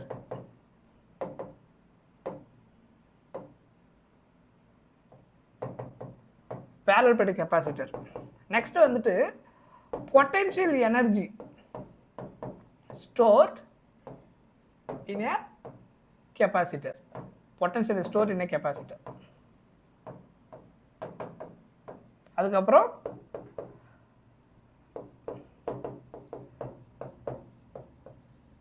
same thing, potential is stored in a capacitor in terms of electric field. அது எப்படி மாத்துறோம்? small relation தான் அது. in terms of electric field மாத்துறோம்னா எப்படி மாத்துவோம்? அதை energy density கூட கொண்டு வரும்போது எப்படி கொண்டு வரோம் அப்படின்றது அடுத்து ரொம்ப முக்கியமான கொஸ்டின். ரைட், இது நல்லா தெரிஞ்சு வச்சுக்கணும். இது மெயினாக இந்த சாப்டரை பொறுத்த வரைக்கும் பிரைமரி டெரிவேஷன் இதுதான். இதுக்கு அப்புறம் டயலெக்ட்ரிக் ஸ்லாபை இன்சர்ட் பண்ணாமல் என்ன நடக்கும்? இதில் main another important derivation, dielectric slab inserted between the parallel plate capacitor. இதனுடைய டெரிவேஷன். ஓகேவா? அந்த திக்னஸ், டயலெக்ட்ரிக் திக்னஸ் கொடுத்துருவாங்க. அது ப்ராப்ளமும் நமக்கு தேவைப்படும், டெரிவேஷனும் நம்ம யூஸ் பண்ணுவோம். சரியா? ஸோ டயலெக்ட்ரிக் ஸ்லாபை இன்சர்ட் பண்ணதுக்கப்புறம் அந்த நியூ கெப்பாசிட்டர், புரியுதா? Dielectric inserted between the parallel plate capacitor, then new capacitance எப்படி இருக்குன்றதை டெரைவ் பண்ணணும். தென் நியூ கெப்பாசிட்டன்ஸ் என்ன, எப்படி இருக்கும் அப்படின்றத நமக்கு டெரைவ் பண்ணணும் இந்த டெரிவேஷனில். ஓகேவா? நான் ஜஸ்ட் கீவேர்ட் அந்த இது மட்டும் தான் எழுதுறேன். இது டெரிவேஷனாக இதில் ஞாபகம் வச்சுக்க வேண்டியது.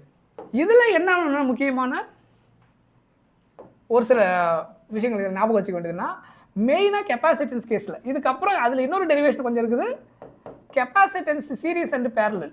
அதையும் தெரிஞ்சு வச்சுக்கோங்க. Connection, capacitance connected in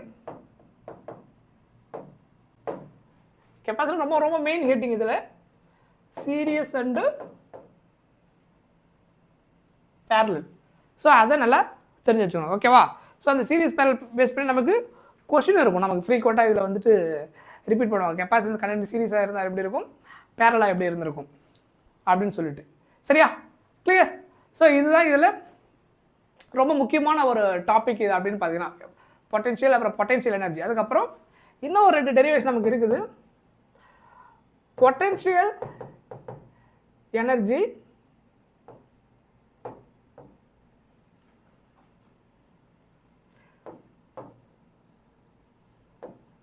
total potential energy. Total potential energy for the arrangement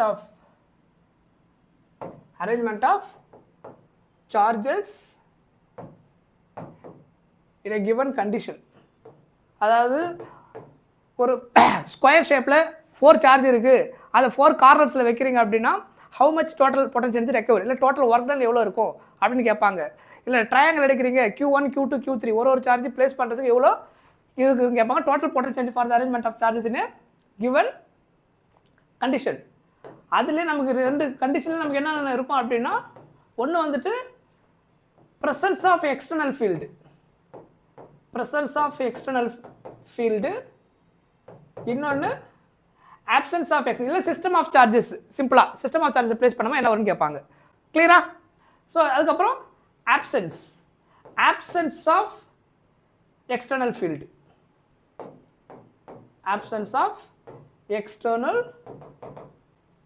field, இதெல்லாமே இதில் மெயின் டாபிக். அதாவது டெரிவேஷனாகவும் சரி, கொஷின்ஸ் ப்ராப்ளமாக இருந்தாலும் இதை பேஸ் பண்ணியிருக்கும் இதில்.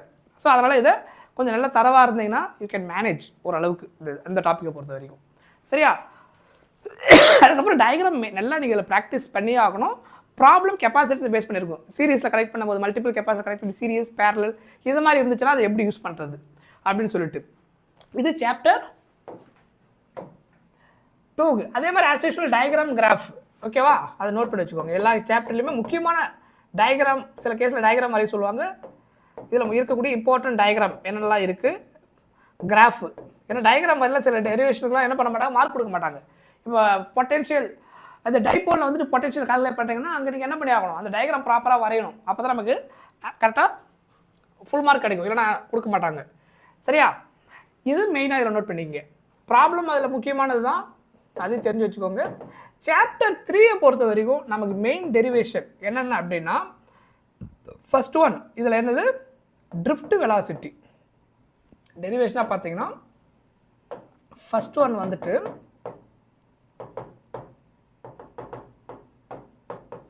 ட்ரிஃப்ட் வெலாசிட்டியோட டெரிவேஷன் டெரைவ் பண்ண சொல்லுவாங்க. ஸோ இது அடிக்கடி கேட்டிருக்காங்க. So this is very very important derivation. Okay, அதுக்கப்புறம் அதே மாதிரி derive the relation between the current and drift velocity. Simple derivation தான் இது. டயக்ராம், அந்த ஸ்மால் டயக்ராம் ஒன்று இருக்கும், அதை போட்டு நீங்கள் எக்ஸ்பிளைன் பண்ணணும். கரண்ட் அண்டு ட்ரிஃப்ட் வெலாசிட்டி, அதாவது அந்த ஃபார்முலா என்ன வரும், சிம்பிளாக I = NEAVD. ப்ராப்ளம் போடும்போது இந்த ஃபார்முலா யூஸ் பண்ணுவோம். இந்த மாதிரி ஒரு ஃபார்முலா பார்த்துருப்பீங்க, I = NEAVD. So sometimes current கேட்கலாம். அதே மாதிரி இன்னொரு கொஸ்டின் எப்படி கேட்கலாம், சம்டைம்ஸு ஆர் கரண்ட் டென்சிட்டி கூட கேட்கலாம். There is the relation between current density and drift velocity கேட்டாங்கன்னா, கரண்ட் டென்சிட்டின்னு கேட்டாங்கன்னா I/A = Jன்னு வந்துடும். ஸோ J = NEVDன்னு கிடைக்கும். சொல்றது புரியுதா? சேம் கொஸ்டின் தான், இது ஸ்பெஷல் கேஸ். ஆர் இது கேட்டாங்கன்னா இந்த ஃபார்முலா யூஸ் பண்ணிக்கணும். பிகாஸ் J = என்னன்னு கிடைக்கும், I/A. அதனால் இந்த ஏவை எங்கே கொண்டு வந்துடுவோம், அதில் ஒரு ஸ்டெப் எக்ஸ்ட்ரா போட்டீங்கன்னா இந்த டெரிவேஷன் சிம்பிளாக. கிளியரா? அதுக்கப்புறம் அடுத்த முக்கியமான பாயிண்ட், இதில் முக்கியமான டெரிவேஷன் இதில் பார்த்தீங்கன்னா வீட்ஸ்டோன் பிரிட்ஜோடைய அந்த பேலன்ஸ்டு வீட்ஸ்டோன் பிரிட்ஜ். கரெக்டாக சொல்லணும்னா அப்படி தான் இருக்கும் கொஸ்டின் நமக்கு. பேலன்ஸ்டு வீட்ஸ்டோன் பிரிட்ஜோடைய அந்த கண்டிஷன், ஓகேவா? இது ரொம்ப முக்கியம் இந்த சாப்டருக்கு. ஸோ இந்த பேலன்ஸ்டு வீட்ஸ்டோன் பிரிட்ஜோடைய கேஸ் யூஸ் பண்ணி ப்ராப்ளம் இருக்கும், டெரிவேஷனுக்கான போட தெரிஞ்சிருக்கணும். சரியா? இதுதான் மெயின் டெரிவேஷன் இந்த சாப்டரை நீங்கள் பார்த்தீங்கன்னா. ஸோ அதில் இதுவுமே அடிக்கடி ரிப்பீட் பண்ணுவாங்க. Very important derivation. Current electricity chapter 3ல் டெஃபினேஷன் ஒரு சிலதெல்லாம் இதில் ரொம்ப முக்கியமாக ஞாபகம் வச்சுக்கணும். இதில் ஒரு சில டெஃபினேஷன், சில கண்டிஷன், இந்த சாப்டரை பொறுத்தவரைக்கும் கிராஃப்லாம் கொஞ்சம் ரொம்ப முக்கியமாக இருக்கும். மெயின் டெஃபினேஷன் என்னென்னு பார்த்தீங்கன்னா define drift velocity. Define drift velocity இது வரைக்கும் படிக்காம பார்த்தீங்கன்னா போய் ஆன்சர் பார்த்து படிச்சிருங்க. ஸோ ஏற்கனவே இம்பார்ட்டன்ட் டெஃபினேஷன் மட்டுமே நான் ஒரு செஷன் எடுத்துருக்கிறேன். சரியா? யாருக்காவது அதை பார்க்காம இருந்தீங்கன்னா அந்த லிங்க் நான் திரும்ப இந்த டிஸ்கிரிப்ஷன் பாக்ஸில் எனக்கு ஆட் பண்ண சொல்கிறேன். இதுக்கு முன்னாடி இந்த போர்டு எக்ஸாம் பாயிண்ட் ஆஃப் எடுத்த எல்லா செஷனாக வந்து இந்த இன்றைக்கி எடுத்த கிளாஸோட இப்போ எடுக்கிற கிளாஸோடய டிஸ்கிரிப்ஷன் லிங்க்கில் பாக்ஸில் வந்து லிங்க் பண்ண சொல்லிடுறேன். ஸோ உங்களுக்கு யாராருக்கும் வேணுமோ எது வேணுமோ நீங்கள் அதை எடுத்துகிட்டு ஜஸ்ட் கோ த்ரூ பண்ணிக்கோங்க. சரியா? எந்தெந்த சாப்டர் வேணுமோ அதை மட்டும் லாஸ்ட் மினிட்டுக்கு. ஸோ ஆல்ரெடி இதெல்லாம் பார்த்துருக்கோம். அந்த பிடிஎஃப் நான் உங்களுக்கு ஷேர் பண்ணுறேன், அதுவும் உங்களுக்கு யூஸ்ஃபுல்லாக இருக்கும். சரியா? Clear? Right. Define drift velocity. அதுக்கப்புறம் டிஃபைன் மொபிலிட்டி. டிஃபைன் மொபிலிட்டி அதனுடைய எஸ்ஐ யூனிட் என்னன்னு கேட்பாங்க. டிஃபைன் மொபிலிட்டி, அதுக்கப்புறம் அதனுடைய எஸ்ஐ யூனிட், அதுக்கப்புறம்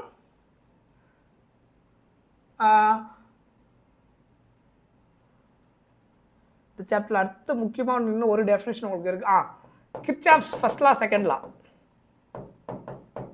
Kirchhoff's first law second law. Otherwise இன்னொரு நேம் என்ன யூஸ் பண்ணுவாங்க இதுக்கு, நம்ம டெக்ஸ்ட் புக் யூஸ் பண்ணிக்கிறது வந்து Kirchhoff's junction rule, Kirchhoff's loop rule. ஓகேவா? ஃபர்ஸ்ட் லா செகண்ட் லா அப்படின்னு சொல்லலாம். நம்ம புக்கில் யூஸ் பண்ணிக்கிற மாதிரி பார்த்தீங்கன்னா Kirchhoff's junction rule, Kirchhoff's junction rule, அதுக்கப்புறம் Kirchhoff's loop rule, loop rule மெயினாக. சரியா? அதுக்கப்புறம் define Ohm's law. Define Ohm's law இது நல்லா தெரியணும். அதுக்கப்புறம் இன்னொரு கேஸ் முக்கியமாக என்னென்னா லிமிட்டேஷன் ஆஃப் ஓம்ஸ் லா ஒரு கொஸ்டின் இருக்குது நமக்கு. லிமிட்டேஷன்ஸ் ஆஃப் ஓம்ஸ் லா இது நல்லா தெரிஞ்சு வச்சுக்கணும். It's very very important question. Limitations of Ohm's law இதை பேஸ் பண்ணி நமக்கு டயக்ராம் இருக்குது. முக்கியமான அந்த லைக் எப்படின்னா அந்த பாயிண்ட் அதை பேஸ் பண்ணி அந்த கிராஃப் இருக்கும் நமக்கு. ஸோ அந்த கிராஃபை ஒரு கொஸ்டினாக கேட்பாங்க. பர்டிகுலராக கிராஃபை கொடுத்துட்டு எந்த கேஸுக்கான கிராஃப், இந்த எந்த ப்ராப்பர்ட்டி, அதாவது ஓம்ஸில் எதனால் இந்த இடத்துல வைலேட் ஆகுது அப்படின்னு கேட்பாங்க. இப்போ கேலியம் ஆர்சனைடு கேஸில் ஓம்ஸில் அப்ளை பண்ணும்போது எல்லாரும் ஃபெயிலியர் ஆகும். அந்த டயக்ராம் இருக்கும். ஏன் அப்படின்றதுக்கு இருக்கணும். அப்புறம் ஃபஸ்ட்டு பாயிண்ட் என்ன சொல்லி வைக்கிறாங்க, எந்த இடத்துல அது வைலேட் ஆகுது, ரீசன் என்ன. அதே மாதிரி செகண்ட் பாயிண்ட்டில் நமக்கு வந்துட்டு அங்கேயே நமக்கு என்ன கிடைக்கும் அப்படின்னா டயோடில் வந்துட்டு ஓம்ஸில் ஒபே ஆகாது. அப்போ ஃபார்வர்ட் ரிவர்ஸ் பயாஸ் அந்த கேஸ் ஆக்ட் ஆகும்போது அது என்ன ஆகுது, ஒபே ஆகாது. ஸோ அது புரியுதா? Clear? Right. So limitations of Ohm's law அதனுடைய கிராஃப் ரொம்ப ரொம்ப முக்கியம். அதை கம்ப்ளீட்டாக அதை பேஸ் பண்ணி கொஸ்டின் இருக்கும். ஓகே? அதுக்கப்புறம் அடுத்து முக்கியமாக இதில் ஞாபகம் வச்சுக்க வேண்டியது என்ன அப்படின்னா ரெசிஸ்டிவிட்டி. ரெசிஸ்டிவிட்டி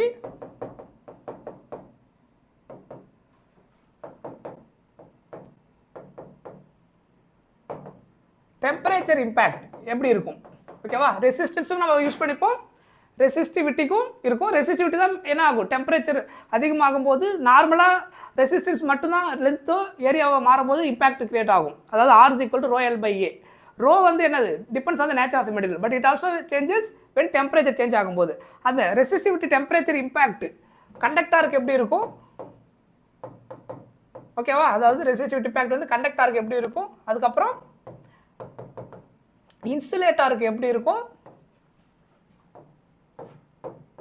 செமி கண்டக்டருக்கு என்னவாகும், அப்புறம் அலாய்க்கு எப்படி இருக்கும். அலாய் நம்ம டெக்ஸ்ட் புக்கில் இது 3 தான் இருக்கும். இது கண்டக்டர், செமி கண்டக்டர், அலாய் இருக்கும். இன்சுலேட்டருக்கு அது என்ன ப்ராப்பர்ட்டி எனக்கு ஜஸ்ட் யூஸ் பண்ணி வேண்டியது, பெருசாக இது கிடையாது.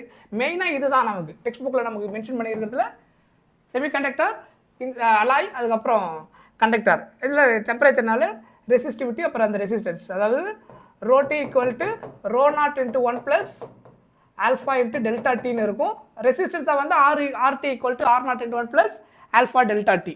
ஸோ இதை பேஸ் பண்ணி நமக்கு ஆக்சுவலாக ஃப்ரீக்வெண்ட்டாக என்ன ஆகும்னா கொஷின்ஸ் இருந்துக்கிட்டே இருக்கும். சரியா? அதனால் இதை கொஞ்சம் நல்லா ஸ்ட்ராங்காக ப்ரிப்பேர் பண்ணி வச்சுக்கோங்க.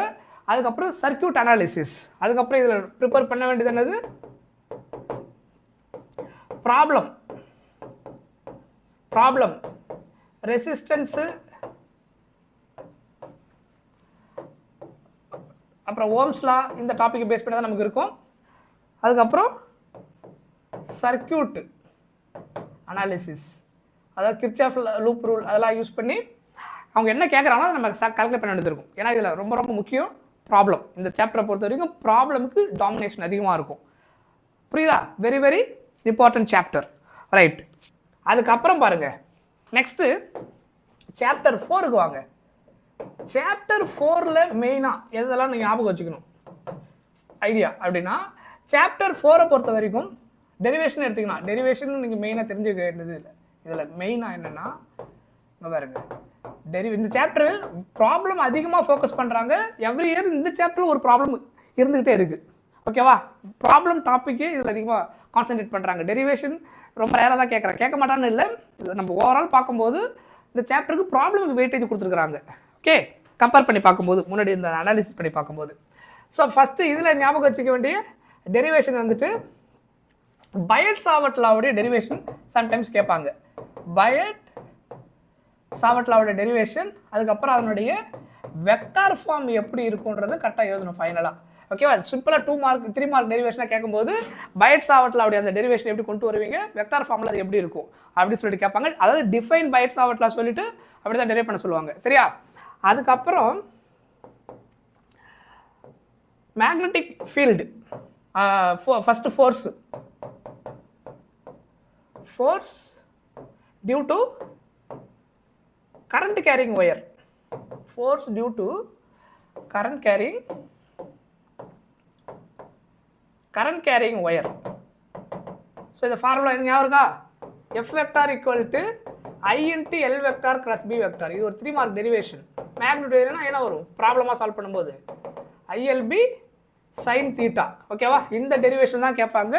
ஸோ இது வந்துட்டு ஒரு 3 மார்க் டெரிவேஷன். ஓகேவா? இது நிறைய ஃபோக்கஸ் பண்ணி கேட்டிருக்காங்க இதை. ஸோ கரண்ட் கேரிங் ஒயரை வந்துட்டு யூனிஃபார்ம் மேக்னெட்டிக் ஃபீல்டில் வச்சுட்டிங்கன்னா என்ன நடக்கும்? புரியுதா? அதுக்கப்புறம் நெக்ஸ்ட் வந்துட்டு Biot Savart law, force due to current carrying wire சொல்லியிருந்தேன் இல்லையா? Next magnetic field on the axis, அதுக்கப்புறம் and on the axis and first on the axis தனியாக எழுதிக்கோங்க, அப்புறம் எழுது. ஓகேவா? Magnetic field on the axis due to circular current carrying wire.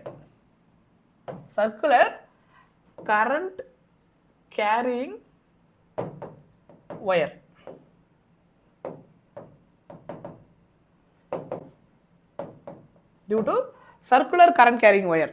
அதுக்கப்புறம் மெயினாக இதில் என்ன இருக்கும் அப்படின்னா, magnetic field on the axis due to circular current carrying wire. இது one of the important derivation. இதில் ஆல்சோ அடிஷனல் ஒரு ஸ்டெப் டிரைவ் பண்ணுவோம். ஆல்சோ டிரைவ்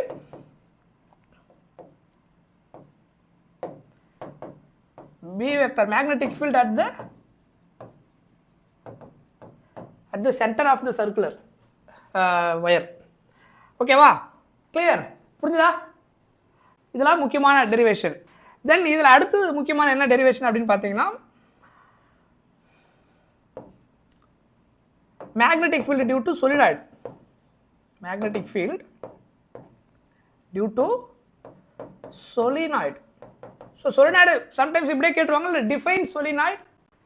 ஓகே, அதுக்கப்புறம் இது டெரிவேஷனை போட்டு எக்ஸ்பிளைன் பண்ண சொல்லுவாங்க. So B is equal to μ0 N கிடைக்கும்.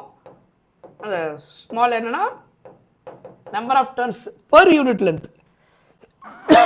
அதுக்கப்புறம்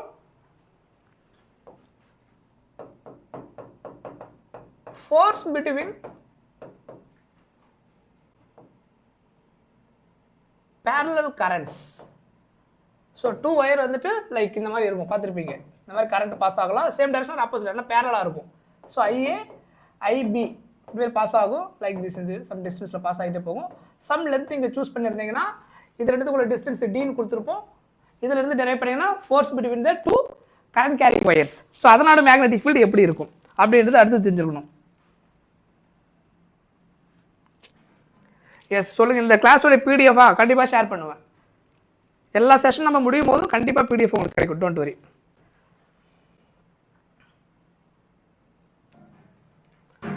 ஓகே, ரைட்.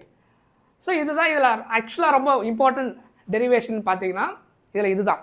ஆனால் இந்த சாப்டர் நான் சொன்னேன் இல்லையா, ப்ராப்ளம் திரும்ப திரும்ப ஃபோக்கஸ் பண்ணுவாங்க. அதில் ஃபஸ்ட்டு ஃபார்முலா, முக்கியமான ஒரு சில ஃபார்முலாவை நான் உங்களுக்கு இதில் கொடுத்துட்றேன். அதில் 𝑬𝒔𝒑𝒔 ஃபார்முலா, அது மாதிரி டெஃபினேஷன் நான் கொடுத்துட்றேன். ஃபார்முலா லாஸ்ட்டாக கொடுத்துருங்க. இதில் ஞாபகம் வச்சுக்கோங்க டெஃபினேஷன் மெயினாக திரும்ப திரும்ப எதில் இதில் கேட்குறாங்க அப்படின்னா, இதில் மெயினாக வந்துட்டு டிஃபைன் 𝑬𝒔𝒑𝒔 இது அடிக்கடி ரிப்பீட் பண்ணியிருக்கிறாங்க. டிஃபைன் 𝑬𝒔𝒑𝒔.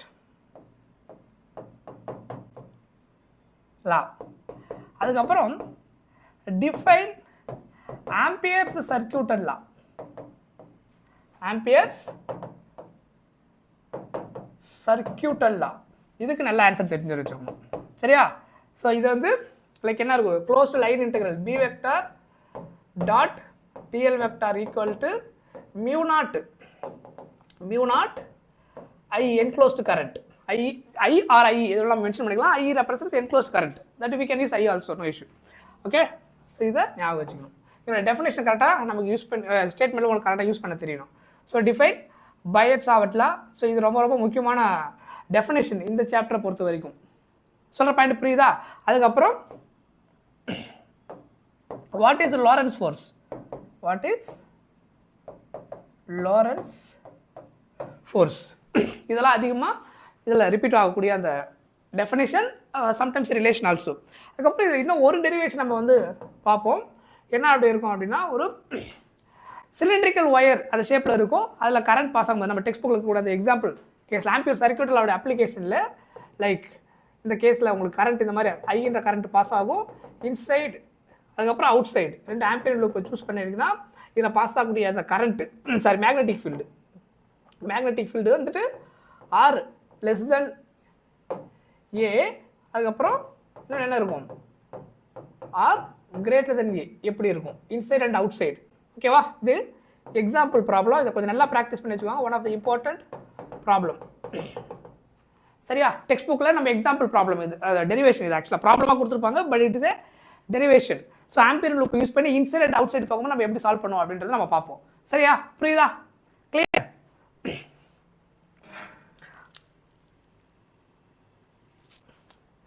ரைட். இதுக்கப்புறம் இதில் இருக்கக்கூடிய ஃபார்முலாஸ் ரொம்ப முக்கியமான ஃபார்முலாஸ், ப்ராப்ளமில் அதிகமாக ஃபோக்கஸ் பண்ணுற ஃபார்முலா நான் உங்களுக்கு என்னென்னு இதெல்லாம் சொல்லிடுறேன். இந்த சாப்டரில் அடிக்கடி எதெல்லாம் ரிலேட்டட் ஆகுது. ஃபஸ்ட்டு இந்த சாப்டரில் ஃபோர்ஸ் ரிலேட்டடாக என்னென்ன ஃபார்முலா இருக்குன்னு உங்களுக்கு தெரியணும். ஏன்னா ப்ராப்ளம் சால்வ் பண்ணும்போது எந்த ஃபார்முலாவை யூஸ் பண்ணுறதுல கன்ஃபியூஷன் இருக்கும், ஏன்னா நிறைய ஃபோர்ஸ் வர்றதுனால. சரியா? ஸோ ஃபோர்ஸ் எடுத்திங்கன்னா இதில் F is equal to Q into வெக்டாரில் எழுதிங்கன்னா இது in terms of charge velocity இருக்கும். ஓகேவா? இது வெக்டாரில் ஆர் மேக்னெட்டில் F is equal to QVB sin θ. இது வந்து one of the force formula in chapter 4. அதுக்கப்புறம் இன்னொரு ஃபோர்ஸ் ஃபார்முலா, இது வந்துட்டு டியூ டு சார்ஜஸ் மூவிங் ஆகும்போது வெலாசிட்டி சார்ஜ் இருக்கும்போது இந்த ஃபார்முலா யூஸ் பண்ணுவோம். எலக்ட்ரான் ப்ரோட்டான் அந்த மாதிரி சொல்லணும்னா Qக்கு பதிலாக E அப்படின்னு நம்ம எடுத்துக்க வேண்டியதான். Q ரீப்ளேஸ்டு பை E, அதை ஈயோட வேலை 1.6 × 10⁻−19 கூலும். சரியா? இங்கே இன்னொரு force in terms of current carrying wire வரும்போது கரண்ட்டும் லென்த்து கொடுக்கும்போது magnetic field external magnetic field கொடுத்துருவாங்க. இந்த ஃபார்முலா யூஸ் பண்ணி ஃபோர்ஸ் கண்டுபிடிக்கணும். இந்த சாப்டரில் இருக்கக்கூடிய other force. So F is equal to ILB sin θ அப்படின்னு கிடைக்கும் மேக்னிடியூடில். ஓகே, அதுக்கப்புறம் ஃபோர்ஸ் வந்து பேரலல் கரண்ட்ஸ் வரும்போது, ஓகேவா, இது வந்து பேரலல் கரண்ட்ஸ். ஸோ இப்போ இந்த கேஸில் ரெண்டு கரண்ட் இருக்கும். இது எப்படி கண்டுபிடிக்கிறது ப்ராப்ளம் சால்வ் பண்ணும்போது அப்படின்னா, அதில் வந்து 2 கரண்ட் கிவன் டேட்டாவாக இருக்கும். ஸோ அதை வச்சு நம்ம கனெக்ட் பண்ண முடியும். இப்போ இந்த கேஸில் வெலாசிட்டி இருக்கும், மேக்னெட்டிக் ஃபீல்டு இருக்கும், இதில் ஏதோ ஒன்று அன்னோனாக இருக்கும், சார்ஜ். ஓகேவா? வெலாசிட்டி கனெக்ட் பண்ணும்போது ஃபோர்ஸ் ஃபார்முலா. இங்கே வந்துட்டு கரண்ட்டு லென்த்து இருக்கும், அதை வச்சு ஃபோர்ஸ் கண்டுபிடிக்கிற ஃபார்முலா. இது என்ன 2 கரண்ட்ஸ் இருக்கும். இதில் என்ன இருக்கும், 2 கரண்ட் இருக்கும். ஸோ அப்போ F வெக்டார் ஈக்குவல் டு இங்கே நம்ம மேக்னெட் மட்டுமே கால்குலேட் பண்ணிக்கலாம். தட் இஸ் இனஃப் இந்த கேஸில். ஸோ μ0 IA IB, அந்த 2 கரண்ட் வந்து IA IB, அதில் I1 I2 அப்படின்னு நம்ம போட்டுக்கலாம். அதுக்கப்புறம் 2πD × Lன்னு கிடைக்கும். Lன்றது லைக் அந்த 2 பேரலல் கரண்ட்ஸ் இந்த கேஸ் எடுக்கும்போது இந்த மாதிரி இருக்கும். இந்த டிஸ்டன்ஸ் D சொன்ன இல்லையா, இந்த டிஸ்டன்ஸ் L. ஸோ இப்போ இதில் பாஸ் ஆகிற கரண்ட் தான் என்னது, இது IA, ஐபி இல்லை I1 I2 படிச்சாலும் அதை போட்டுக்கோங்க. இது அந்த ஃபார்முலா. ஓகேவா? இதுவே இதே கேஸில் ஃபோர்ஸ் பர் யூனிட் லென்த்னு ஒரு கொஸ்டினில் கேட்பாங்க. ஃபைண்ட் த வேல்யூ ஆஃப் ஃபோர்ஸ்னு கேட்க மாட்டாங்க, ஃபோர்ஸ் பர் யூனிட் லென்த்னு இருக்கும். இந்த எல்லை இங்கே கொண்டு வந்துடணும். ஃபோர்ஸ் பர் யூனிட் லென்த்னா F/Lன்னு அர்த்தம்.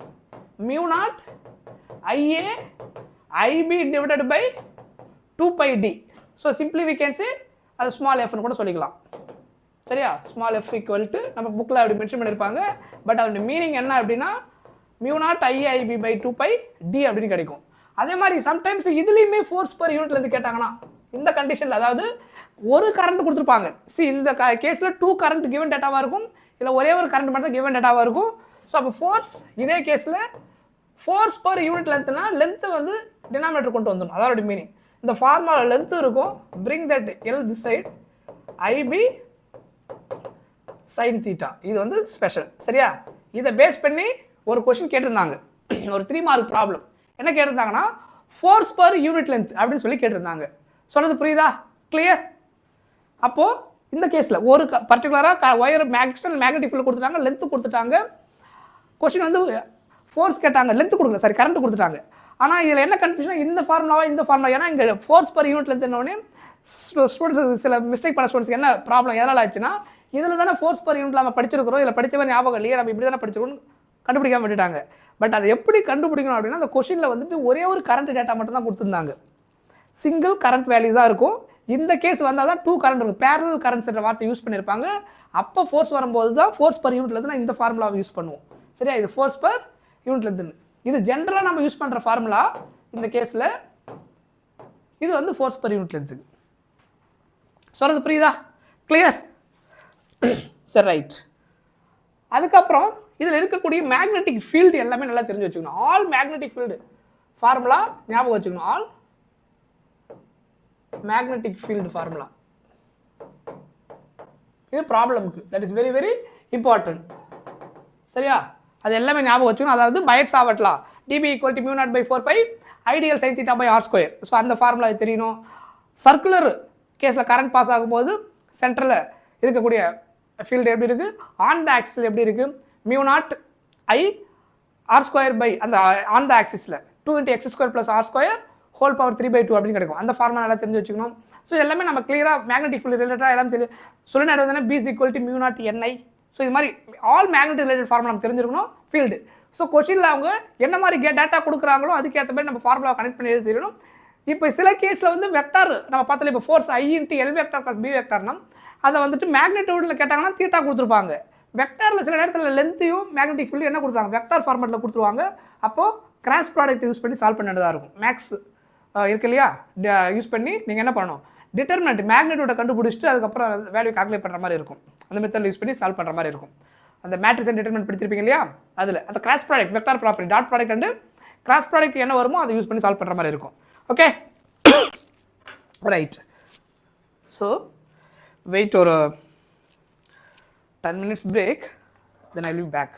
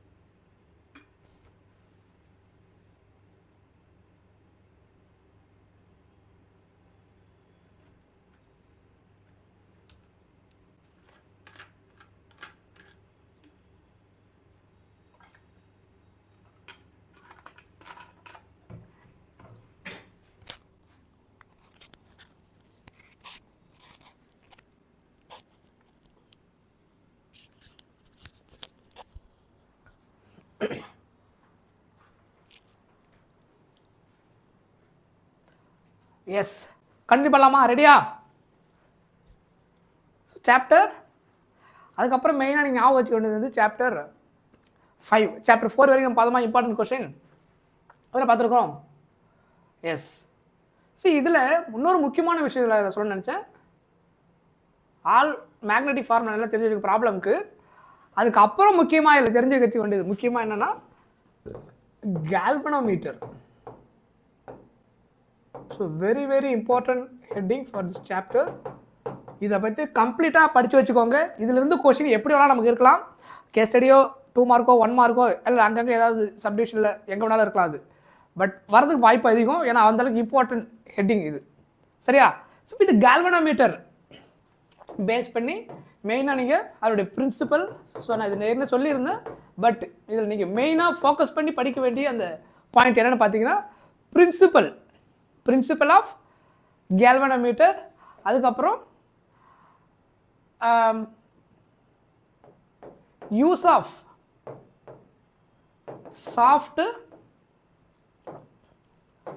soft iron core inside the galvanometer. அதனுடைய யூஸ் என்ன, எதுக்காக நம்ம அதை யூஸ் பண்ணுறோம். சரியா? ஸோ அது தென் அதுக்கப்புறம் அடுத்த முக்கியமான இன்னொரு பாயிண்ட் என்ன அப்படின்னா why galvanometer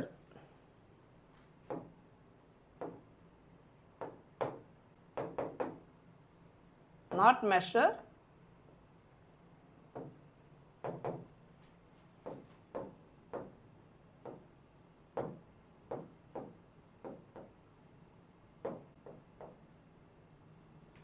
ammeter current range. galvanometer ஏன் வந்து அம்மீட்டர் கரண்ட் ரேஞ்ச் மெஷர்மெண்ட் பண்ண மாட்டுது. ஸோ இதுக்கான ஆன்சர் ரைட். அதுக்கப்புறம் கன்வெர்ட் galvanometer to ammeter. அதே மாதிரி galvanometer to voltmeter. அதுக்கப்புறம் current sensitivity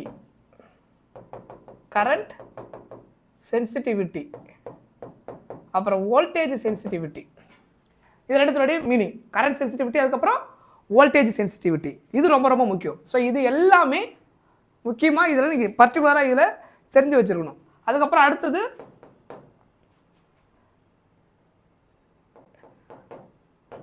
இம்பேக்ட். இது ரெண்டுத்துலையும் இதோட டெஃபினேஷன் தெரிஞ்சுக்கிட்டு இந்த ரிலேஷன்லாம் தெரிஞ்சு வச்சுக்கிட்டு இம்பேக்ட் இதில் என்ன இம்பேக்ட் இருக்கும் நம்பர் ஆஃப் டர்ன்ஸை மாற்றினா impact of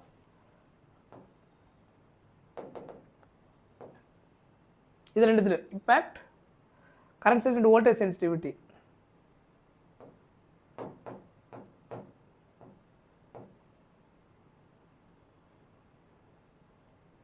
okay both sensitivity if number of turns if n வந்து changes நம்பர் ஆஃப் டர்ன்ஸ் மாறினா என்ன நடக்கும். ஆக்சுவலாக நம்பர் ஆஃப் டர்ன்ஸ் சேஞ்ச் ஆச்சுன்னா கரண்ட் சென்சிட்டிவிட்டி வோல்டேஜ் சென்சிட்டிவிட்டி இதில் எடுக்கும்போது current sensitivity directly proportional to number of turns அதிகமாச்சுன்னா deflection அதிகமாகும் அந்த 5. ஆனால் வோல்டேஜ் சென்சிட்டிவ் என்ன ஆகுது, எந்த சேஞ்சஸ் இருக்காது due to the resistance present in the topic. சரியா? Okay right. இந்த நோட்ஸ் கண்டிப்பாக கிடைக்கும் கைஸ். மறக்காமல் இந்த கிளாஸில் நான் உங்களுக்கு நிறைய கொஸ்டின் நான் எடுத்துகிட்டு வந்திருக்கிறேன். என்னன்னா எல்லாத்தையும் நடத்த முடியுமான்னு எனக்கு தெரியாது. ஏன்னா நம்ம லாஸ்ட் மினிட் ரிவிஷன் பார்க்குறோம் இல்லையா. ஸோ எக்ஸாம் பாயிண்ட் ஆஃப் வியூவில் சில முக்கியமான பாயிண்ட்ஸ் அதுக்கப்புறம் எதெல்லாம் நல்லா படிக்கணுமோ அதை கொடுத்துருக்குறேன். அதை தாண்டி நிறைய கொஸ்டின்ஸ் இருக்குது. You will do it. உங்களுக்கு தேவையான அளவுக்கு ஐ வில் ஷோ இட். என்னென்னலாம் இருக்குது பாருங்க. இங்கே இதை பார்த்தீங்கன்னா தெரியும். லைக் ப்ராப்ளம் எல்லாத்துக்கும் வித் ஆன்சர் தான் நான் எடுத்துகிட்டு வந்திருக்கிறேன். ஏன்னா இப்போல்லாம் சர்ச் பண்ணுறது நமக்கு இப்போ டைம் கிடையாது. சரியா? ஸோ எல்லாத்துக்குமே அங்கே சொல்யூஷன் இருக்கும். So you have to use it. Question and answer இந்த மாதிரி கொஸ்டின்ஸ்லாம் வந்து எப்படி ஆன்சர் பண்ணுறது எவ்ரி சாப்டர் நான் கொடுத்துருக்குறேன். ஸோ இது வந்து current electricity. So up to 14 சாப்டர்ஸுக்கும் இருக்குது. ஸோ அது எல்லாத்தையும் நான் கலெக்ட் பண்ணி வச்சுருந்தது தான். பட் எல்லாத்தையும் ஒரே செஷனில் முடிக்க முடியாது. ஸோ சில இம்பார்ட்டன்ட் திங்ஸ் மட்டும் நான் கலெக்ட் பண்ணிட்டே வரேன். as much as possible எவ்வளோ கார்பரேட் முடிச்சுட்டு மீதி நம்ம கொஞ்சம் நாளைக்கு பார்ப்போம். பட் இந்த பிடிஎஃப் கண்டிப்பாக நான் ஷேர் பண்ணும். That is very helpful for your last minute revision. சரியா? ஸோ அதனால் கண்டிப்பாக உங்களுக்கு இது யூஸ்ஃபுல்லாக இருக்கும். ரைட். அதாவது அப் டு 14 சாப்டர்லேயே இருக்குது. எல்லாத்தையும் மோர் தென் 150 பேஜஸ் கிட்ட இருக்குது இதில். Okay some different types of question மட்டும் நான் எடுத்துகிட்டு வந்திருக்கிறேன். ஸோ அதை நீங்கள் ப்ராக்டிஸ் பண்ணிக்கோங்க. ஆல்ரெடி நீங்கள் படிச்சிருப்பீங்க. இப்போ நான் வந்து ஜஸ்ட் எதெல்லாம் ஞாபகம் வச்சுன்னு தான் உங்களுக்கு ரிமைண்ட் பண்ணிட்டு வரேன். சரியா? இதை பற்றி நல்லா பார்த்து வச்சுக்கோங்க. தென் அதுக்கப்புறம் சாப்டர்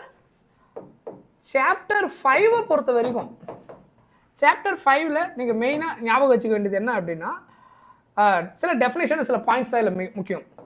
டிஃபைன் மேக்னடைசேஷன் அதோட SI unit. Define magnetisation SI unit. அதுக்கப்புறம் டைமென்ஷனல் ஃபார்முலா. ஓகே, இது நல்லா ஞாபகம் வச்சுக்கணும். இதில் அடிக்கடி ரிப்பீட் பண்ணுவாங்க. இதில் டிஃபைன் மேக்னடைசேஷன், அதுக்கப்புறம் அதனுடைய டைமென்ஷனல் ஃபார்முலா. புரியுதா? அதுக்கப்புறம் சசப்டபிலிட்டினா என்ன, அதுக்கு நம்ம எதுக்காக அதை கால்குலேட் பண்ணுறோம்.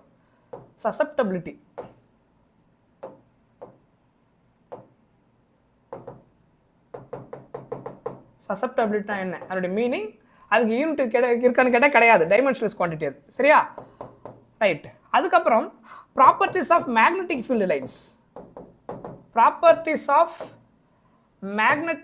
லைன்ஸ். இது தெரியணும். Properties of magnetic field lines. அதுக்கப்புறம் explain solenoid act as a bar magnet. Explain solenoid act as a bar magnet. அதுக்கப்புறம் derive the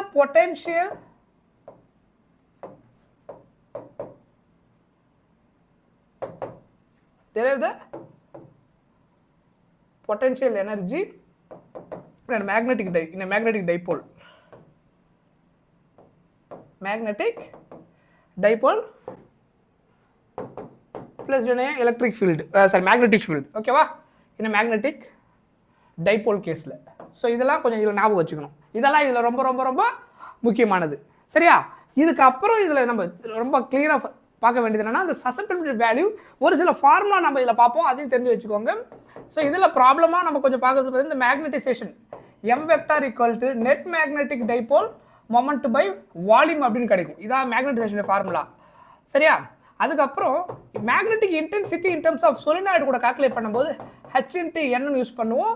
இந்த ஹச்சுக்கு வந்துட்டு நேம் என்ன, magnetic intensity. That is called magnetic intensity அப்படின்னு நமக்கு கிடைக்கும். சரியா? இதுக்கு பேர் என்னது, மேக்னெட்டிக் இன்டென்சிட்டி. இது இன் டர்ம்ஸ் ஆஃப் m கூட நம்ம கனெக்ட் பண்ண முடியும். h vector equal to susceptibility m vector அப்படின்னு நமக்கு கிடைக்கும். ரைட்.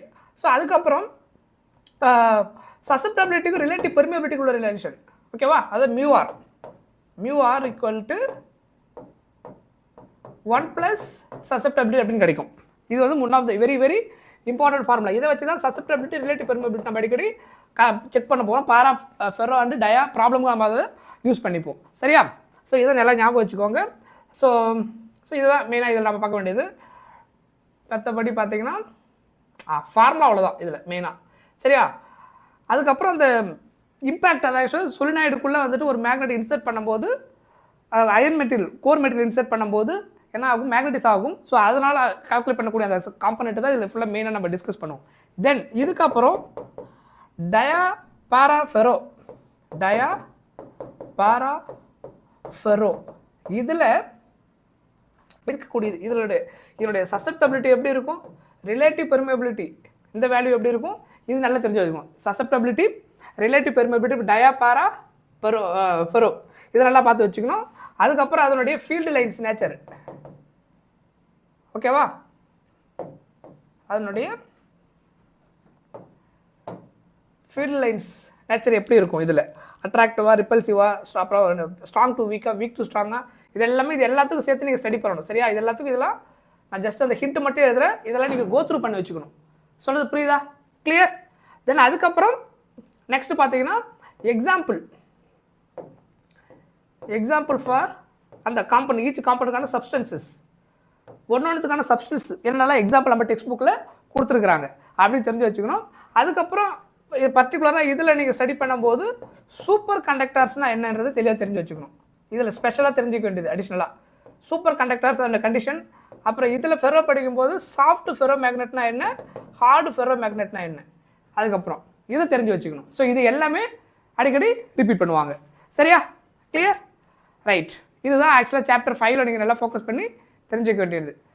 சாப்டர் 6க்கு வந்தீங்கன்னா இஎம்ஐ, சாப்டர் 6 இஎம்ஐ வந்தீங்கன்னா சாப்டர் 6ல் மெயினாக நீங்கள் டெஃபினேஷனாக ஃபஸ்ட்டு படிக்க வேண்டியது define Faraday's law of induction.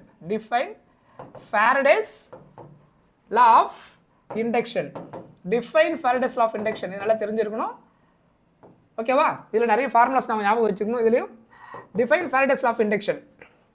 So இது டெஃபினேஷனாக நல்லா ஸ்ட்ராங்காக இருக்கணும். ஓகே, தென் இதில் திரும்ப அதிகமாக யூஸ் பண்ணக்கூடியது என்னென்னு பார்த்தீங்கன்னா ப்ராப்ளம் தான் இருக்கும். நமக்கு இதில் டெரிவேஷன் கொஞ்சம் இருக்குது. டெரிவேஷனாக நீங்கள் ஃபஸ்ட்டு பார்த்தீங்க அப்படின்னா அந்த இன்டியூஸ்டு இஎம்எஃப் கேஸ் தான் நமக்கு ஃபஸ்ட்டு டெரிவேஷனாக இருக்கும். ஸோ இந்த இன்டியூஸ்டு இஎம்எஃப் எந்தெந்த கேஸ்லாம் நம்ம கால்குலேட் பண்ணுறோம். இன்டியூஸ்டு இஎம்எஃப் ஆல் டெரிவேஷன்ஸ் இதில் என்னென்னலாம் இருக்குதோ இன்டியூஸ்டு இஎம்எஃப் யூஸ் பண்ணி கால்குலேட் பண்ணக்கூடிய ஆல் டெரிவேஷன்ஸ், அதாவது மூவிங் ராடு அதனால் ப்ரொடியூஸ் ஆகக்கூடிய அந்த induced EMF is equal to PLV. சரியா? அந்த ஃபார்முலா. அதுக்கப்புறம் rotating rod is equal to half of b omega r square அப்படி ஒரு ஃபார்முலா இருக்கும். அந்த இன்டியூஸ்டு இஎம்எஃப் அந்த கேஸில் அதுக்கான ஃபார்முலா. தென் ஜெனரேட்டர். ஓகேவா? அதுக்கப்புறம் ஜெனரேட்டரை பற்றி ஏசி ஜெனரேட்டர். ஸோ இதை பற்றி தெளிவாக பார்த்து வச்சுக்கிறோம். இதனுடைய ஒர்க்கிங் அது நல்லா தெரியணும். இது எப்படி ஒர்க் ஆகுது, working principal concept.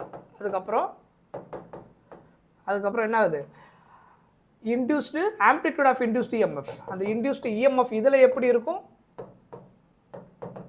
Maximum EMF, amplitude of the EMF எப்படி கண்டுபிடிப்போம். இது எல்லாமே இதில் கொஞ்சம் நல்லா தெளிவாக பார்த்து வச்சுக்கணும். சரியா? இது எல்லாமே இதில் ரொம்ப முக்கியம். ஸோ இதெல்லாம் மெயினாக இதில் தெரிஞ்சுக்க வேண்டிய முக்கியமான டாபிக். இதை பேஸ் பண்ணி டெரிவேஷன் இருக்கும் இந்த சாப்டரில். அதுக்கப்புறம் ஃபார்முலா மெயினாக இதில் நீங்கள் நல்லா தெரிஞ்சு வச்சுக்கணும். இதில் என்னென்னா அதுக்கப்புறம் டெரிவேஷனாக ஒரு சிலது இதில் இன்னும் 2 டெரிவேஷன் ஆட் பண்ணிங்கன்னா லைக் இதில் வந்துட்டு செல்ஃப் இண்டக்டன்ஸ் அப்புறம் மியூச்சுவல் இண்டக்டன்ஸ் அந்த வேல்யூ கால்குலேட் பண்ணணும். Self inductance, mutual inductance. So அந்த ஃபார்முலாவும் தெரியணும், ப்ராப்ளம் ரொம்ப முக்கியம் அதில் இருக்கிறது. So self inductance, mutual inductance. So புரியுதா? So every derivation is very very important. So இதில் எல்லாம் தெளிவாக ஞாபகம் வச்சுக்கோங்க. இதில் அதிகமாக ப்ராப்ளம் எந்தெந்த மாதிரி ஃபார்முலாஸில் டிபெண்ட் பண்ணி இருக்கும் அப்படின்னா ஜென்ரலாக இந்த இன்டியூஸ்டு இஎம்எஃப் ஃபார்முலாவை அதிகமாக ஃபோக்கஸ் பண்ண வேண்டியதாக இருக்கும். இதில் இந்த மெயின் ஃபார்முலா இதில் என்னென்னா மொத்த சாப்டருமே இதை பேஸ் பண்ணி தான் இருக்கும் formula. Induced EMF in terms of velocity length கொடுக்கும்போது இஸ் ஈக்குவல் டு பிஎல்வி. ஜென்ரலாக ஃபாரடேஸ் லா ஆஃப் இண்டக்ஷன் எழுதும்போது மைனஸ் d∅b/dt இதை வச்சு யூஸ் பண்ணுவோம். இண்டக்டன்ஸ் வச்சு சால்வ் பண்ணும்போது மைனஸ் L × di/dt கரண்ட் வச்சு சால்வ் பண்ணும்போது if current is given then induced formula வந்துட்டு minus L × di/dt. Screen is not கிளியரா? 1 செகண்ட், வெயிட்.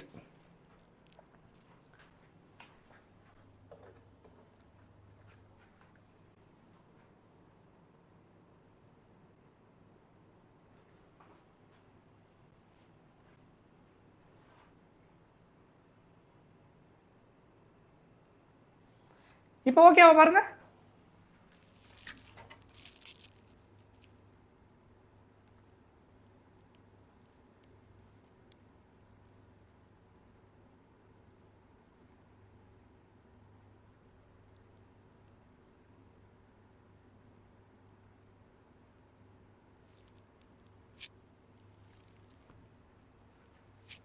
ரைட், ஓகேவா?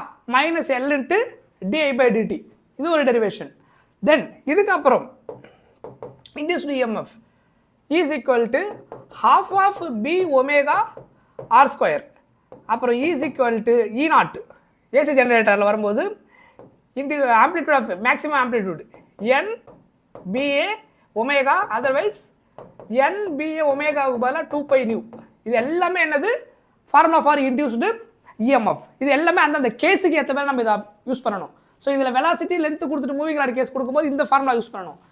Flux change with respect to minus d∅b/dt minus L × di/dt minus half of b omega r square இது NBA ஒமேகாவுக்கு பதிலாக என்ன use பண்ணிக்கலாம் நீங்கள் 2π/nu. So இந்த சாப்டரில் கொஷின் திரும்ப இன்டியூஸ்டு இஎம்எஃப் ரிலேட்டடாக இருக்கும்.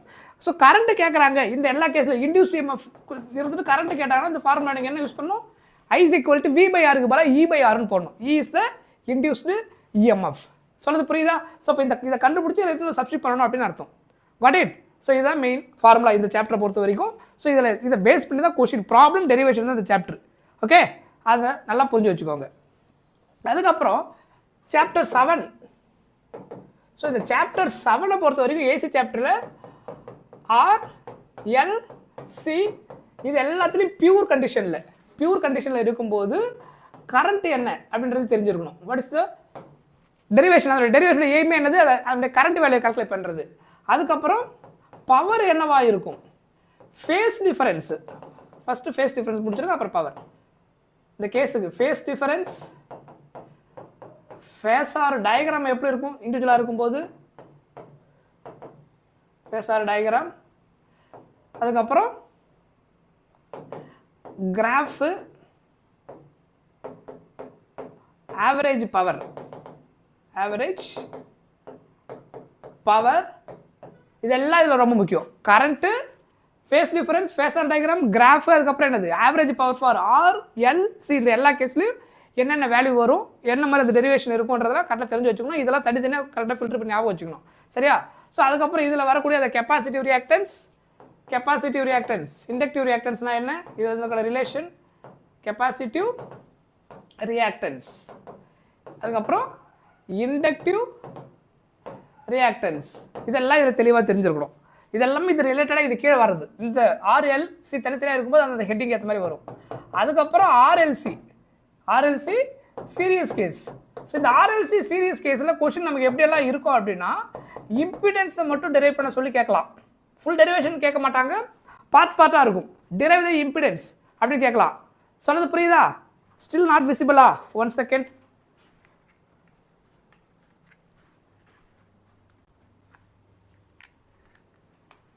I'll change the color.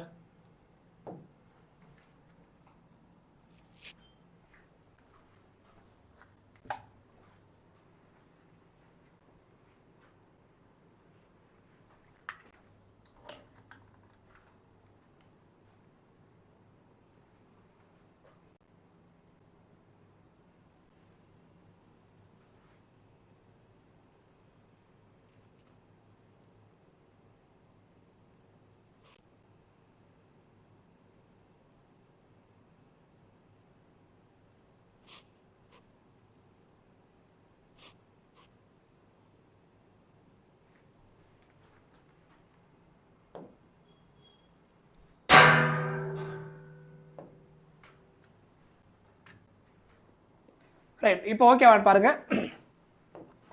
அடுத்தது வந்து இம்பிடன்ஸ். ஸோ இந்த இம்பிடன்ஸ் கேஸ் பார்க்கும்போது இதில் அந்த இசட் வேல்யூ, அதாவது Z = √R² + XL - XC whole square. இதுவே ரெசிஸ்டன்ஸாக இருந்தால் வேறு எப்படி, வோல்டேஜாக இருந்ததுன்னா Z = லைக் அந்த டோட்டல் வோல்டேஜ் V கால்குலேட் பண்ணும்போது அதை நம்ம யூஸ் பண்ணோம். V = அந்த பேட்டர்னில். சரியா? சரி, ஓகே. அதை ப்ராப்ளம் பாடும்போது பார்த்துக்கோங்க. √R² + XL - XC whole square impedance தெரிஞ்சிருக்கணும். ஆவரேஜ் பவர் இதில் எப்படி இருக்கும், டெரிவேஷன், இதெல்லாம் டெரிவேஷன். ஆவரேஜ் பவர்க்கான டெரிவேஷன் எப்படி கண்டுபிடிக்கிறது, ஓகேவா? அது தெரிஞ்சுக்கிட்டு இன் டர்ம்ஸ் ஆஃப் இதில் கிடைக்கும், பவர் ஃபேக்டர் ஃபார்மில் கிடைக்கும். Power factor in terms of power ஃபேக்டரில் கிடைக்கும். அப்புறம் ரெசோனன்ஸ் கண்டிஷன். ரெசனன்ஸ்னால் என்ன, அதுக்கான கண்டிஷன் என்னென்னு தெரிஞ்சிருக்கணும், அதனுடைய ஃப்ரீக்வன்சி என்னென்னு தெரியணும். இதெல்லாம் ப்ராப்ளமுக்கு ரொம்ப ரொம்ப முக்கியம். சரியா? ரெசனன்ஸ்னால் என்ன, ரெசனன்ஸ் கண்டிஷன்னா என்ன. அதுக்கப்புறம் லாஸ்ட்டாக வெரி இம்பார்ட்டண்ட் ஹெட்டிங் என்னது, அப்ளிகேஷன் டிரான்ஸ்ஃபார்மர்ஸ். ஸோ அதில் அந்த ரிலேஷன் ஆர் இது என்னக்கும், அதாவது number of turns, secondary primary, அதுக்கப்புறம் என்னது கரண்ட்டு, தென் வோல்டேஜ். ஸோ இதனுடைய டிரான்ஸ்ஃபார்மர் அதனுடைய ரிலேஷன் தெரிஞ்சிருக்கணும். அதுக்கப்புறம் லாசஸ், அதில் என்னென்ன லாசஸ் வருது அது நமக்கு தெரிஞ்சிருக்கணும். ஸோ அதுக்கப்புறம் மெயின் அதில் என்ன, ஸ்டெப் டவுன் ஸ்டெப் அப் டிரான்ஸ்ஃபார்மர்னா என்ன, step down step up transformer அப்படின்னா என்ன, அதுக்கான கண்டிஷன் என்ன, அதாவது ஸ்டெப் டவுன் ஸ்டெப் அப் இந்த கேஸில் கண்டிஷன், அப்புறம் அது எப்படி ஒர்க் ஆகுது அப்படின்னு தெரியணும். ஓகேவா? இது நல்லா தெரியணும். டிஃப்ரெண்ட் லாசஸ் இருக்குது, அதில் என்னென்ன லாஸ் இருக்கோ அது எல்லாமே நமக்கு நல்லா தெளிவாக தெரிஞ்சிருக்கணும். சரியா? புரிஞ்சுதா? கிளியர்? ரைட். அதுக்கப்புறம் EM waves. இந்த EM waves பொறுத்த வரைக்கும் இதில் வந்துட்டு Maxwell's equation first, Maxwell's equation, அதுக்கப்புறம் இந்த 4 ஈக்குவேஷன்லாம் தெரிஞ்சு வச்சுக்கோங்க. டிஸ்பிளேஸ்மெண்ட் கரண்ட்னா என்னன்னு கேட்பாங்க. What is the displacement current? What is displacement current? அப்படின்னா என்னன்னு தெரியணும். Difference between displacement current versus conduction current. Difference between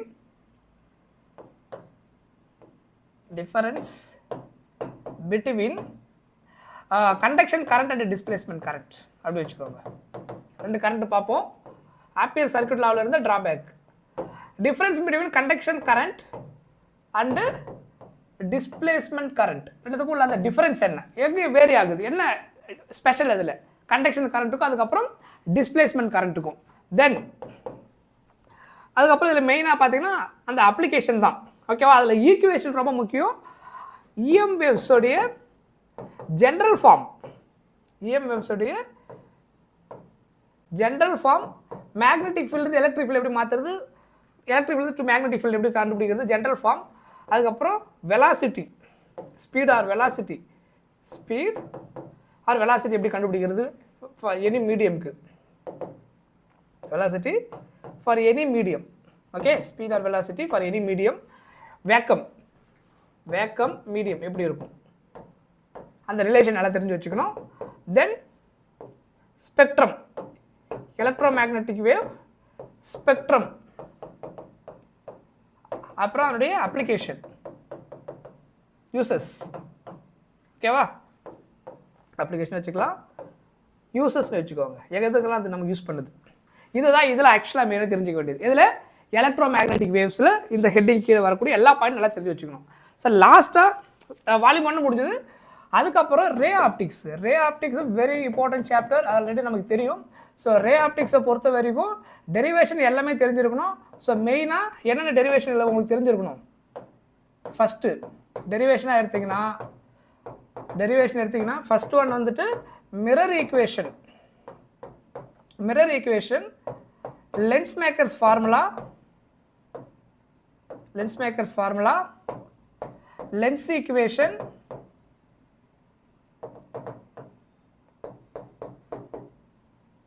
refractive index of prism,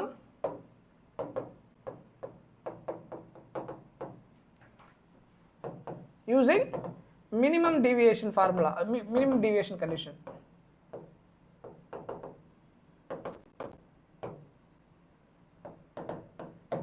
ஓகேவா? அதை வச்சு நம்ம கேட்கலாம் இதில்.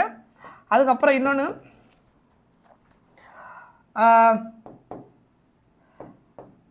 ரிஃப்ராக்ஷன் இல்லை ரிஃப்ராக்டிவ் இண்டெக்ஸ், அந்த ரிலேஷன் இருக்கும்.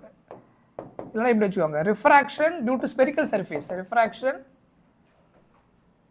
Due to spherical surface.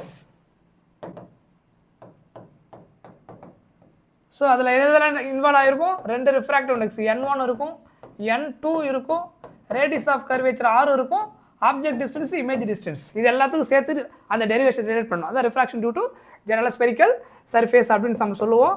அதுக்கப்புறம் காம்பவுண்ட் மைக்ரோஸ்கோப், அதனுடைய மேக்னிஃபிகேஷன் இது எப்படி நம்ம கால்குலேட் பண்ணுறோம். காம்பவுண்ட் அதோட அப்ளிகேஷன் ப்ராப்ளமுக்கு ரொம்ப முக்கியம். அது கேஸ் ஸ்டடிக்கு அது ரொம்ப முக்கியம். மைக்ரோஸ்கோப் அண்டு டெலஸ்கோப் இது எல்லாம் தெரிஞ்சுக்கணும். அதுக்கப்புறம் அடிக்கடி டயக்ராம் இதில் ஒன்று கேட்குறாங்க, நோட் இதில் என்னென்ன தெரிஞ்சு வச்சுக்கணும். இதில் என்னென்னா டயக்ராம் என்னென்னா ரிஃப்ளெக்டிங் டெலஸ்கோப்போட டயக்ராம் மட்டுமே வர சொல்லியிருக்காங்க. அதுக்கு 2 மார்க்கு, டயக்ராம் மட்டும் வரைஞ்சா போதும். அது 2-3 தடவை ப்ரீவியஸ் போர்ட்லேயும் கேட்டிருக்காங்க, ரீசெண்டாக ஒரு தடவை கேட்டிருந்தாங்க. ஓகேவா? டயக்ராம் எதுக்கு ஒன்று ரிஃப்ளெக்டிங் டெலஸ்கோப், அதனுடைய டயக்ராம் தெரியணும். அதுக்கப்புறம் நார்மலாக இன்னொரு டெலஸ்கோப் இருக்குது, அஸ்ட்ரானமிக்கல் டெலஸ்கோப், அதோட டயக்ராம் நம்ம தெரிஞ்சுக்கணும். டயக்ராம் நல்லா தெரிஞ்சிருக்கணும். அதுக்கப்புறம் வந்துட்டு இந்த ரிஃப்ளெக்டிங் டெலஸ்கோப்போடைய அட்வான்டேஜ், நார்மல் டெலஸ்கோப்போட இது என்ன அட்வான்டேஜ் இருக்குது, என்ன பெனிஃபிட் இதில் நமக்கு, அந்த அந்த 2-3 பாயிண்ட்ஸ் இருக்கும். அதில் உங்களுக்கு எது வந்துட்டு ஞாபகம் இருக்குதோ அதை வச்சு எழுதிக்கோங்க. ஸோ அதை படிக்கலாம், நோட் பண்ணிக்கோங்க. இதெல்லாம் டேரெக்டாக கேட்கக்கூடிய கொஸ்டின் இந்த சாப்டரை பொறுத்த வரைக்கும். அதுக்கப்புறம் இன்னும் ஒரு சில டெரிவேஷன் நம்ம இங்கே பார்த்தோம் இல்லையா, அதில் வந்து lenses ஆர் இன் கான்டாக்டில் இருக்கும்போது இருக்கக்கூடிய டெரிவேஷன் அண்ட் ப்ராப்ளம். ஓகேவா, இது நல்லா தெரிஞ்சு வச்சுக்கணும் இதில். அதுக்கப்புறம் டிஐஆர் டோட்டல் இன்டர்னல் ரிஃப்ளெக்ஷன்னா என்ன, அதுக்கப்புறம் அதனுடைய அப்ளிகேஷன் எங்கெல்லாம் நம்ம அதை யூஸ் பண்ணுறோம், வாட்ஸ் தி மீனிங் ஆஃப், இதான் டெஃபினேஷன் நம்ம பார்த்துருப்போம். அதுக்கப்புறம் கொஷின்ஸு டெஃபினேஷனாக நீங்கள் சிலதெல்லாம் பார்க்கணும். கொஷின் ப்ளஸ் டெஃபினேஷன் அப்படின்னு நம்ம எடுத்தோம் அப்படின்னா இதில் வந்துட்டு what is critical angle, first what is refractive index அதை வச்சுக்கோங்க. What is refractive index definition என்னன்னு கேட்டாங்கன்னா இல்லை டிஃபைன் ரிஃப்ராக்டிவ் இண்டெக்ஸ் அப்படின்னு கேட்டால் ஃபஸ்ட்டு எழுத தெரியணும்.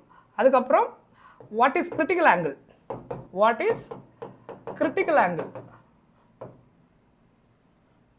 Next condition for total internal reflection, condition for DIR total internal reflection, இது ரொம்ப ரொம்ப முக்கியம். கண்டிஷன் ஃபார் டிஐஆர் திரும்ப இதை கேட்பாங்க. அந்த 2 points angle of incident greater than critical ஆங்கிளாக இருக்கணும். அதுக்கு முன்னாடி ஃபஸ்ட் இருக்கணும் light should travel from denser medium to rarer medium. அப்போ தான் நமக்கு என்ன நடக்கும், டோட்டல் இன்டர்னல் ரிஃப்ளெக்ஷன் அச்சீவ் பண்ண முடியும். அது கேஸில் மட்டும்தான் அது பாசிபிள்.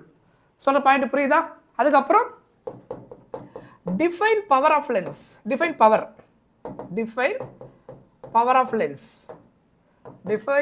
ஆஃப் லென்ஸ், அதுக்கப்புறம் அதனுடைய எஸ்ஐ யூனிட் என்ன, இது எல்லாமே இதில் மெயினாக ஞாபகம் வச்சுக்க வேண்டிய இம்பார்ட்டண்ட் டெஃபினேஷன். சொல்கிறது புரியுதா? கிளியர்? ஸோ இதுதான் இந்த சாப்டர் முக்கியமாக. அதுக்கப்புறம் ப்ராப்ளம் மெயினாக அதில் இருக்கும். ஸோ அதை நம்ம ஃபோக்கஸ் பண்ணிக்கணும். அதுக்கப்புறம் சாப்டர் 10, ஸோ 9 பார்த்துருமா, 10 வேவ் ஆப்டிக்ஸ். ஸோ வேவ் ஆப்டிக்ஸை பொறுத்த வரைக்கும் first main heading Huygens principle. இது நல்லா தெளிவாக வரணும். பிக் கொஸ்டின்ல கேட்கலாம். எக்ஸ்பிளைன் பண்ண ஹைஜன்ஸ் பிரின்சிபல்னா என்னன்னு தெரியணும். அதுக்கப்புறம் அதில் தெரிஞ்சுக்க வேண்டியது என்னது, ரிஃப்ராக்ஷன் வேவ்ஸ் வரும்போது எப்படி இருக்குது ஹைஜன்ஸ் கான்செப்டில், ரிஃப்ராக்ஷன் அதில் ரிஃப்ராக்ஷன் வரும்போது ரேரர் டு டென்சர் எப்படி இருக்கும், டென்சர் டு ரேரர் எப்படி இருக்கும், இதெல்லாம் நமக்கு நல்லா தெரிஞ்சிருக்கணும். வேவ் ஃப்ரண்ட்னா என்ன, அதுக்கப்புறம் இந்த டாப்பிக்கில் வரக்கூடிய அந்த point what is the meaning of wavefront, plane wave ஃப்ரண்ட்னா என்ன, ஸ்பெரிக்கல் வேவ் ஃப்ரண்ட்னா என்ன, சிலிண்ட்ரிக்கல் வேவ் ஃப்ரண்ட்னா என்ன, சொல்கிறது புரியுதா? கிளியர்? ஸோ இதை நல்லா தெரிஞ்சு வச்சுக்கணும். தென் அதுக்கப்புறம் இதில் அடுத்தது மெயின் ஹெட்டிங்கே என்ன அப்படின்னா இன்டர்ஃபரன்ஸை பேஸ் பண்ணி நமக்கு 2 மார்க்கு இல்லை லைக் எதை வேணாலும் எங்கே வேணாலும் இருக்கலாம், 1 மார்க் இருக்கலாம். இன்டர்ஃபரன்ஸில் அதை படிக்கிறதுக்கு முன்னாடி இன்டர்ஃபரன்ஸ் பற்றி தெரிஞ்சிருக்கணும். அதுக்கு முன்னாடி கொஹிரன்ஸ்னால் என்னன்னு தெரிஞ்சு வச்சுக்கணும் அதை படிக்கிறதுக்கு. அப்புறம் கன்ஸ்ட்ரக்டிவ் இன்டர்ஃபரன்ஸ்னால் என்ன, அதுக்கப்புறம் டெஸ்ட்ரக்டிவ் இன்டர்ஃபரன்ஸ்னால் என்ன, சரியா? அதுக்கப்புறம் what the meaning of path difference, phase difference, relation between path difference and phase difference,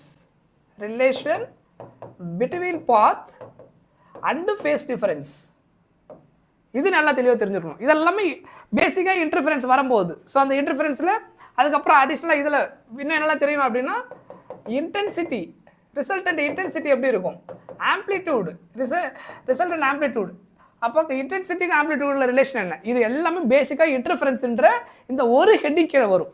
சொல்கிறது புரியுதா? தென் அதுக்கப்புறம் இந்த இன்டர்ஃபரன்ஸ் நமக்கு தெரிஞ்சாதான் அடுத்தது என்னது, YDSC Young's double slit experiment. So அதில் பிரைட் அண்ட் டார்க் ஃப்ரிஞ்சோடைய கண்டிஷன் என்ன, bright and dark from the central மேக்ஸிமாவிலிருந்து எவ்வளோ தூரம் இருக்கும், ஸோ அதுக்கான அந்த ரிலேஷன் என்ன, YDSC யங்ஸ் டபுள் ஸ்லிட் எக்ஸ்பெரிமெண்ட்டோடைய டயக்ராம் நல்லா தெரிஞ்சு வச்சுருக்கணும். அப்புறம் அந்த டெரைவ் பண்ணி கரெக்டாக கொண்டு வர தெரியணும். ஸோ அந்த டெரிவேஷனில் வந்துட்டு நம்ம என்ன பண்ணுவோம், இந்த பிரைட் அண்ட் டார்க் ஃப்ரிஞ்சஸோடைய அந்த ரிலேஷன். அதுக்கப்புறம் ஃப்ரிஞ்சு வித்துனா என்ன, ஓகேவா? ஸோ இது எல்லாமே அதில் தெளிவாக தெரிஞ்சு வச்சுருக்கோம். மெயினாக இதில் அந்த ரிலேஷன், ஓகேவா? பிரைட் அண்ட் டார்க்கு இந்த ஃப்ரிஞ்சுக்கான ரீசன், அதுக்கப்புறம் அதனுடைய ரிலேஷன், இது கொஞ்சம் நல்லா தெரிஞ்சு வச்சுக்கணும் யங்ஸ் டபுள் ஸ்லிட் எக்ஸ்பெரிமெண்ட்டில். அதுக்கப்புறம் பார்த்தீங்கன்னா டைஃப்ராக்ஷன்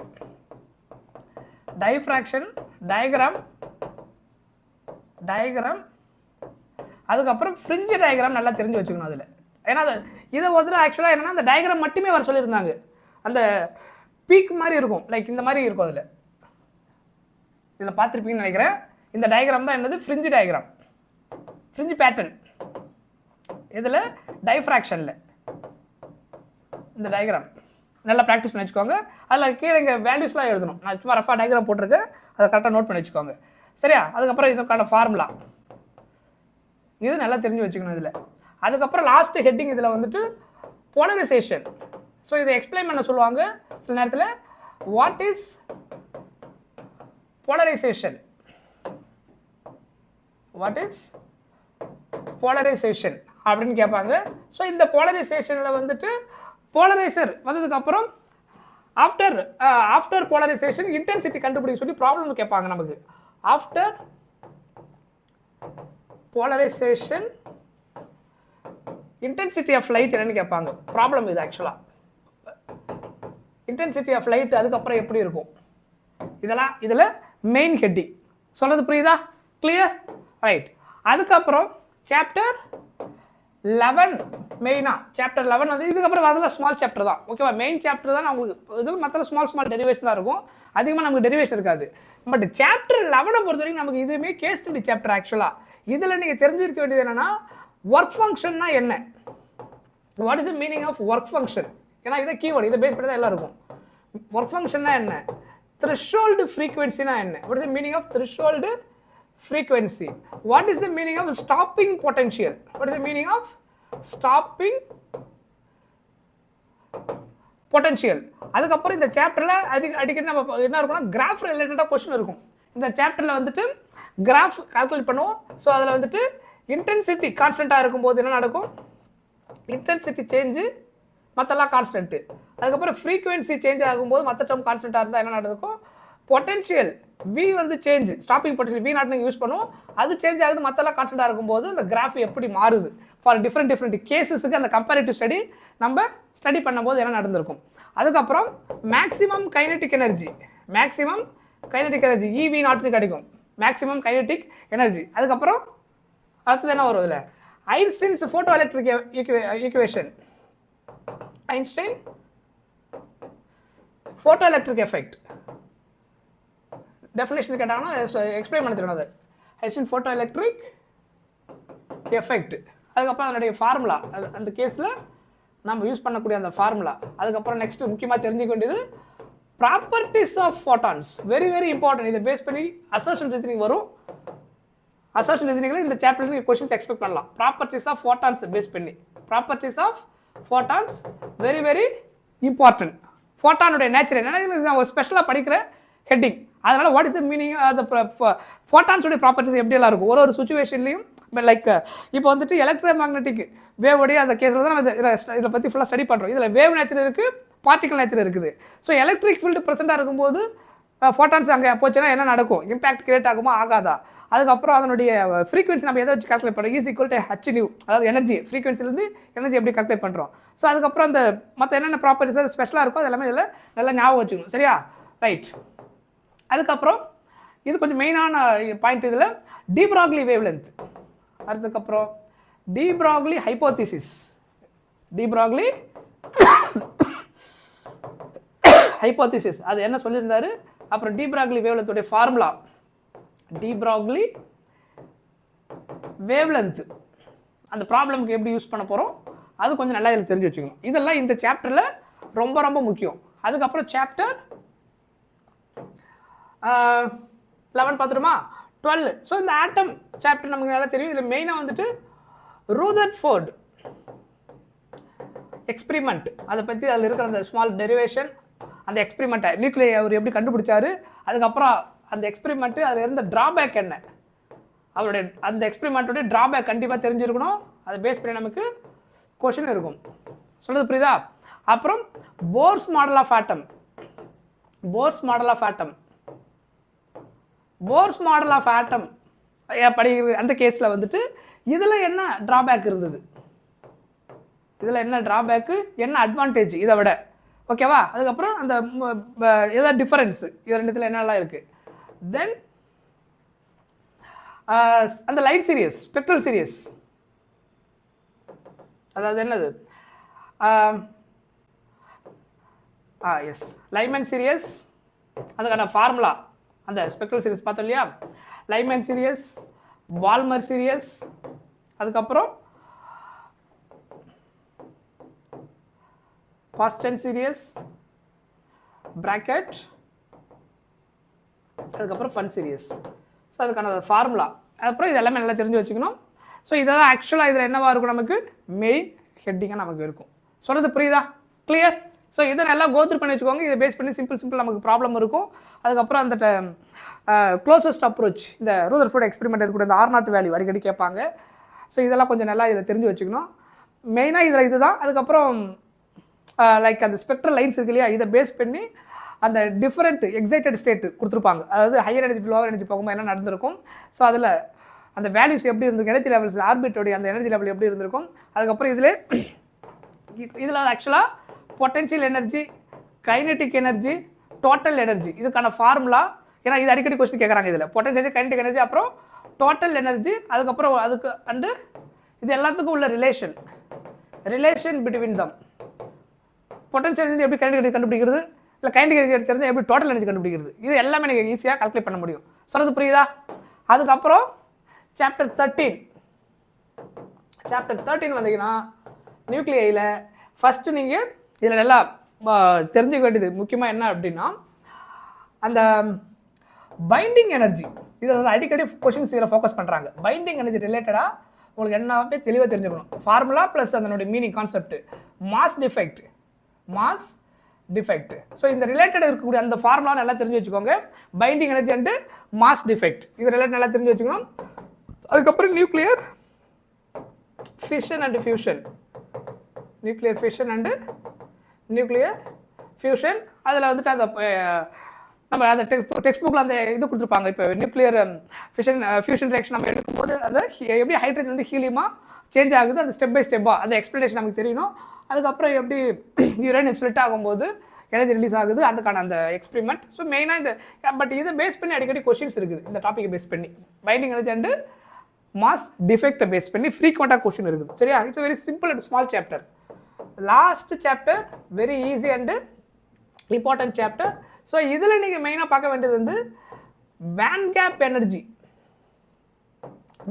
எனர்ஜி வச்சுக்கிட்டு எதுக்கு சொல்கிறோம், கண்டக்டர், இன்சுலேட்டர், கண்டக்டருக்கு எப்படி இருக்கும், அப்புறம் டயக்ராம், இன்சுலேட்டருக்கு எப்படி இருக்கும், செமிகண்டக்டருக்கு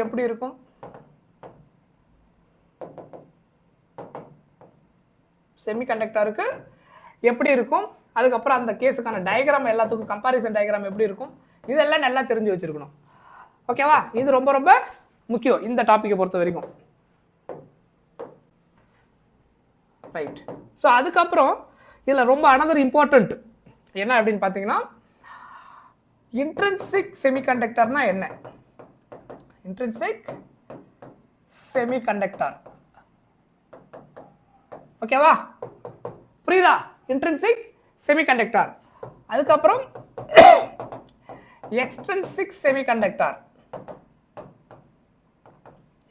செமிகண்டக்டர். ஸோ இதில் படிக்கும்போது இதெல்லாம் தெரிஞ்சுக்கணும். What is the meaning of doping, pentavalent, அதுக்கப்புறம் அண்ட் ட்ரைவேலண்ட் இம்பியூரிட்டினா என்ன, ட்ரைவேலண்ட் இம்பியூரிட்டி எக்ஸாம்பிள். அதுக்கப்புறம் என் டைப், பி டைப் அப்படின்னா என்ன, என் டைப், பி டைப், இதெல்லாம் கீவேர்டு.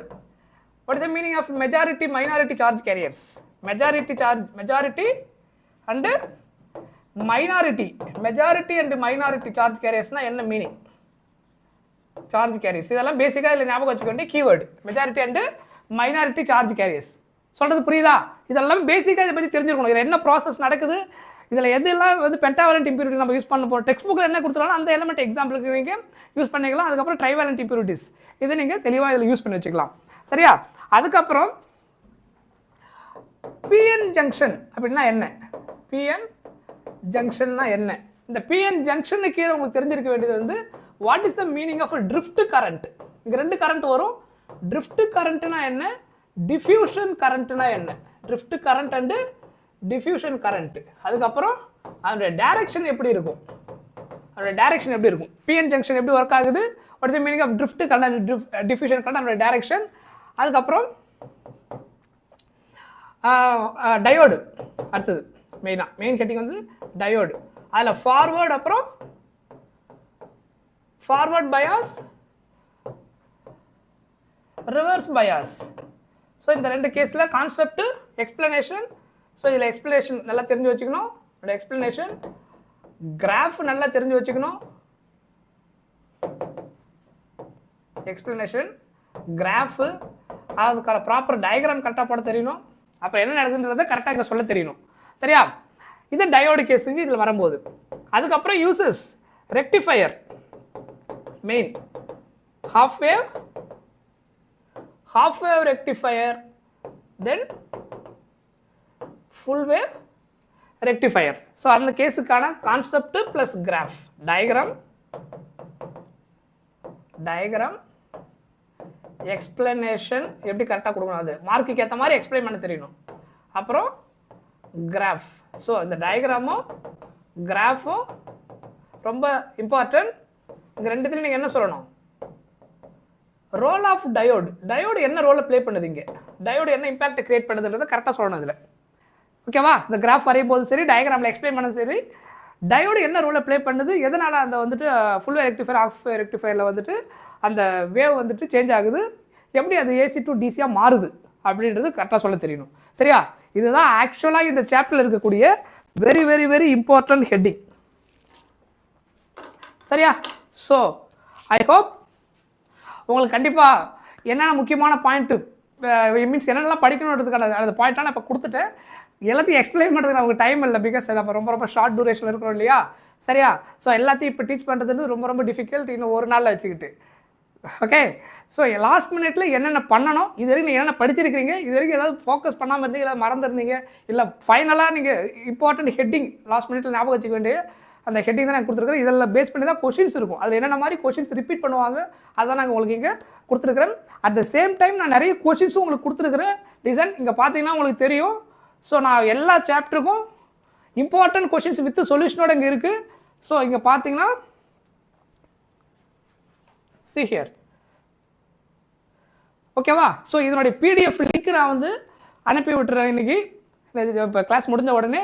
ஸோ மறக்காமல் இதை வந்து டவுன்லோட் பண்ணி வச்சுக்கோங்க. இதில் அந்த கொஷினுக்கு எப்படி ஆன்சர் பண்ணணும், என்ன மாதிரி கொஷின்ஸ் கேட்டிருக்கிறாங்க ஆல்ரெடி சிபிஎஸ்சி போர்டில், அதுக்கு எப்படி ஆன்சர் பண்ணணும். ஸோ அப் டு எவ்ரி சாப்டருமே இதில் இருக்குது. ஸோ கண்டிப்பாக அதை யூஸ் பண்ணிக்கோங்க. ரொம்ப ரொம்ப ரொம்ப உங்களுக்கு யூஸ்ஃபுல்லாக இருக்கும். லாஸ்ட் மினிட்டுக்கு உங்களுக்கு தேவைன்றதுக்காக நான் ப்ரிப்பேர் பண்ணேன்.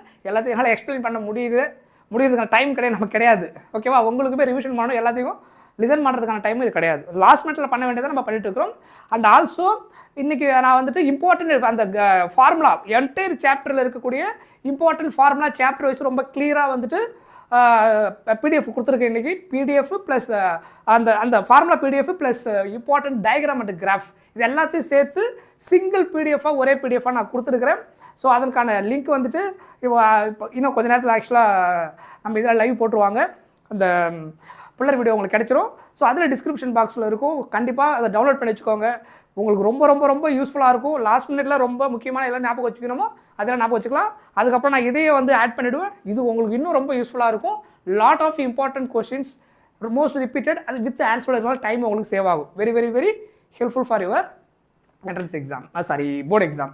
ஓகே, ஸோ எல்லாம் நல்லா பண்ணுங்கள், தைரியமாக இருங்க, பார்த்துக்கலாம். எப்படி இருந்தாலும் முடிஞ்ச வரைக்கும் நம்ம எல்லாத்தையும் பெஸ்ட்டாக பண்ணுவோம். எல்லாம் படிச்சிருக்கோமோ அதுக்கேற்ற மாதிரி போயிடுவோம். Okay, thank you so much. Bye. அடுத்த கிளாஸில் பார்க்கலாம். All the best. எல்லோரும் நல்லா பண்ணணும். உங்களுக்கு சப்போர்ட் நான் பண்ணிகிட்டே இருப்பேன். ஓகே, பாய்.